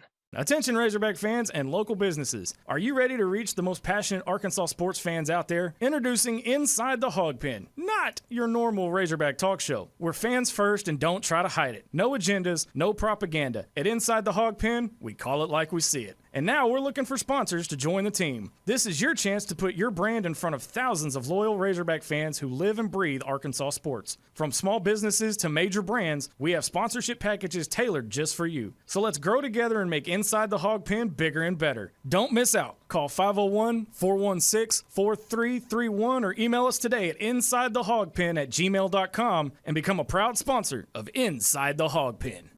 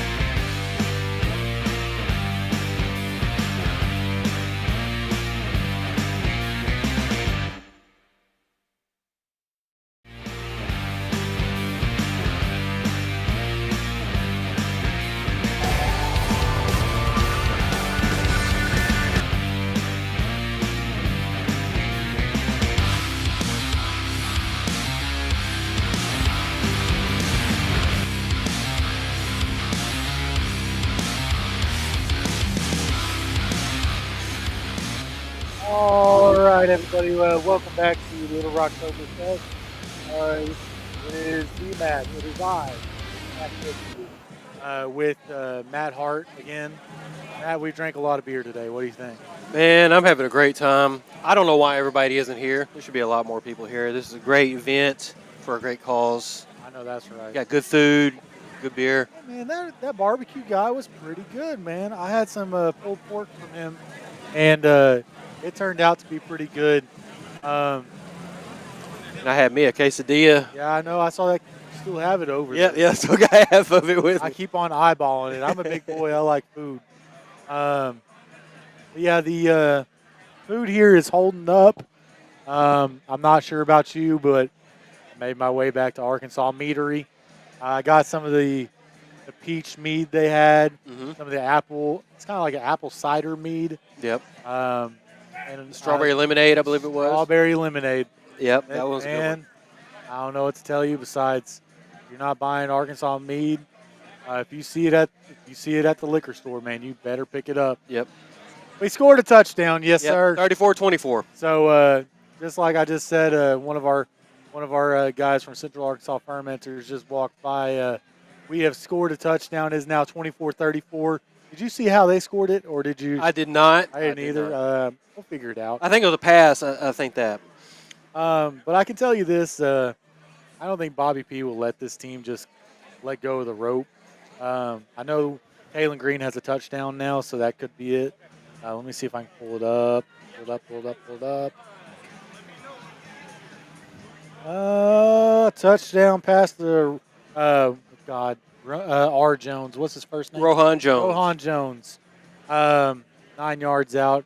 Our defense is starting to look a little like they have a little bit of life. Like we have a defense. Yeah, I started watching it when I was over across from here, and I started seeing the guys pat each other on the backs. Everybody starting to bounce around. It's like, where has this been for the? Oh shit! Some belief. I said that out loud. Oh. Oh yeah, I see it. Yeah. They lined up in that full house backfield and ran their big tight end right down the middle of the field. He's coming up a little gimpy. I didn't like that ankle tackle. What you got for the scores for me? We got a tie game, 7-7, with Florida with the ball in the first quarter against A&M at A&M. And well, that's the only active scores it's got for me right now. I think we got, who was it? It was LSU. I'm trying to find it. We got Georgia and Auburn coming up, and then Michigan, USC, LSU, and South Carolina at LSU is coming up, following us on the SEC Network. You think Texas A&M is going to get a scare by Florida? They could. Florida's got a good defense. You saw what they did last week against Texas. I expected more out of Oklahoma's defense today compared. Man, talk about a letdown, man. Man, it's got to be Mateer's thumb because I just knew Oklahoma was going to beat them. I just had, man, it was just that knee itching moment. You're like, it just seems like the time when, Oklahoma is really good. Texas is kind of reeling. It's like, this is about the time for a letdown. Yep. I was like, let's go ahead and just say Texas is going to win. And when they don't, I won't get my feelings hurt because we all know our feelings about Texas. Yes. But yeah, everybody needs to start coming down to Little Rocktoberfest, and it's starting to fill out. They're almost pushing into our canopy right about now. Yeah, we keep on having people walk by, check the scores. We have the ESPN multi-view going towards everybody. So come on by, check the scores, come talk to us. You can tell us what your prediction is for the rest of the season, who the coach is going to be. That's my favorite question right now. Who are you going to get? I keep on hearing Tuss Talk with Ty saying stuff like that. That just kind of makes me laugh every time. So I'm going to break some hog news later and tell you who we're not going to get. Please, just leave John Gruden off that list. He's not mentioned. He is not mentioned. I'll tell you that. So Breaking still news, have hope. John Gruden is still. What's that? Yeah, we're good, buddy. I appreciate it. I'm sorry. We had somebody come and ask us how we're doing over here. Man, it's a nice event. Man, I feel more connected to the event this year than I have in the past.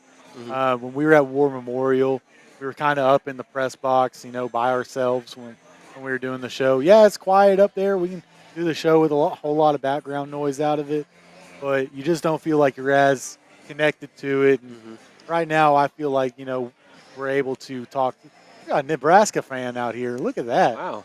I haven't seen one of them in forever. But did they win today? Who'd they play? Maryland? Okay. Was it at Maryland? Was that? Good. Classic. Good. Here's that same exact formation again. Yep. See if they run the same exact play. There's no way they run it right here, right?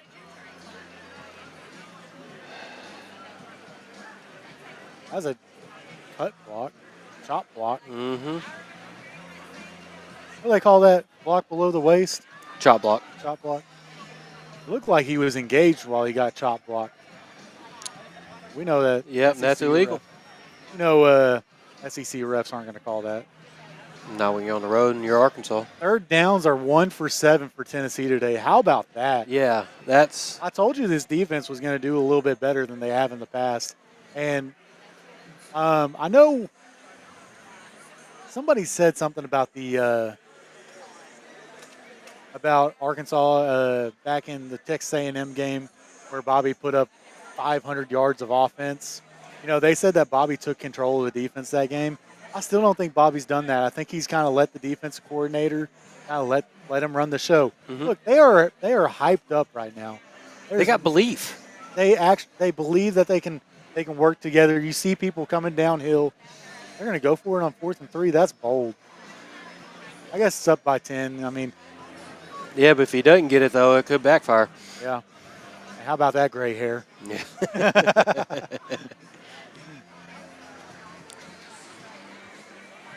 Oh, maybe they're just trying to draw us off. Maybe take a delay a game and pin us deep. Yep, that's probably what they're doing. Yep. Yeah, back them up. I didn't realize that Nebraska fan could hear me that close. Oh, Lord. This Tennessee team looks a whole lot better without Nico. I'm going to leave you. They do. And it's funny that they pretty much traded quarterbacks with UCLA. Yeah. Who are they playing today? UCLA? I did not see them on my list. Maybe they got a bye week this week. Let's see if I can find it. It's kind of weird looking for UCLA under Big Ten. Yeah, they must be on bye week. I'm not seeing them. Oh, y'all want to come over here? Yeah, y'all want to sit right over here? Y'all won't be on camera, but we can still talk to you. What you got for us?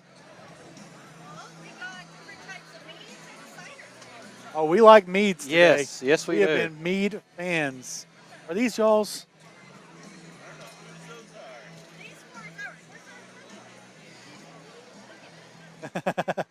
So, if y'all want to, y'all can talk into that microphone. Okay. And you can tell us where you're from. Are y'all a local brewer, home brewer? We're a home brewer down in Hot Springs. Okay, that's in my neck of the woods.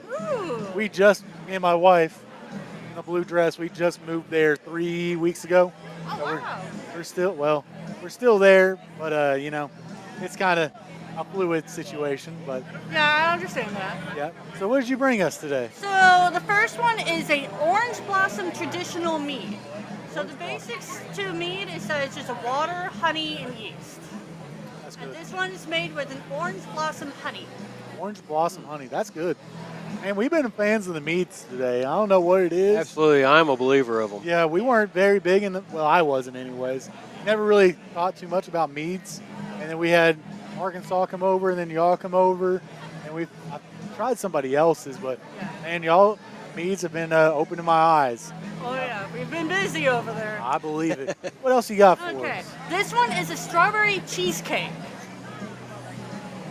So it's made with strawberries. It has graham crackers for like the graham cracker crust. It has cream cheese powder to give you that cheesecake quality. I'm not gonna lie to you. I just took a bite of a cheesecake, strawberry cheesecake. Wow. I Wow. literally just took a bite of a strawberry cheesecake. That's what. That was really good. I mean, this one. Ariana, What's it under? Is it ready? try this. I'll make my wife come over. That one, okay. Do these smell the same? This one looks carbonated. We're trying to make sure that we didn't spill one here. Those are different. Okay. So the next one is a mango mead. Mango? There you go. You'll need to try that. Blackberry orange. Last one. Take a Strawberry bite of it. cheesecake. Tell me what you ate. Oh, Which one was that? I blew it. So they didn't do that one. What did you say? This one was a mango? Yes. Okay. Mango? Mango. All right. That was. It's fine. Okay. Oh, we got a special visitor. Special delivery. Listen, we have 6 points of contact on the football at all times. Keep her right there. Oh, hi. Yes. No, we're not going to suck on our thumbs. There we go. There. Oh, hold on. There we go. All right, what else you got for us? It looks a little. This one is a blackberry orange. This is our oldest one at a year and a half. Ooh, smells good. Good stuff. Y'all are doing a great job. Thank you. Yeah, I did. Strawberry cheesecake. It's really good. That strawberry cheesecake one is. That one's. It's pretty good. It's real. It's not pretty good. They're all good. It's really. They're all good. But how long have y'all been doing this? About 2 years now. 2 years? 2 years for serving. It's Gotcha. been about 3 years since we started making. Gotcha. Just kind of tested it out that first year. Well, I can tell you this: you got a good footing going on with that mead. Absolutely. Y'all are doing good. And I know a little one right here should be all right. But yeah. How long have y'all been doing this? 3 years. 3 years? I'm sorry. Yeah, you're good. So what's y'all's favorite one y'all have made so far?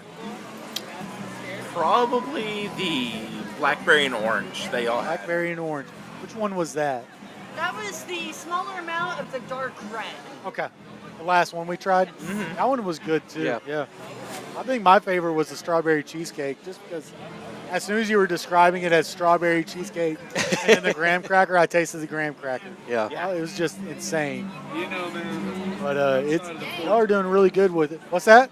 Outside of the 4 turnovers, not bad, you know? Hey, man, who do you want to be the coach? No, I ain't turning around. I'd like Bobby to get another run at it. Attaboy. I'd like Bobby to get a run. Are y'all Arkansas fans? Oh, By always. default. Yeah. Way to throw it to nobody. So who are y'all wanting to be the head coach? When it comes to statistics on that part, I don't know anything. So let's just go with a good true of Bobby. Yeah, that's right. What you got, sir? That's probably the same. Gotcha. He knows less football than I do. But we appreciate y'all coming over. And you said y'all are a home brew, so y'all don't do anything in Hot Springs. Y'all just do it for yourselves out there. Yeah. That's unfortunate. My wife and I would definitely venture over to get some. Yes, Maybe yes. someday we'll make it home. Yeah. We'll see you soon though, because we know that's gonna pick up steam. Yes. I don't know about y'all, but it is good stuff. And I don't know, maybe they need to start having like a mead section and like a IPA section. And I mean, like, you got so many IPAs and you Yeah. got meads. It makes it easier. yeah. But like, The bad thing is Joe's thinking about it. I don't know. I apologize for what you're about to hear. Oh Lord. But on my counter with a Hawg Pen. I got this. Okay, we're gonna hear Rocky Top. Yes. Are you sure? Yeah. Want to look at the screen? Arkansas just scored another touchdown. Down 4 technically. Down 4 right now, pending the extra point with 3 minutes left. And it's never over. It's not out of the realm yet. But where is y'all's tent located for everybody that's wondering? We are located to the right of Road Roundabout and to the left of Eastwards. We are the Easty Boys Meadery. Easty Boys Meadery? Easty Boys Meadery. Gotcha. Well, I'll be sure to go back over there because I made a lap, but I didn't make a full lap. So I'll be sure to. Was y'all one of the ones I talked to already? I don't think so. Okay. I didn't think I had any other meads, but I was like, maybe I did talk to them, but I'll be sure to get back over there. I'm sure Matt will Yes. too. I'm sure my wife will want to go over there too, because we're becoming big fans of this mead situation. Yes, we are. And we're talking about Arkansas Meadery. They're trying to get into Renaissance festivals. I think they're going to be in the one in Hot Springs. They were here last year. It would be awesome to get y'all in there too. I know there's a whole other situation that goes with that, but it'd be awesome to be able to get y'all in there too. But we appreciate y'all stopping by. Also, I don't know if I introduced myself. I'm Dylan. This is Matt. He's from Hawg HQ. I'm from Inside the Hawg Pen. That's Zach. He's also from Inside the Hawg Pen. She just threw that pacifier all the way at you, and I'm sorry about that. She's trying to be a quarterback. That's right. That's right. Well, we appreciate y'all stopping by, and like I said, we'll come back and swing back by and say hi before we leave. Well, thanks for having us. Not a problem. Y'all have a good rest of your night. too. And good luck on the home brew. Thanks. Appreciate it. No problem. All right, guys, we're down by 3. Never say never. Down by 3, sir. 31-34. This guy right here has a funny name. It was like Fozzie Whitaker or something. Yeah, Fozzie Whitaker. Look at me go. That guy's got a good name right there. You're just not having a good time, are you? He is not having a good time. Oh. What's y'all's favorite drink so far? Root beer? We agree. Yeah?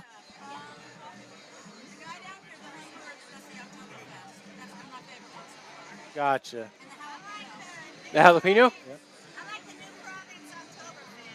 Okay, where was that one at? Do you know which one that one was? Right here? Okay. We're inside the Hawg Pen. We don't. Oh yeah, this is my little baby. Thank you. She's 2 weeks old, and she's a handful. I'll put it that way. As she throws her pacifier for the 3rd time. Oh, there we go. Mr. Notre Dame hat. Thank you, sir. Thank you for doing thank you. Thank you for doing the service for the Razorbacks. Couldn't have happened to a better team. What was the score for y'all's game today? I saw y'all were. Really? Huh? Tennessee has the ball. You want to sit down and talk to us? Come on with it.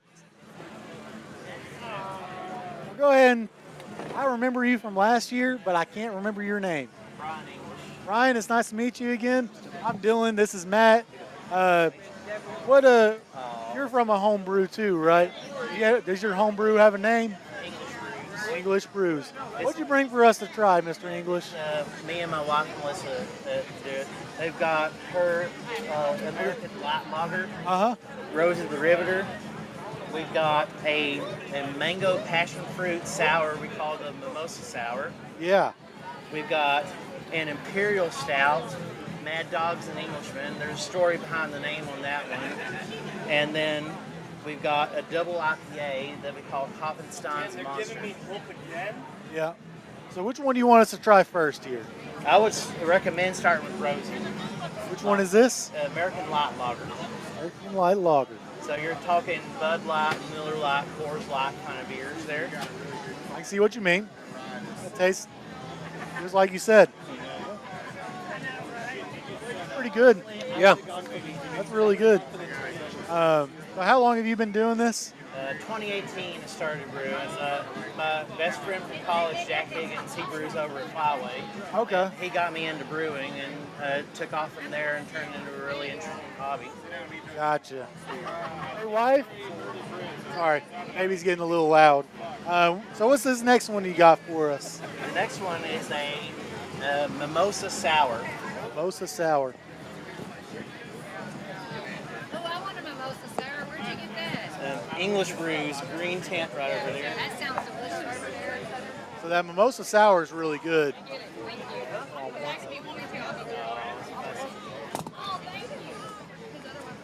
Fussy baby. Yeah, she's getting a little fussy. Yeah. See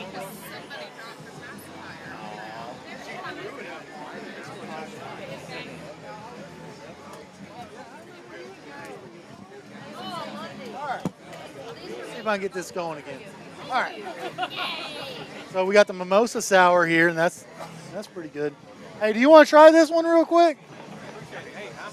It's a mimosa sour.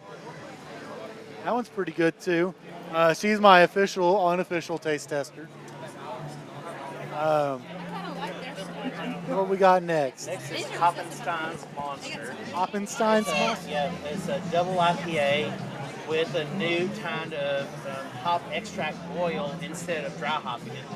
Oh yeah, that's the mimosa. Okay. This one's kind of dry. Yeah. It's pretty good. Yeah, there's for a 5-gallon batch, there's about 13 ounces of hops in the boil on that part of the boil and the flame out, the whirlpool, and then I used hop extract oils instead of dry hopping it. Now I think you told me, but remind me, how did you get into it? You said your friend has. Yeah, my best friend from college. Yeah, he's my college roommate, Henderson State years ago. Hey, alumni! Reddies. Let's go. Reddies. I was 2018, like you said. Class of 2002. Okay. So he started brewing at Flyaway, and you were like, "Hey, I kind of want to do that." He was brewing before Flyaway. Oh, okay. Lost 40, a few other places. Gotcha. Diamond Bear too, yeah. Gotcha. And he's at Flyway now. Does a really good job of brewing. Gotcha. And I learned a lot from him, and just took off. Yeah, you can tell it's really good, man. And you get beer out of it. So, yeah, what's not to love? Yeah. So what's the last one we got here? This is Mad Dogs and Englishmen Imperial Stout. And years ago, the Gravity Works over here, Bill and Tony, had a Pro-Am. They host a Pro-Am with our club every year. And the Pro-Am that year was Imperial Stout, and I won the competition. And we were outside judging the beers in the July, in the middle of summer, in the sun on a picnic table. And Tony said that only Mad Dogs and Englishmen go out in the midday sun. The old Joe Cocker song. Old saying. So the name stuck on that. That's what we named beers. My last name English. Yeah. Fitting name of that. So Mad Dogs and Englishmen. There you go.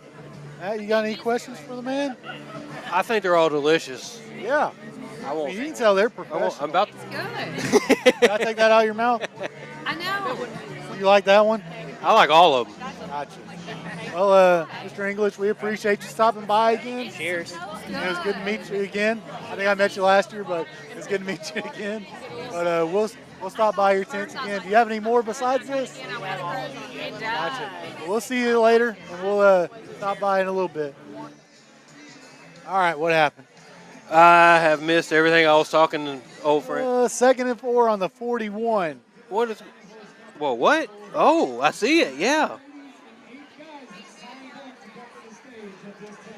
Oh, they're going to start the beer stein competition here soon. Yep. Ladies, gentlemen, if y'all are going to the beer stein competition, I think they're going to do it here soon.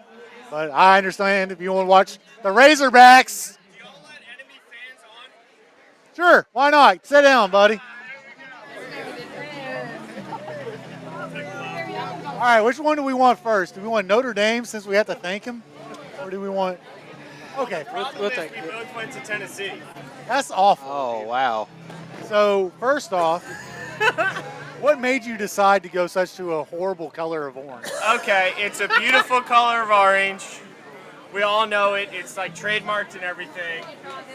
Beautiful color. Yeah, it's hunter orange. I've seen that in the deer woods a lot. I was about to say, what was the say? Win on Saturday, hunt on Sunday, and Yeah, that's trash on Monday, right? Yeah, that's right. I'm pretty sure that's pretty close to accurate. So, what's y'all's thoughts with Arkansas getting a new... third down. Arkansas getting a new head coach, and it's a 3-point game right now. What's y'all's thoughts? We have thoughts on head coach. We're football fans, so we know the last time. Yep. Not sure if we can talk about that. Hey, man, we're all open ears here. I mean, but we can sit here and ride a motorcycle with the best. Okay, all right. Tennessee will donate a motorcycle. Whatever needs to happen, me and Matt are sitting here. Hey, if we can get Bobby P back to 10-win seasons, we won't argue. Never mind, we won't get the 10 and volleyball 2 player. looks really good as long as one of the two is Tennessee. I don't know about all that, but you know, how do y'all feel about Nico leaving? Do y'all feel like y'all got the better of this trade? First ever college football trade, it looks a lot better. So does I the made a lot of money off of betting against UCLA the first few weeks. It was a beautiful thing. So did the salary cap take a hit, or was it like, how did the salary cap I work? think we definitely were under the salary cap for that one. I know maybe hard cap, soft cap, depends on the way you look Luxury at it. tax, that's all Yeah, gone. we weren't paying the other schools. So, I mean, it was a pretty thing. Yeah. So, and Joey can hit the deep ball, which, I mean, we haven't seen today, but we saw it against Georgia. Y'all, I'm not gonna lie, y'all just pushed us 10 yards for a first down. Yep. Love to hear it. That's probably game right there. It was 3rd and 1, and they handed it off to the left. I think it was to Levine. Is that a running back of y'all's? I could be wrong. Bobby P is not happy. He is telling the ref all about the illegal contact and whatnot. I think he fired up his Harley Davidson on the sideline. Very well possibly could have. I think he leaves that to the volleyball players, though. Beside the point, thank you for taking a axe to a certain former head coach. We didn't love that, but it was necessary. Did you watch the SEC show on Netflix? Yes. I mean, you have to have a soft card for Sam Pittman at So- that point. I mean, I don't know where he went. One of our buddies around here, he actually saw Sam Pittman in Hot Springs the other day and talked to him. And Sam's always been, I don't know about you, I'll let you talk here in a second, I guess. Sam's always been a guy, he's a good guy. You love to talk to him. He's probably one of those guys that's like always, you can always talk to him about anything in life. yeah. But man, these past 3-4 years, it's just gotten to the point. No, it's just gotten to the point where it got wearing on everybody. Yeah. And I thought after the 4-8 year, probably should have got the axe. Yeah. But he did the best thing he could have done, which was hire Bobby Petrino. And it's official now. Tennessee has won. We're about to hear Rocky Top from the DJ. Oh, it's a beautiful song. You only hear it like 30 times a game, but it's still a wonderful song. I don't know, man. Played it at my brother's wedding. Yeah. It's fantastic. We played the fight song at my wedding. So I understand. There we go. We had the DJ. He's a Tennessee fan. He said earlier that he's kind of starting to get a little frustrated with Heupel every now and then. He gets a little weird. What do you say? Those weird decisions every now and then. Mm-hmm. What do y'all feel about Heupel? Oh, we love Heupel. Brought a new life to Tennessee. I mean, the fast-paced it's a beautiful song. It never gets old. You can look into meetings and everything, but it's a beautiful song. Compared to previous head coaches, it's a breath of fresh air as well. I will say it's a lot better. Jeremy Pruitt was bad. That was our first few years at school. Was the Jeremy Pruitt years. See, I graduated high school at home, and it was. So the April of my senior year of high school is when Bobby Petrino wrecked his motorcycle. Ask me where I knew or where I found out they fired him. I was at my baseball field, or I was at a baseball game in, what was it, Pottsville, I think. And one of the guys came over. They just fired Bobby Petrino. I was like, well, there goes football for a while. Turns out I was right. Yeah. Smile. Yeah, smile. Yeah, we did smile a lot, didn't we? Yeah. Smiled a lot since then. Yeah. But Matt, you got any questions for these volunteers? So y'all want Bobby? Y'all think we want or Bobby's the best for us? What do you think about John Gruden? First of all? Sorry. Go ahead. Sorry. For good or bad, Bobby is legendary in some capacity. Yes. He will live in college football infamy. That's That photo will for sure. The neck brace. I think honestly, as long as Hawg call. yeah. I think as long as Bobby P gets his 7 games, because 31 to 34 after giving up 10 yards of play for the past 3 weeks, 3 games, to come into one of the top ranked offenses in the nation, and I'm not saying they held y'all down, but limited y'all. 31. Limited y'all. Yeah. Yeah, you're averaging 51. Yeah. I would say that's a win, and that's maybe a slight feather in Bobby P's cap. I've been telling everybody, let him have this 7 games as a job interview as sorts, and off the job training and see what he can do.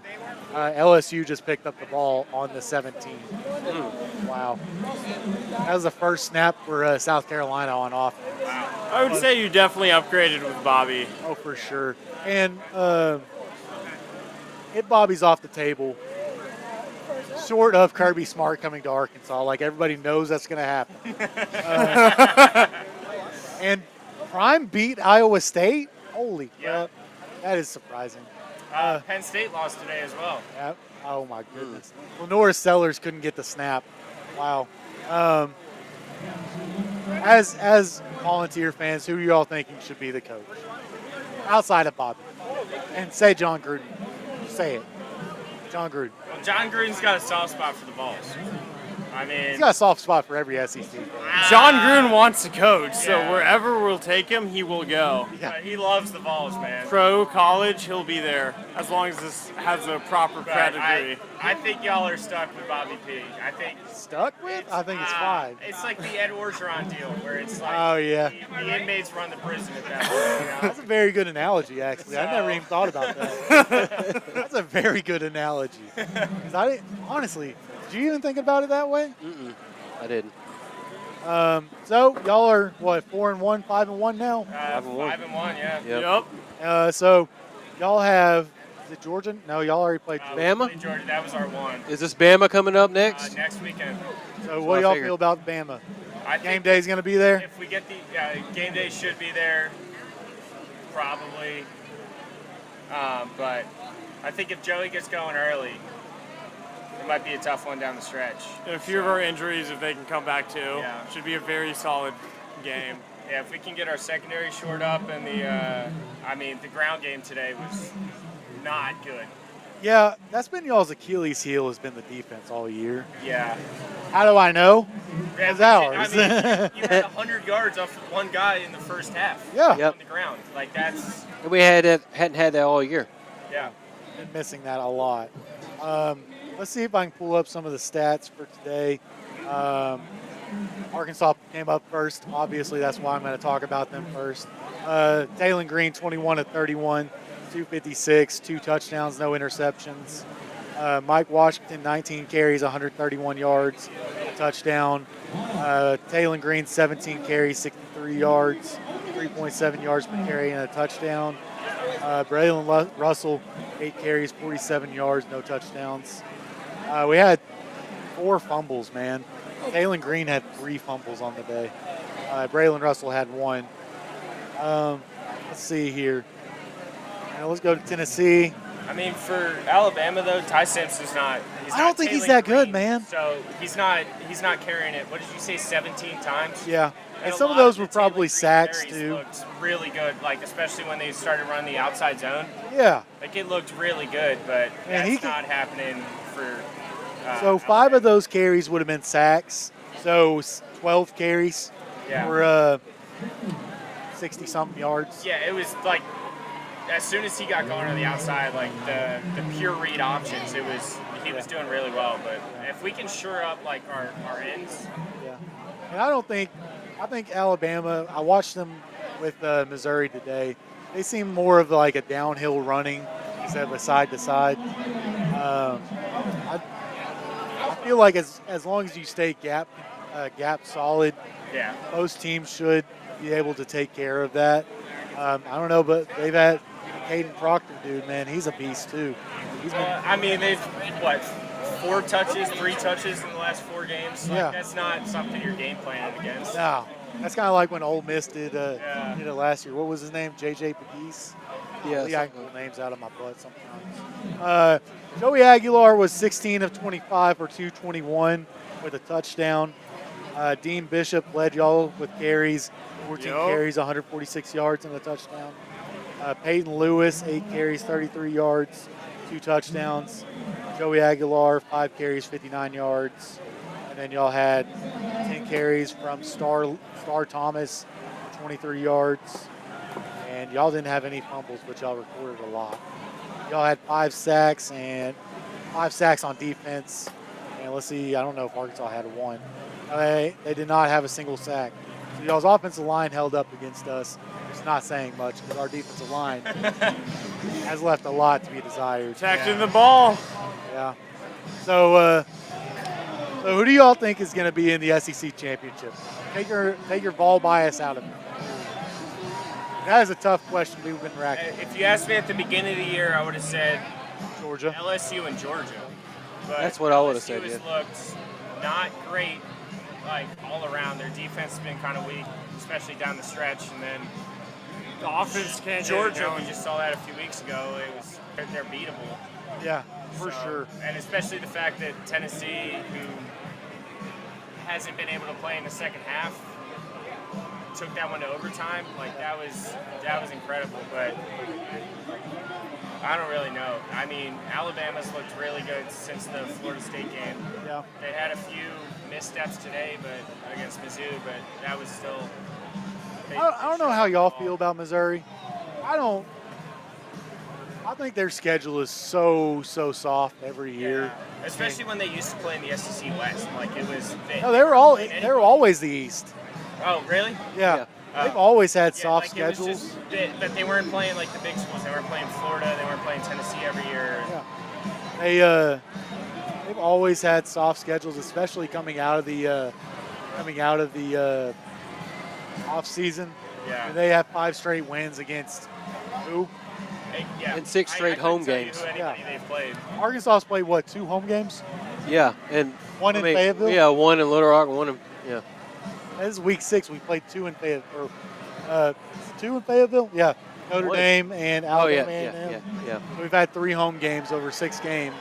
2 of them were in Fayetteville. So, but hey, man, you schedule hard people. That's what's going to happen. Yeah. Yep. I would do it too if I was drinking. Schedule nobodies at the start. Oh yeah, exactly. I mean, Who cares? It improves your resume. You get 4-0 right away. Yeah, You look absolutely. good. So. Well, guys, I appreciate y'all stopping by. Thank you for doing your efforts with Notre Dame. I think y'all were being a little bit dickish on it, but making 4 field goals and going for it on 4th down, up 30. Whatever. But They needed it off 0-2. I mean, that's. I mean, I would have done it too if I would have known the defense would have been like, "Oh, just block me." Yeah, I get it, but whatever. But I appreciate y'all coming on here. Thank you. And hope y'all come by and take a listen to us one day. He's from Hawg HQ, like his shirt says. I'm from Inside the Hawg Pen, and we know that y'all are Vols and Notre Dame. Hey, we'll still take y'all on. So appreciate y'all being on here. And Go Vols. oh my goodness, I should have hit the volume button. And we're going to take that right to break, and we'll be back in just a second. I think they're doing the beer stein competition. Yep. Or they just finished it, one of the two. But we'll be right back.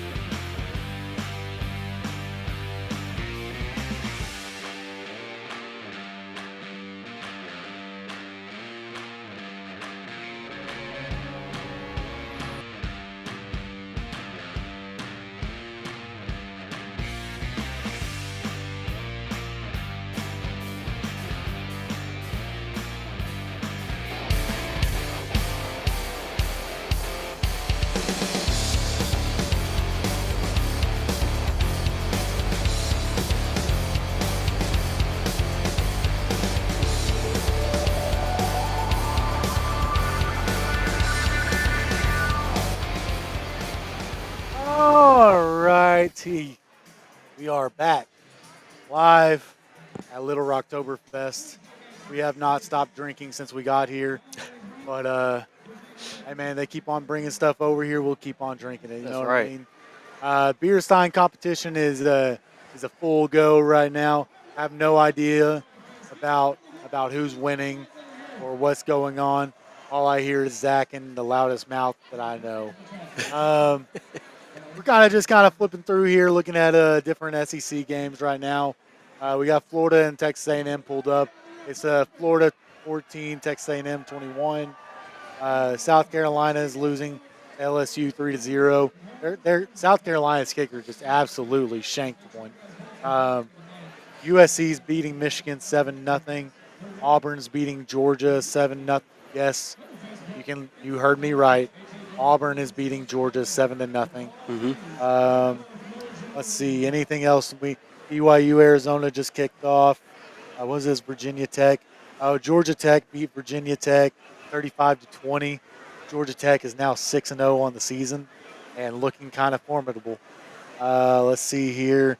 Notre Dame won 36-7. Prime. That surprised the heck out of me because yeah.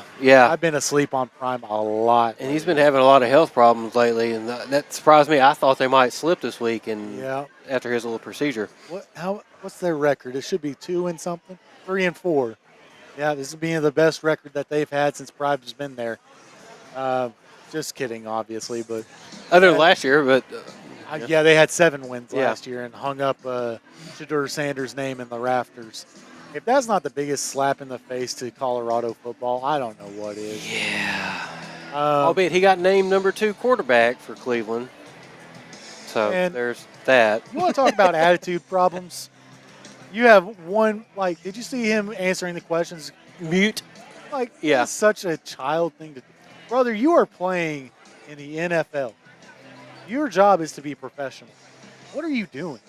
Yeah, I mean, do you just not want to be in the NFL? That's what's going to happen. That's exactly what I took from it, was an immature response. He's trying to be like his dad in a way, but it's just he doesn't have the clout that his dad had. No. You know, he doesn't have. I mean, his dad was day one a Hall of Famer in the NFL. Yeah. There's some people that they can just step on a football field and they're the best player on the field. Cam Newton has that ability. Yes. Christian McCaffrey has that ability. Mm-hmm. You know, all these people, they have that ability. Deion had that ability. Travis Hunter has that ability. Mm-hmm. But here's the thing. Shedeur was good. I think he kind of overstepped his britches a little bit. I think he thinks he's a lot better. And that's the problem with a lot of kids nowadays. They think, I'm not the old man on the porch, but kids think they're better than what they are nowadays. Yeah. And then you see that across college football with all these teams. There's not one dominant team in college football this year. It's because everybody's head cases nowadays, I think. Well, the money doesn't help. No. Paying them. That's why you don't have, honestly, it's harder to build chemistry with teams because you have practically new teams every year. At least half of your roster is turned over every year, if not more. Zach, who won the beer stein competition? Oh. As he makes his way to the producer table. Oh, hold on. Over here, right? Go ahead. What? It's weird being over here off camera and nobody can see me, but the camera feels a lot better about it. I bet the camera looks a lot better too. Not gonna lie. No, really good competition. We had 7 ladies, 8 guys compete. Ladies went on time. Guys, the record this year was 4 minutes, 11 seconds. But I gotta ask y'all, what did y'all think about the Hogs game? Did we see heart? We saw heart. There was effort on defense. Yeah, that's kind of what I'm thinking. Is you saw heart. The score was 34-17 with 5 minutes left. Yeah, 5 minutes left. And they came back to 31. The only problem was on that last drive. Same thing we saw at Memphis. They ran a running play. Third and 1 and get 10 yards. Yeah, they had a running play, 3rd and 1. what was it, on our side of the field or their side of the field? Or, I think it was theirs. it might have been like midfield. Yeah, around somewhere. midfield. But ran a running play, got hit in the backfield, got pushed 10 yards. So that was the problem. That's what lost us, or not lost the game. That's what sealed the game. Right. But man, I gotta give it to them. I think they play with heart. So where do, in y'all's opinion, where do they go from here? I mean, the only thing that you're looking at a one-score game. Look, and people are already on the bandwagon. Oh, Bobby P's 0-1 in one-score games. It wasn't a blowout. I mean, look, wasn't a blowout. You go in, and nobody's giving us a chance. And this is the kind of effort that you see. Funny should ask. We actually had some Tennessee fans over here watching it. Had them sit down in that chair and talk to them about Really? it. And I had to go ante up on a bet and have Rockies outplayed. I heard. But hey, I countered it. I heard you. Yep. But they I think reluctantly were saying, get Bobby a motorcycle and get him strapped in.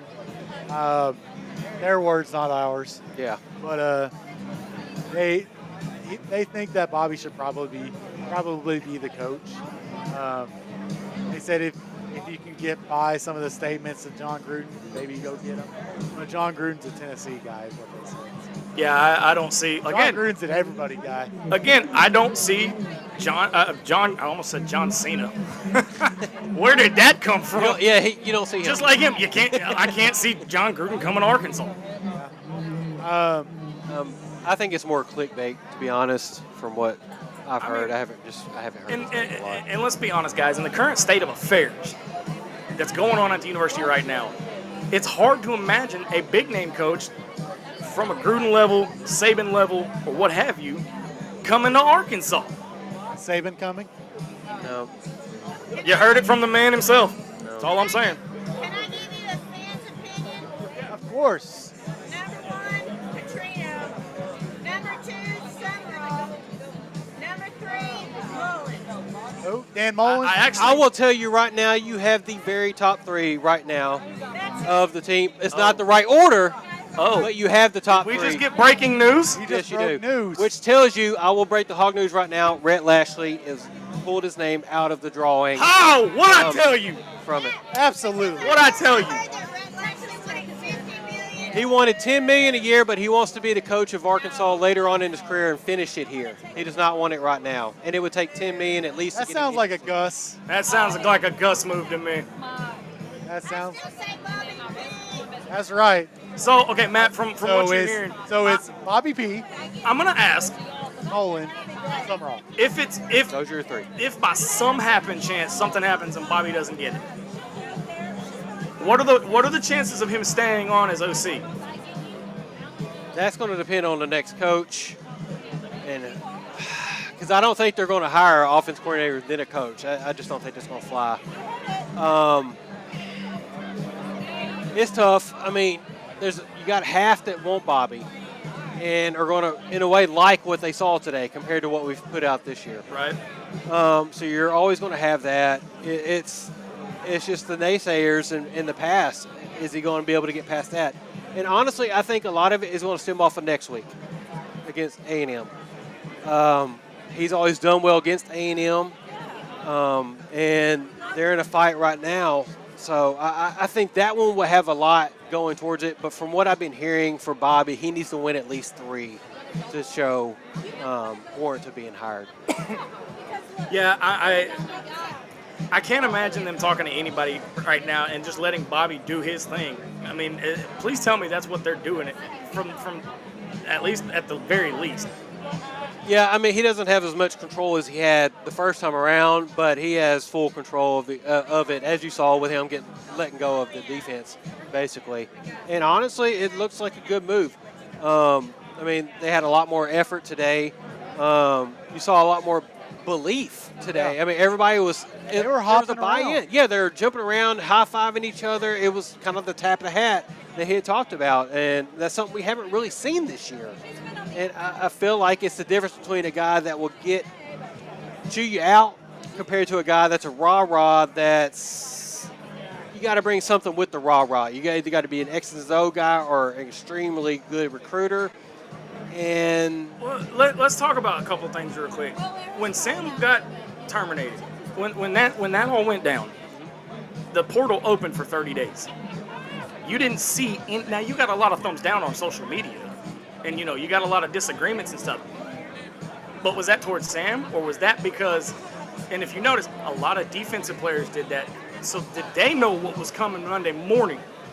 Number two, what's it going to be? I mean, what's it going to do to the players' mentality if they have to get used to another coach's philosophy for a third time? Because first it was Sam, then it was Bobby, and now it could be somebody. It could be somebody else. Yeah, I mean, I think the thumbs down was basically with T-Will and I think they liked him. I think it was a friend, but it wasn't a mentor, if you will, or a coach. Kind of like It wasn't a father figure. Yeah, he's not. He was, rah, but maybe not an X's and O guy. Right. And I think that's what hurt us, because I mean, it seemed like we had a lot of rah, encouragement type of guys, similar to Sam.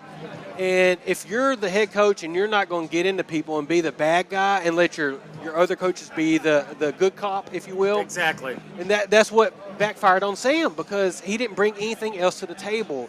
And once NIL came into the game, the recruitment doesn't really matter as much. It's the dollars. And that's where I think it got him. And plus, you didn't have the buy-in of all of the boosters with Sam, as you will with another coach with a better pedigree.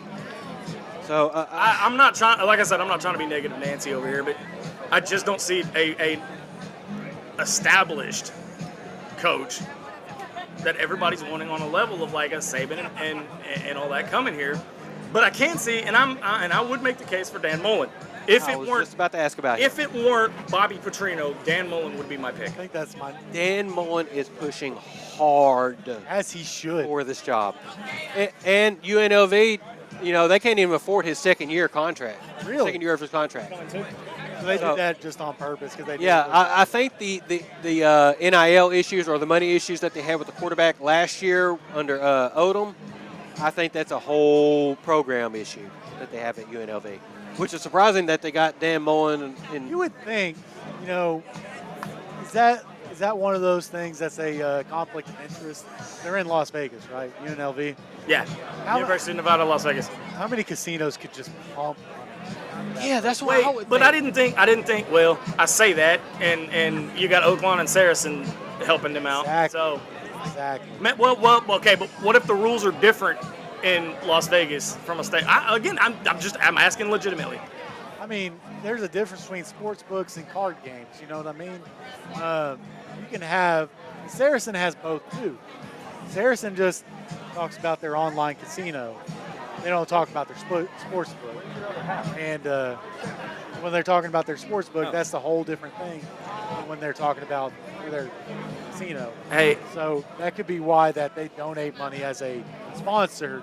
That's probably another reason why they didn't do the NIL through the 50-50 raffle for a casino. You had a Oakland guy that's on the board that followed. Yeah. That's why. Carlton Safra just missed a field goal. It's 14. So, okay, I would be remiss, y'all, if I didn't mention this, but we have. Did you know ITHP's got roadies? Roadies? We got roadies. Who?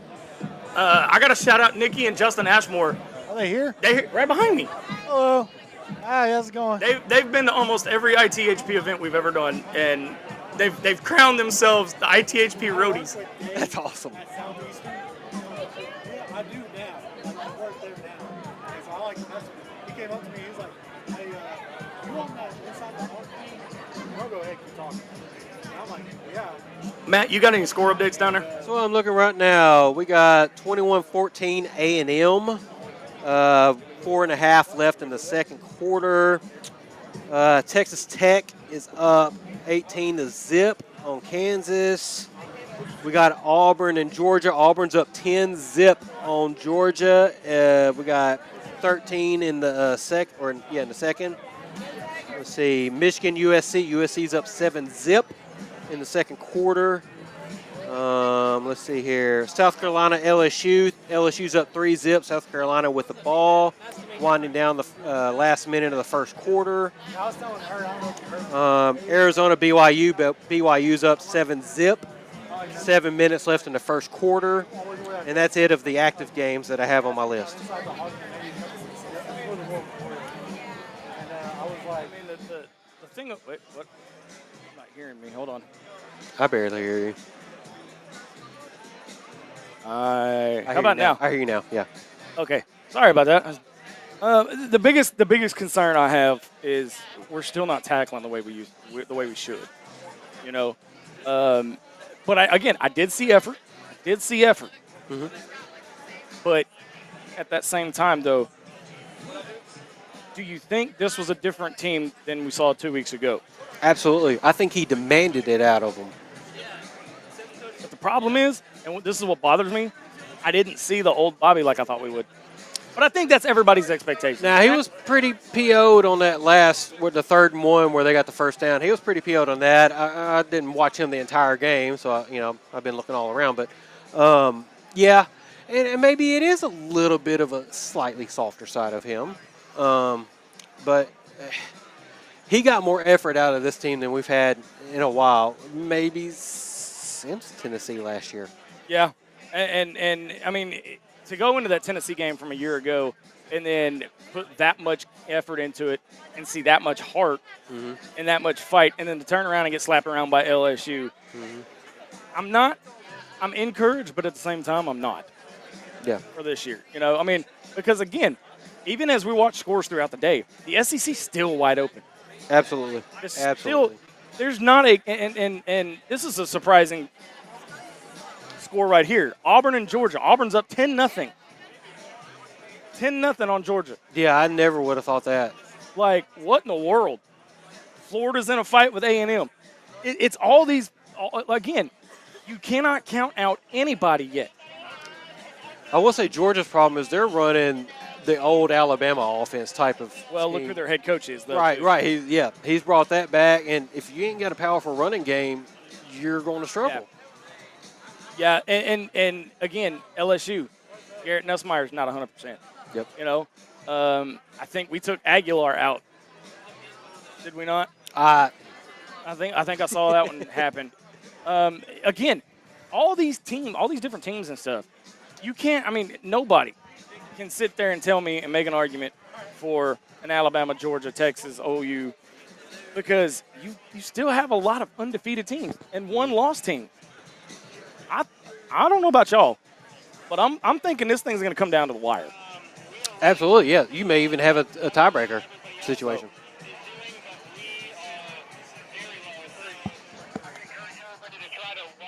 So what's going to be come down to the wire?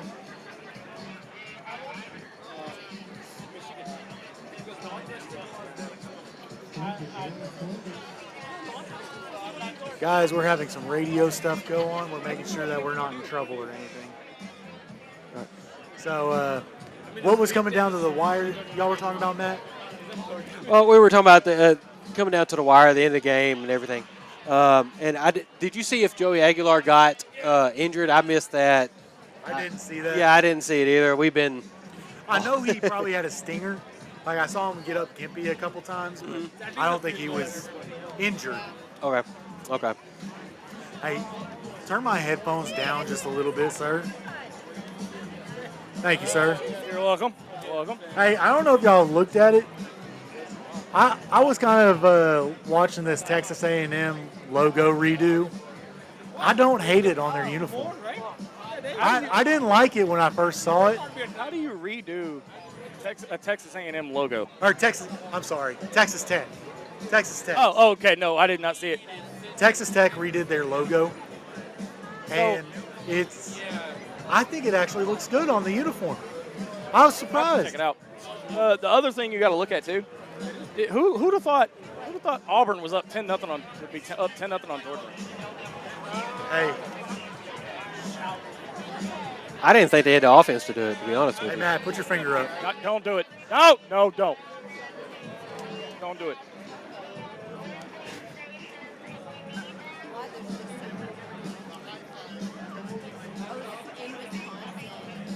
We are going to step away for a quick break and catch our breath. On the other side of the break, we're going to continue from 2025 Little Rocktoberfest.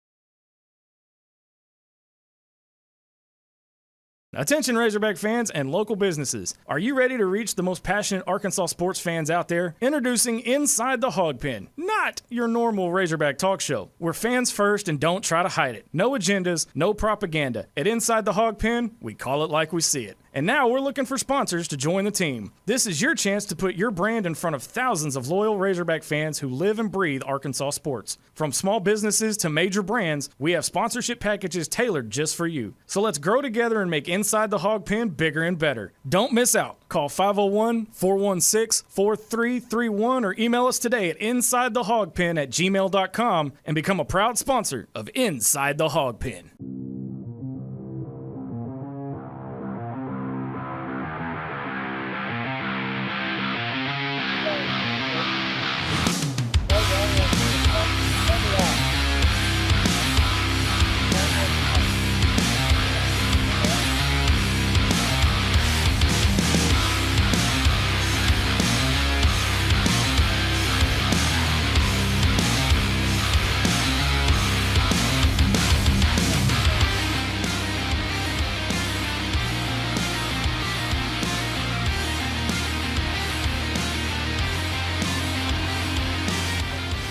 Welcome back to Inside the Hawg Pen special edition from the 2025 Little Rocktoberfest. Man, I think they got the message. I think so. Holy cow! What we were hoping for has come to life. I got to tell you, man, it's been a fantastic day. One of the things, though, is they do this every year. And I've been the MC for 5 years, and I love the energy, and I love the fact that these guys come out, they show out, because you can't find us anywhere. $25? Can't beat it, man. Can't beat it. I've had some very tasty drinks. Right? Strawberry cheesecake, harvest honey, strawberry lemonade, all types. All great drinks. You got good food, you got tacos, you got barbecue, and of course other restaurants around.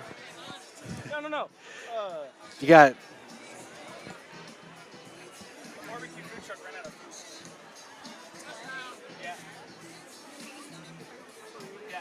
let's see some scores here. We got 21-14 A&M up on Florida with 2 minute at the 2 minute timeout they call it. Should be 2 minute warning.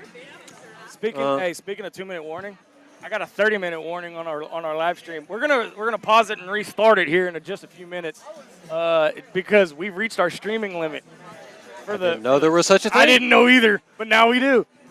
But we're going to go ahead and end this one, and we're going to restart for part 2 for the last half of the show. So hang around. We'll be right back right after this.